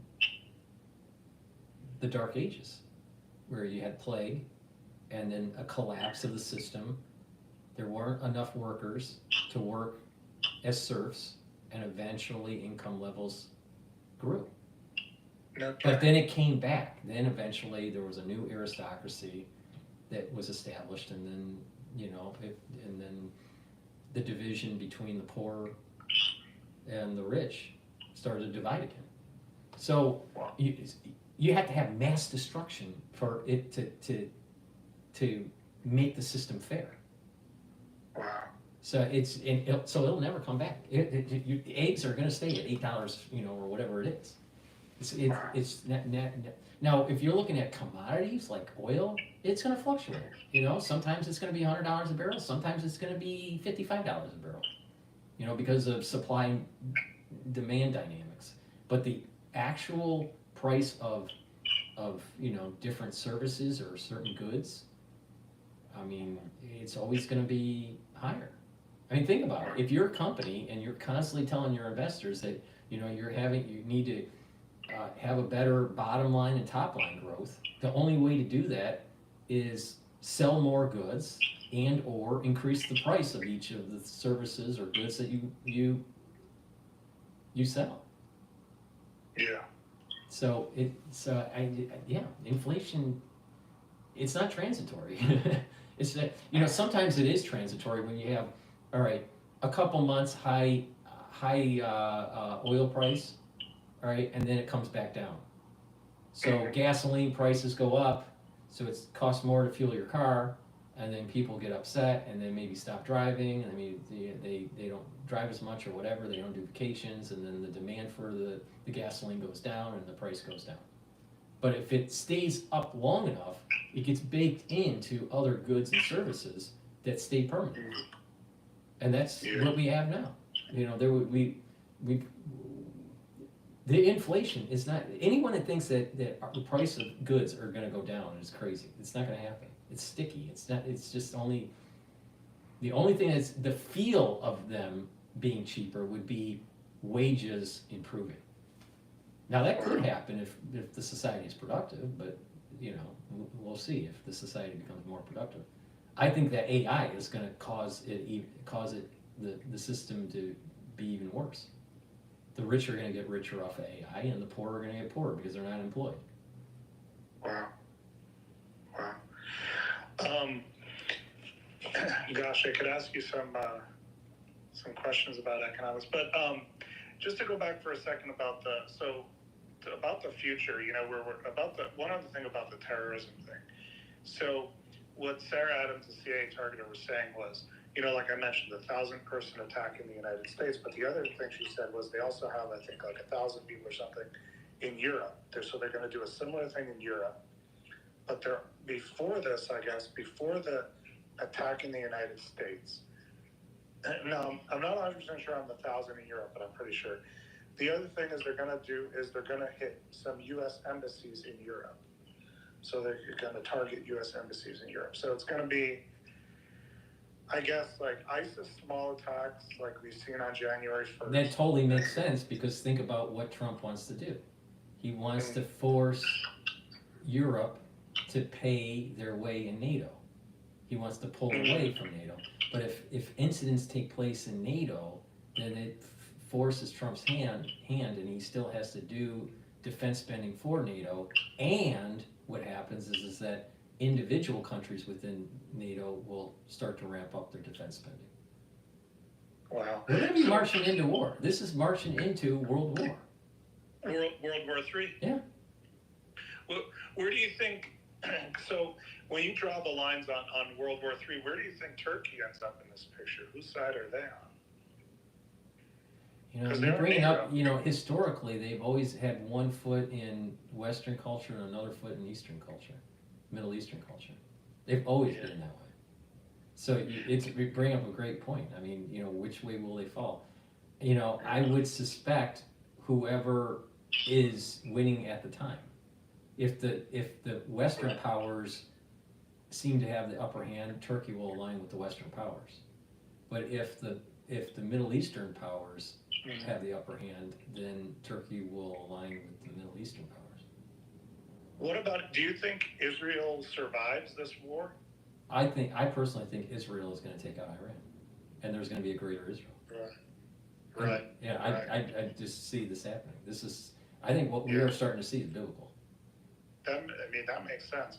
I mean, Iran it seems pretty weak. By weak, I mean their ally in Syria is gone. So Sunni and Shia. So my understanding, Sunni is Saudi Arabia, Shia is Iranian. Now, you still there? You're still there. Shia is Iran. Yeah. So, Iran. Right. So Shia, the theocratic leader of the Shia movement is the Ayatollah. I believe that Israel is going to decapitate the Shia movement by killing off the Ayatollah, and we're actually going to see the kind of the death of the Shia movement and the legitimacy of the Sunni, and that the Sunni part of Islam, and that they're going to align, that the Sunni part of Islam is more aligned with Ishmael, and Ishmael is going to be aligning with Jacob, and that Shia is more aligned with Esau, not Ishmael. And that the evil part of Esau is going to be decapitated. Yeah. Do you think that if China tries to take Taiwan, do you think America steps in? If China tries to take over Taiwan, I think the United States has to support Taiwan because of the lanes for shipping. Right.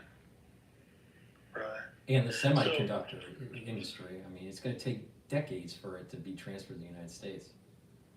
Do you think that there's, say, a world war kicks off, which is basically everything you just said makes sense, and I agree with. If a world war kicks off, I guess you were saying that people, like if there's 1,000-person attack, Al-Qaeda attack in the United States, people are going to run to the recruiters. So maybe they won't need, I guess, because we have discussed this previously, like when I brought up the draft, they might not even need a draft. If you have 1,000 there's going to be such an emotional knee-jerk reaction that many people, early 20s, even 18-year-old males are going to enlist. Yeah. Yeah. I think you're going to have a similar dynamic that happened right after 9/11. Recruiting was not an issue right after 9/11 at all. You know. I guess my question with recruitment was, if you didn't have the Middle East situation and you just had the China attack on Taiwan, then would they need to do a draft? That's a different story. If it was just the Taiwan situation, right, and there was no domestic hit, then I think that the recruiting would be harder. There has to be a domestic hit. Yes, and it's crazy because, Paul, I mean, if big things were to happen, whether you call it messianic, biblical, whatever, or fourth turning, it seems like they're going to happen over these next 4 years because, there's a guy on Twitter I follow, Mike Cernovich. I don't know if you've heard of him, but I mean, he used to be interviewed on Alex Jones' show. Yeah, and I would, years ago, and I would watch some of those episodes, those segments. He's kind of cocky. Very overconfident. And because he's so cocky, I just I tuned out. He's very overly cocky, but yes, but I will say one thing, he's gotten certain things right over the past number of years.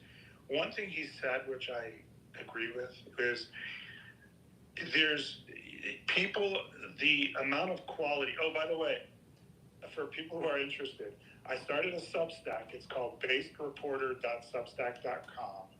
And on it, I'm going to be doing research, and I'm going to be posting my research. So it's going to be like database research, not like trying not to do any speculation. So like right now, my first post is on all of Trump's appointments, nominations. So far, I count like 146. And what I do is I put the name there, and then I put Trump's language, and I have it ordered by like department.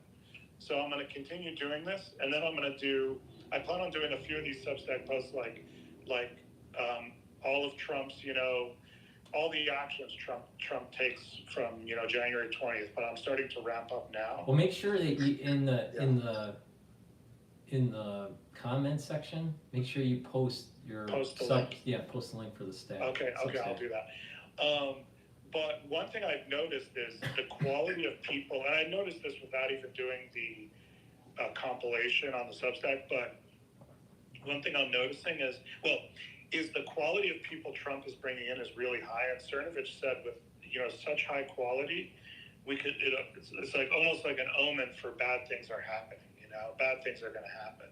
Because why would you need such high quality people? And so, and I just think, like, if you look at who Trump is building out in the cabinet, it's China hawks. It's people who are capable of, at the highest level of technology, of MAGA, of China hawk sort of types, and so I just think, like, if the next 4 years are like the perfect time for big things to happen, besides Trump doing whatever with Greenland and renaming Mount McKinley. He wants to rename the highest mountain, I think, in the United States, Mount McKinley. Obama changed it to Denali, but Trump really thinks highly of President McKinley, so he talked about renaming it Mount McKinley, which would be great. But Gulf of Mexico to Gulf of America, all that stuff, Gulf of the United States, whatever, all that stuff.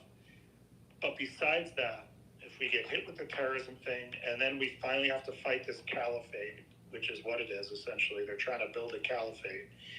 And it's like you said, we're going into the Third World War, and if it involves Taiwan as well, and Russia, China and Russia. And so I just think the perfect timing for them to do all that stuff is going to be over the next 4 years. I totally agree with you.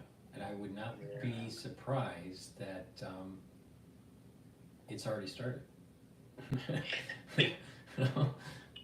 When you like try to delineate when did World War II start, it's not so, some would say, well, maybe it was 1939, maybe it was, the invasion into Poland or Czechoslovakia, or maybe it was, going all the way back to Japan invading, certain areas in Asia.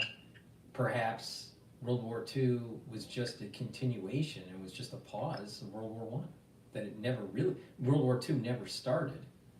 Or it was really just a continuation from an armistice deal from World War I, not World War II. Yeah. So where's that delineation? Who knows? I suspect that, World War III may have started with leaving Afghanistan and ramping up in Ukraine. Yeah, the Afghanistan thing, what that did was it created an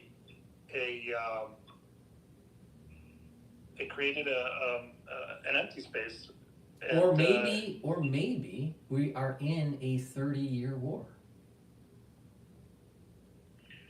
You mean that started in 9/11? Yeah. Oh, I think so. Maybe this is our 30-year war. And it never ended, and it never ended, and but what's interesting is did fighting Russia actually help for what's going to come? Because Russia Yes, definitely. If it wasn't for fighting, see, I was against fighting Russia, right? Because I believe that NATO's expansionism caused the problem. That's my take on this, all right? But the war, that doesn't mean that positive things couldn't have come out of it. A lot has been learned about drone warfare in Ukraine. And that is going to be very important in the Middle East, and that's going to be very important using drone warfare against China, especially with naval battles. The knowledge gained in the battle space with Ukraine is invaluable. Also, they said that, I don't know if it's true, but they said that the reason why Russia didn't stop the takeover in Syria was because they were too bogged down in, with Ukraine. So right. Basically, because Russia, historically, I think they've sided a lot with the people who have been enemies to the United States, like going back to the Cold War and stuff. So like Russia sides with Iran, sides with Syria, sides with, all this stuff. And so it's interesting, maybe they did actually have a plan, and maybe this is why they were trying to weaken Russia, was so that they could then deal with the Middle East and China and things. I don't know. I mean, I think a better play would have been aligned with Russia and do a two-front war with China.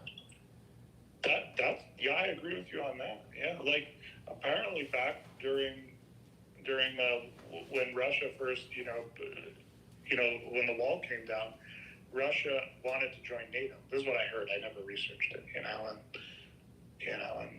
why not? But I think you're right, because I do remembering something coming up, but I'm not sure if they were serious or they were just trying to test the United States.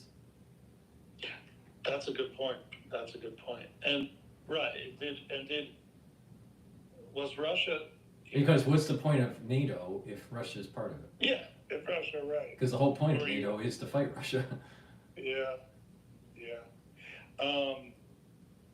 So, wow. Well, Paul, as we talked about the past few weeks, or back even further, this is what we were expecting. January 1st was what we were expecting, and we're starting to see where it's dripping out, and soon we're going to have, the water's going to come out much faster, stronger.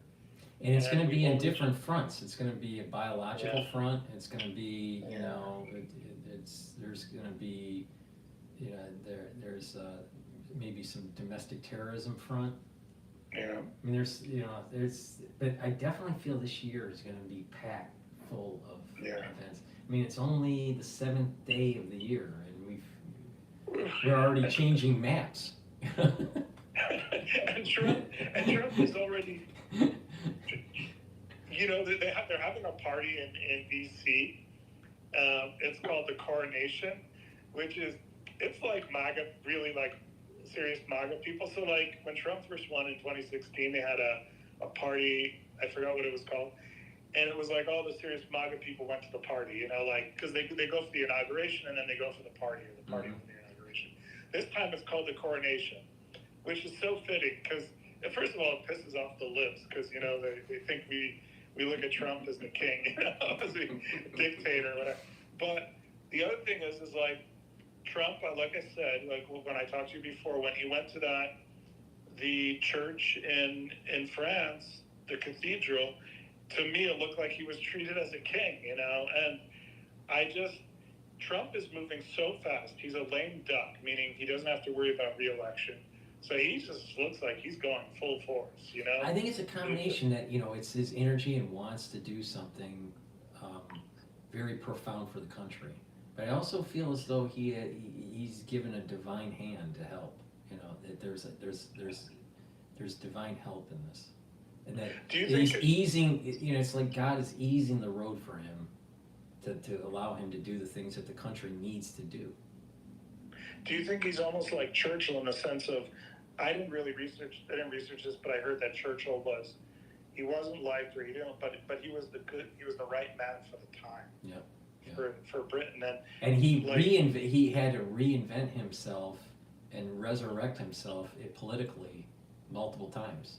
He was kicked out, and then he came back, and kicked out, and came back, and you know, wow. And so it's hard to understand UK politics because it doesn't seem stable at all. It seems like the moment you're, you know, in the unfavorable category, they kick you out. But he definitely, Churchill was the right man for dealing with World War II, and shortly after that, they kicked him out. He wins the war, and he's kicked out. Wow. So you know, he literally saved the UK. Yeah. You know, so. Do you think? Yeah. Go ahead. Sorry, I didn't mean to interrupt. No, go ahead. Do you think that we're going to see sort of a right wing wave in Canada, France, the UK? Do you think Nigel Farage is going to be elected in the UK as the new prime minister? Do you think that Paul Poilievre, or however you say his name, is going to be elected in October or whatever it is when they have their next election in Canada? And do you think like Le Pen is going to be elected in France and then AfD in Germany? Do you think, because if you were having a world war, you'd want those people in charge because the right wing would really fight much harder against Islamic terrorism and China, that sort of thing. Mm-hmm. Yeah. I think that just overall, the pendulum between socialism and conservatism, the pendulum is swinging towards conservatism. That's true. So I think that it's just, you know, it's just the pendulum was too far to the socialism and this, you know, some of the problems that come with socialism. So I do feel that there's a trend. Now, part of it is economic. You know, the big elephant in the room is the United States, right? And the United States is saying, hey, you know, fair trade, not free trade. And so maybe this conservatism pendulum in other countries is swinging more due to economic concerns than really some sort of social dynamic that's happening in the country. But I do think that you zoom out to the 50,000 foot level, I just think that conservatism is on the upswing. Yeah, that makes sense. I'm just looking at the latest tweets to see if there's anything before we finish, just to see if there's anything interesting out of like about Greenland or let's see. I did see that Trump had said that some of the people that went to Greenland were his reps, were his representatives. So I think it is the start of something real. I think it's I think it's going to evolve and you know, CNN is kind of trying to demonize it a little bit, saying that it's more like a political stunt. But I do think that there's some traction to this. And you know, the military wants it. I mean, it makes sense to have Greenland in our orbit, you know?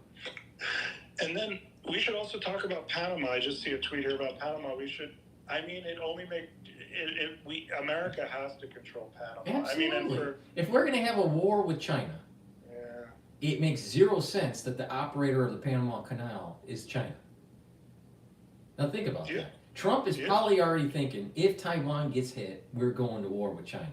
Now, does it make sense to allow China to be the operator of Panama? So why not push for control of the Panama Canal before the war starts? But I'm sure that our Navy could take the Panama Canal in a day. You know, take control of it. So I don't, maybe 2 days, but I mean, just, I'm not, so I don't, but we should have never gave it away. And I didn't know it was Carter that gave it away. President Carter was the one that gave it away. I mean, how much more can So he dies, Carter dies, right? And it's almost like the sun has set on bad foreign policy. And now the sun is rising for better foreign policy with Trump. And he's like, it's almost like, okay, we gave the Panama Canal back, or, under Carter. Yeah. It ended up going to into operational control by China. Well, Carter dies. Trump pushes to gain control of the Panama Canal. All right, so that's a sun rising. Carter dies. And the whole peace agreement in the Middle East seems to be in flux. And that there's going to be a reestablishment of borders, and there is a reconfiguration of the Middle East that's taking place right now. So, and what's even funnier is that Brzezinski was his foreign policy advisor. Well, that's Mika's father. That's on Morning Joe. So, and Mika and Morning Joe hate Trump. So Trump is literally trying to unravel Mika's father's foreign policy that was a catastrophe under the Carter administration. And wasn't the Carter, it was under him that the whole Iran thing happened too? Yeah, right. The Iranian hostage crisis. Paul, here's an interesting tweet. It was during the press conference, I guess somebody asked him, can you promise not to invade, to take back the Panama Canal? And Trump said no. That's funny. No, you should have said no, next question. Yeah, after this, I'm going to go watch seeing if there's any more interesting tweets on my feed just quickly. But let's see. Oh, reporter, can you assure the world as you try to get control of Greenland? Oh, there's the question. Can you assure the world that as you try to get control of Greenland and the Panama Canal that you won't use military or economic coercion? And Trump says no. Let's see. But I don't think he needs to be forceful with Greenland. I think there are many people in Greenland that want to be subsumed by the United States. Could you believe that we're sending like millions and millions, like tens of millions of dollars a week to the Taliban? It's crazy. You're right. It is crazy. It's like, and that sounds like CIA type stuff. Yeah. Well, these maybe that's what's going on. But if these leftists, here would be an interesting thing that I thought about before. What if they're going to use those crazy terrorists, like the people in Syria? They're going to use them to take down Iran, because isn't Iran on the border of Afghanistan? And what? So when you say the crazy terrorists, you're talking about the HTS? Yeah. Well, because you wonder, why did they leave all that equipment there? And one thing I've wondered to myself for many years, I guess I've wondered is, I wonder if they purposely left the equipment there so that those terrorists could fight Iran. That would be interesting. Well, yeah, that's possible. But if you don't have maintenance on this equipment, it breaks down. So we left Afghanistan in what, 2020? In 2021? Yeah, I think it was 21. So, you know, you're talking about without proper maintenance of these vehicles, I'm not sure if they're really that operational now. Yeah, it's funny. I saw a video of one of the trucks. You know, they had mounted on a truck. Talking about broken equipment, they had mounted on a truck when they were invading out Syria a literal cannon, like a cannonball thing. Literal cannon mounted on a flatbed truck, and they were pulling the string and shooting cannons. Right. I mean, it's hilarious. Yeah. All right. Well, that looks like all the tweets, and I posted my. Okay, just for the folks, for yourself, and for the folks out there. Okay, I posted my Substack under this thing, and then so what I'm doing basically is I'll have one document. I have it pinned to the top. I've only published one thing so far, and it's just going to be all of Trump's appointments, and I'm just going to constantly update it, even while he's in administration, for as long as it makes sense. And then, but the other thing I'm going to do is I'm going to do another post.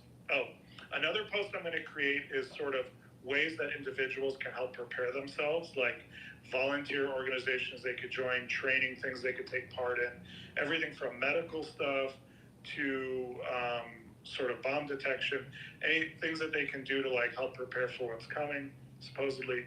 And then another Substack I'm going to do is sort of, I'm going to put down who's in control of the House, like the House of Representatives, maybe the Senate, like the Republican control, list like their positions. But basically what I'm going to do is, and I'm going to post, like, I'm going to start researching like the rules they operate under.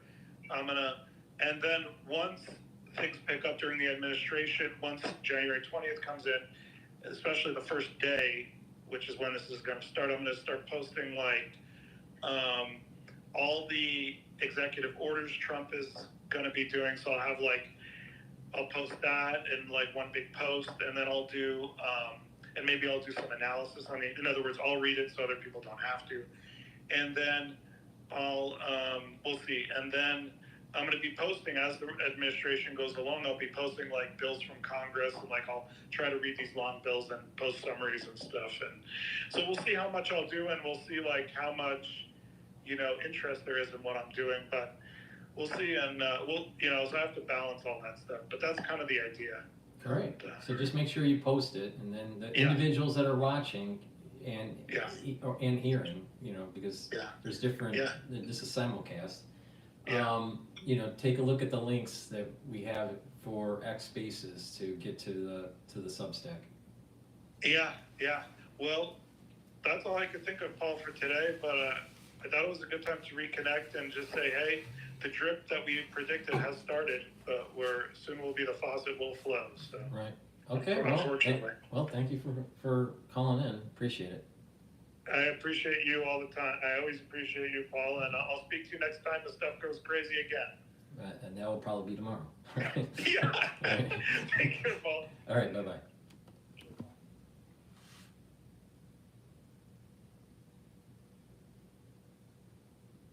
Okay.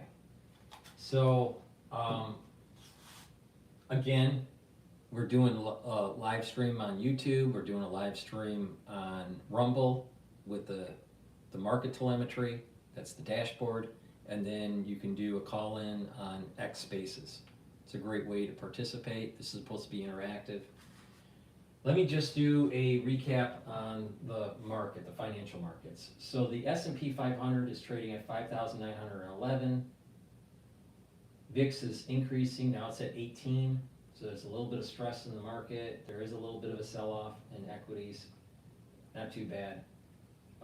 Europe, the Euro USD currency trade is at 1.03. So the dollar relative to the euro is strengthening. Oil is trading at $74 a barrel and 35 cents. Bitcoin, BITO ETF long is trading at 23.41. The last I looked, I think Bitcoin was trading at 97, maybe $96,000 a coin. I'd have to look exactly. And the USD yen trade is trading at 157.75. So, you know, we have a little bit of a sell-off in the equity market.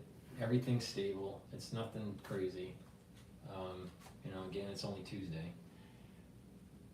Before I jump into what Bloomberg is talking about, let me just plug 2 supplements here.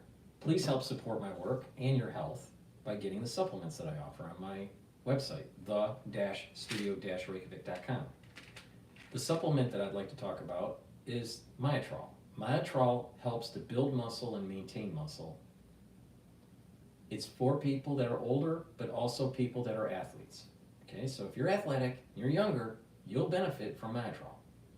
But if you're older, you gotta be careful that you don't atrophy and lose muscle mass. So you have to do some resistance training, you have to do exercising, right? And take supplements that will help maintain and build muscle. Myotrol will do that. It will also help with mitochondrial health. You need that because you need a lot of ATP to maintain muscle and build muscle. So go to my website, the-studio-reykjavik.com, and get Myotrol. Make sure that you use discount 5, all caps, discount and the number 5, and you'll get $5 off. Another really important supplement that you should be taking on a regular basis is lignans. Now, lignans can bring down inflammation, and it's an antioxidant, so it's soaking up free radicals, and it'll help the immune system and your endocrine system. So please go to the store, the-studio-reykjavik.com. The link is in the description of this video. I must have said that 1,000 times, maybe 2,000 times, maybe 3,000 times. All right, and get lignans. All right, you really need to take this. It's a powder. You mix it with food or just mix it with filtered water. Take it every day or regularly throughout the week and boost up your immune system. We are going through additional cases during the cold season.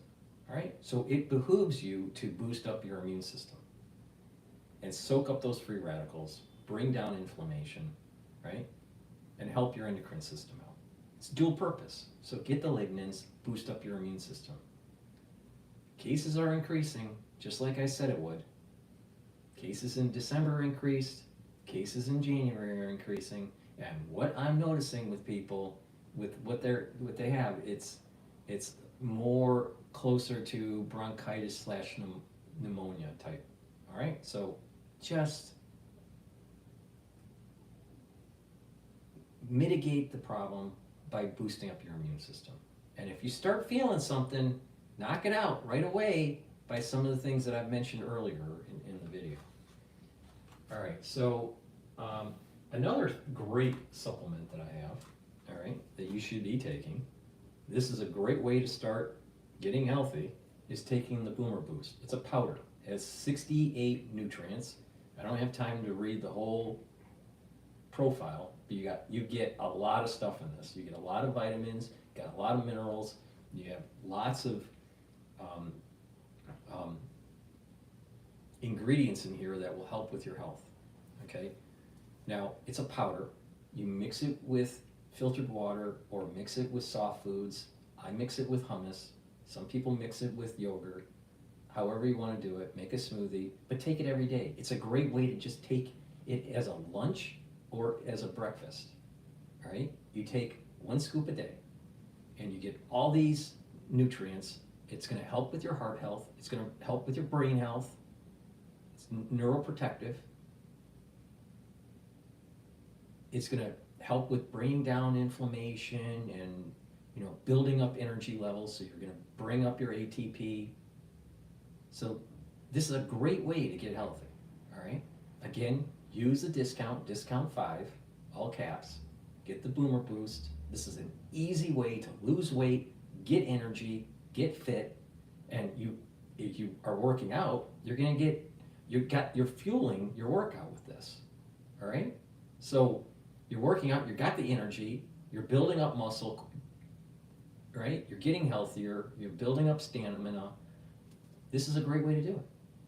All right? Please go to my website. Follow my advice. What I'm doing works. But you gotta do it. You can't just sit there and go, maybe I'll do it. You gotta work out a little bit. You gotta sleep regularly. Good sleep, right? You gotta take the supplements. You gotta stretch. You gotta do balancing exercises. You gotta do a little bit of resistance training, a little bit of cardio. And when you do all these things, do the stretching, do the balancing.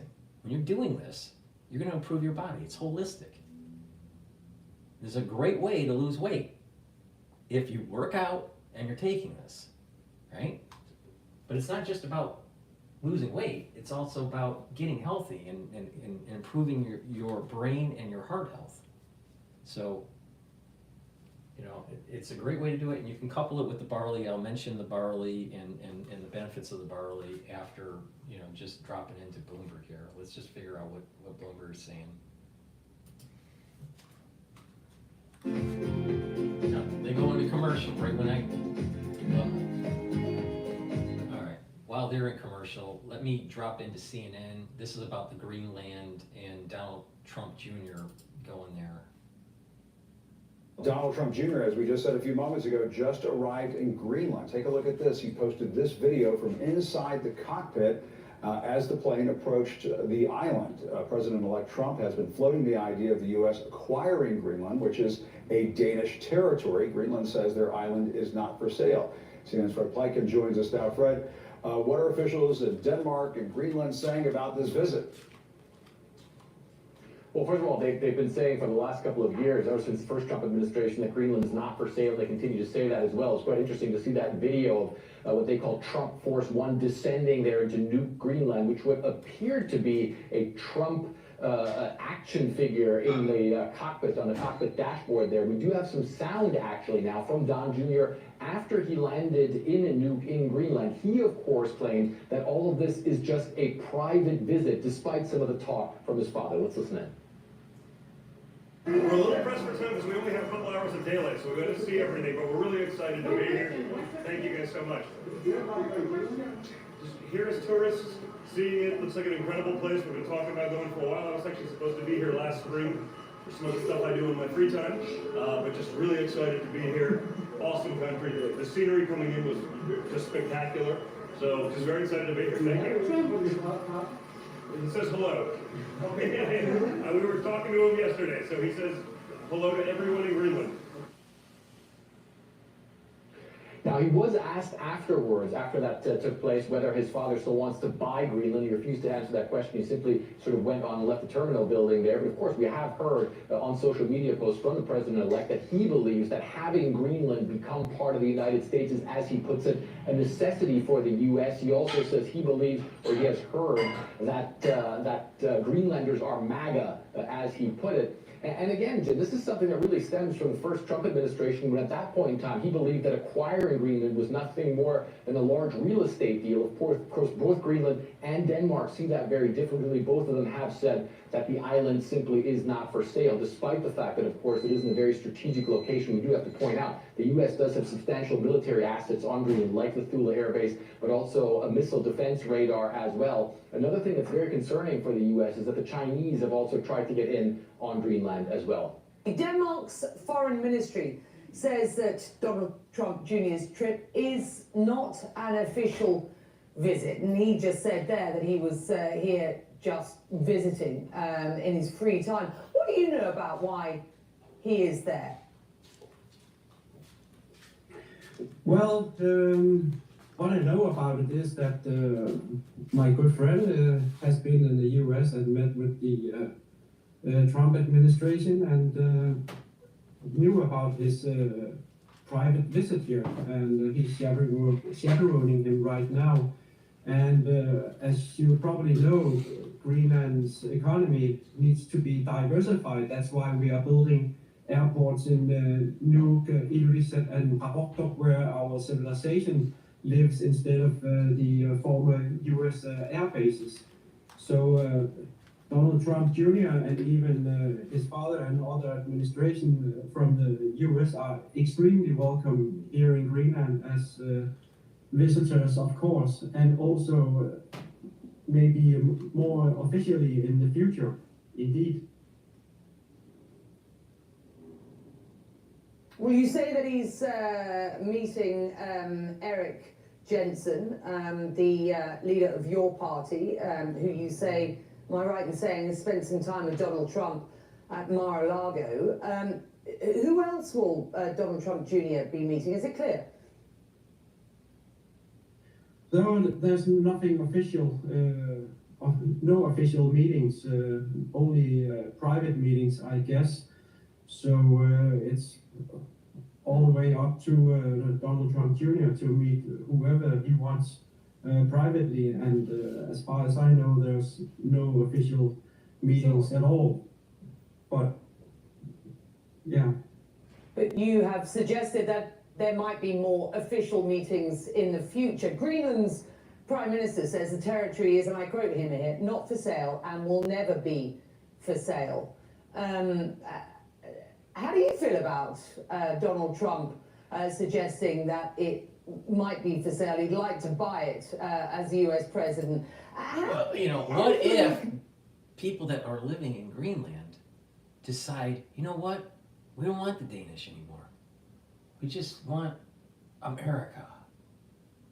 We want to be part of the land of the free and the home of the brave. Maybe there's going to be an uprising, peacefully, but maybe there's going to be an uprising that just forces the issue. Because I'll tell you, when it comes to Trump, it's chaos. And so you just can't use like just standard logic, all right? Because just chaos emerges and different dynamics. You just can't model, all right? And you got these libtards on CNN that think that they're going to be able to use some sort of Westphalian logic and say, well, these are the borders and they must be, you know, etched in stone. You know what? What if the will of the people in Greenland say, we don't want the old regime, we want something new, something brighter, something that has rock and roll and blue jeans.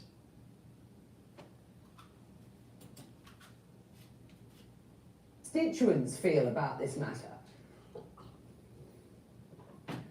Of course, we know about Donald Trump's rhetoric, and we absolutely understand that rhetoric. And it's about how you define what he's saying. In regards to controlling Greenland, we are, of course, aware of the geopolitical situation in the world. And we can see that with the Bitchute space base, which is a US air base in the North Greenland, should be quite important for the American security and also Canadian and Greenland and maybe also the world. That is absolutely true. So we understand that we need to protect this island and also our allies and North America. In regards to ownership, we can disagree here quite a lot because we are working on creating a sovereign country, which is Greenland, and we want to create the state of Greenland, but we would like to cooperate even with Denmark and the US, maybe in a double compact or free. Instead of the territory, they establish themselves as a state and they get subsumed into the United States.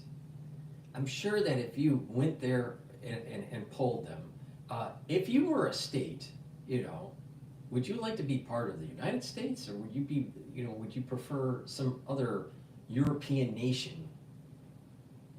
And I'm pretty sure that majority of them would say, you know what, the United States seems like a great idea.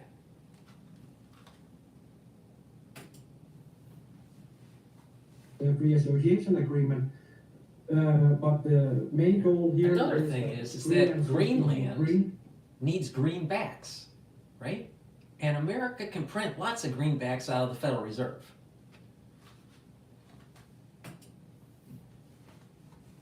There's a decision on what kind of state we would like to be, and also who we should cooperate with. And our nearest allies, which you know, we have been under the Danish realm for many years. They annexed us in 1953 without referendum. And of course, we would like to give the Greenlandic people the possibility of a referendum for independence or statehood or any kind of political organization.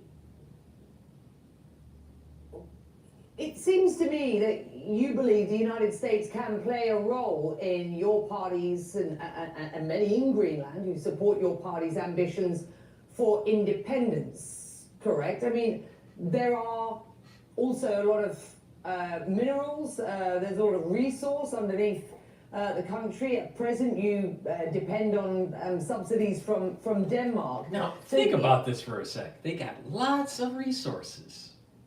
Really important metals, really important elements, especially with the technological age that we're in. Massive amounts of investment would come to Greenland if they were a state for the United States. Do you think massive amounts of investment in the order of Greenland if it was the Danish? Not so much. So the people in Greenland would benefit with aligning with the United States. And the way our system works, they would be a state. They would have control of their land through their own state constitution and then be wrapped up into the greater United States. The people would just benefit more. I mean, it's just, let's just face it, America's where it's at. It's not Europe.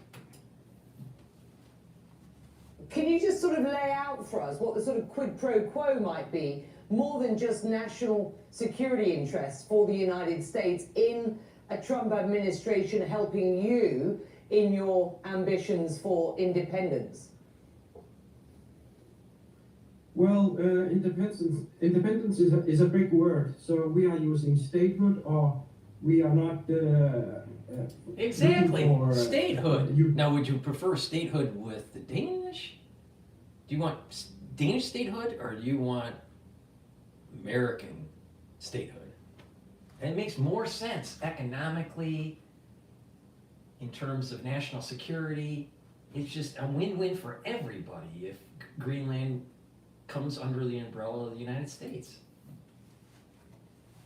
Here in Greenland, we know that we are not capable of defending our own island, or even keeping the sovereignty of the island with few people and with no military. So we need to cooperate with a bigger brother, if you can say that. And the United States is already. And now, when it comes to 1984 and Big Brother, there's no brother bigger than the United States. The Kingdom of Denmark is already here, but we need to diversify our economy and be economically self-sufficient. And that's why we are working on tourism, we are working on critical minerals, we are working on fisheries, we are working on sustainable energy supply to the rest of the world, and so forth. And we are open for business, and if Trump is talking about a real estate agreement, the US is renting a big area of land in North Greenland, and it should be just very normal to pay for that. So we would need our economy to add up so that we can have a good, prosperous Greenlandic people here in Greenland. You suggest very briefly that Eric Jensen, the leader of your party, is meeting Donald Trump Jr. in his capacity as a private citizen and as a visitor, and he's meeting him, he's showing him around.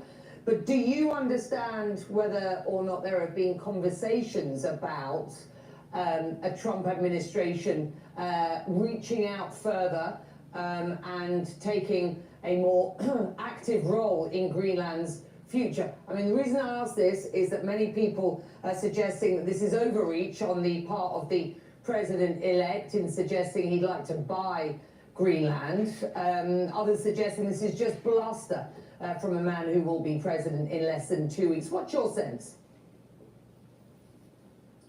Well, in regards to meeting our chairman of the party, Wood, Eric Jensen, is misinformation. So that has no hold in reality at all. And as far as I know, there are no political meetings with Donald Trump Jr. He's visiting on a private matter here in Greenland. And as I said in the beginning, we are of course also open to a more official meetings in the future when President-elect has been inaugurated. And we have shown, we have I seen know this, the ultimate troll event that could happen is that Elon Musk buys Greenland. And then the libtards would just freak out.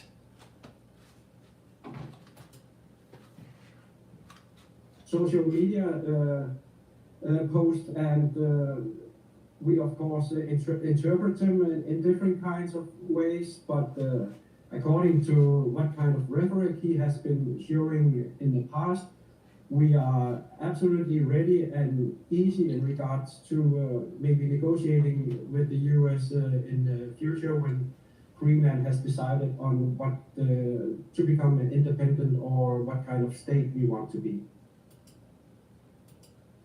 Okay. Donald Trump Jr. So that's CNN's coverage on the whole Greenland trip by Trump Jr. Let me talk about the barley. I have two types of barley, and you can take them separately or you can take them with the Boomer Boost. All right, so let's talk about just the barley. I have it in Gladiator barley or in heirloom barley. Now, some people would say, what's the difference? Well, the difference is this. Gladiator will help to improve strength, build muscle, it'll reduce inflammation, and soak up free radicals using superoxide dismutase. Okay?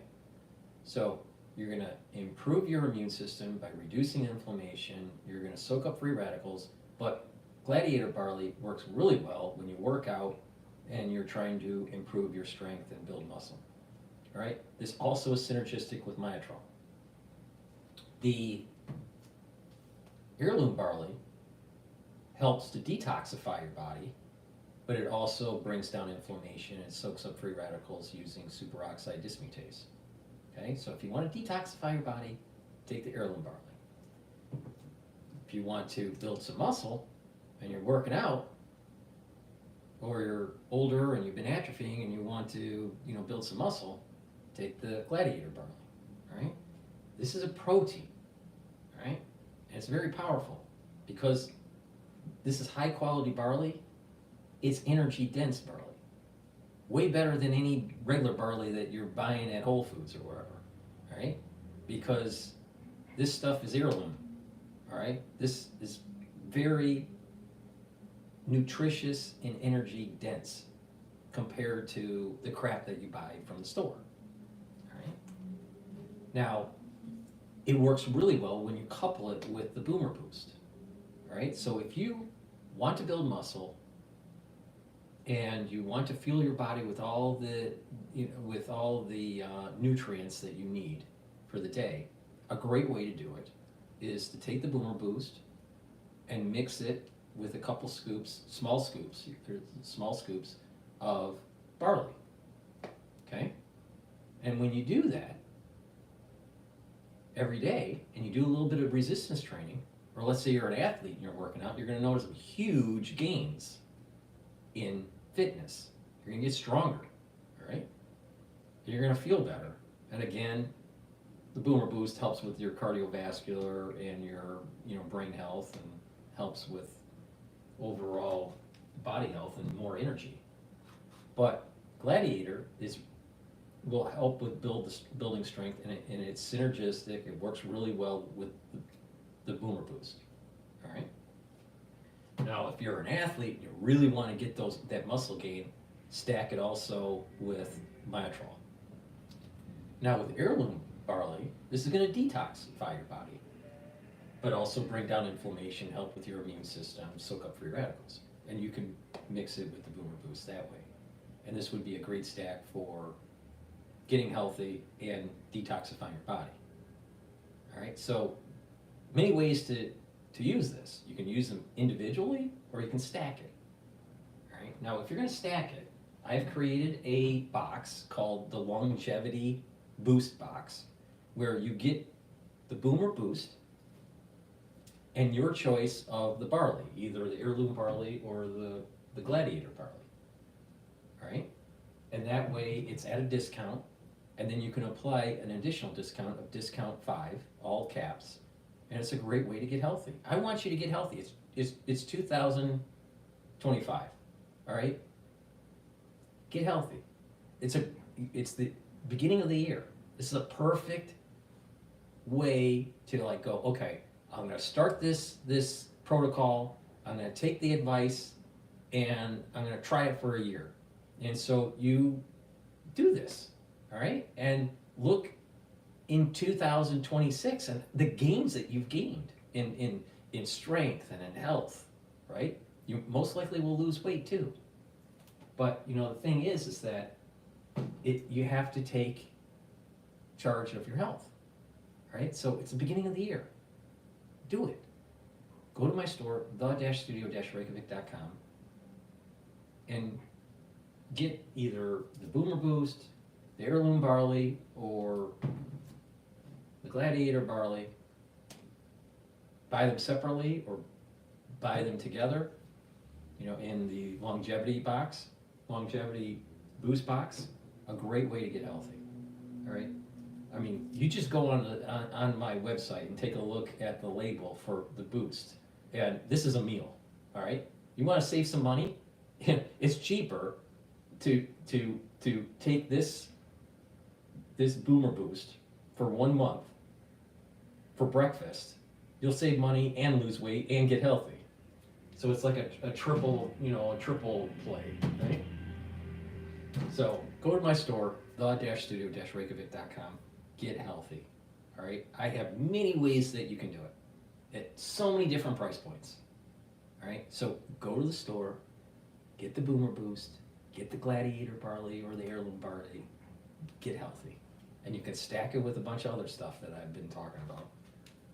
And again, if you are into working out, you're into fitness, or you're an athlete, the gladiator barley is really good for strength gains, muscle gains, and getting the nutrients you need to fuel for recovery. The Boomer Boost is perfect for you.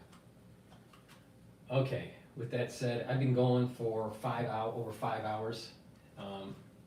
You know, my shows are actually a little bit longer than Alex Jones's shows. Alex Jones talks for about 3 hours, right? And these shows are now getting to 5 hours long. Yeah. So, thank you for watching. Thank you for watching on YouTube. Thank you for watching on Rumble. Thank you for listening on X Spaces. It's supposed to be interactive for the ones that are watching. You know, please don't be afraid to get on X Spaces and ask questions, or just tell me what you think. It's supposed to be interactive. Thank you for listening, and have a nice day.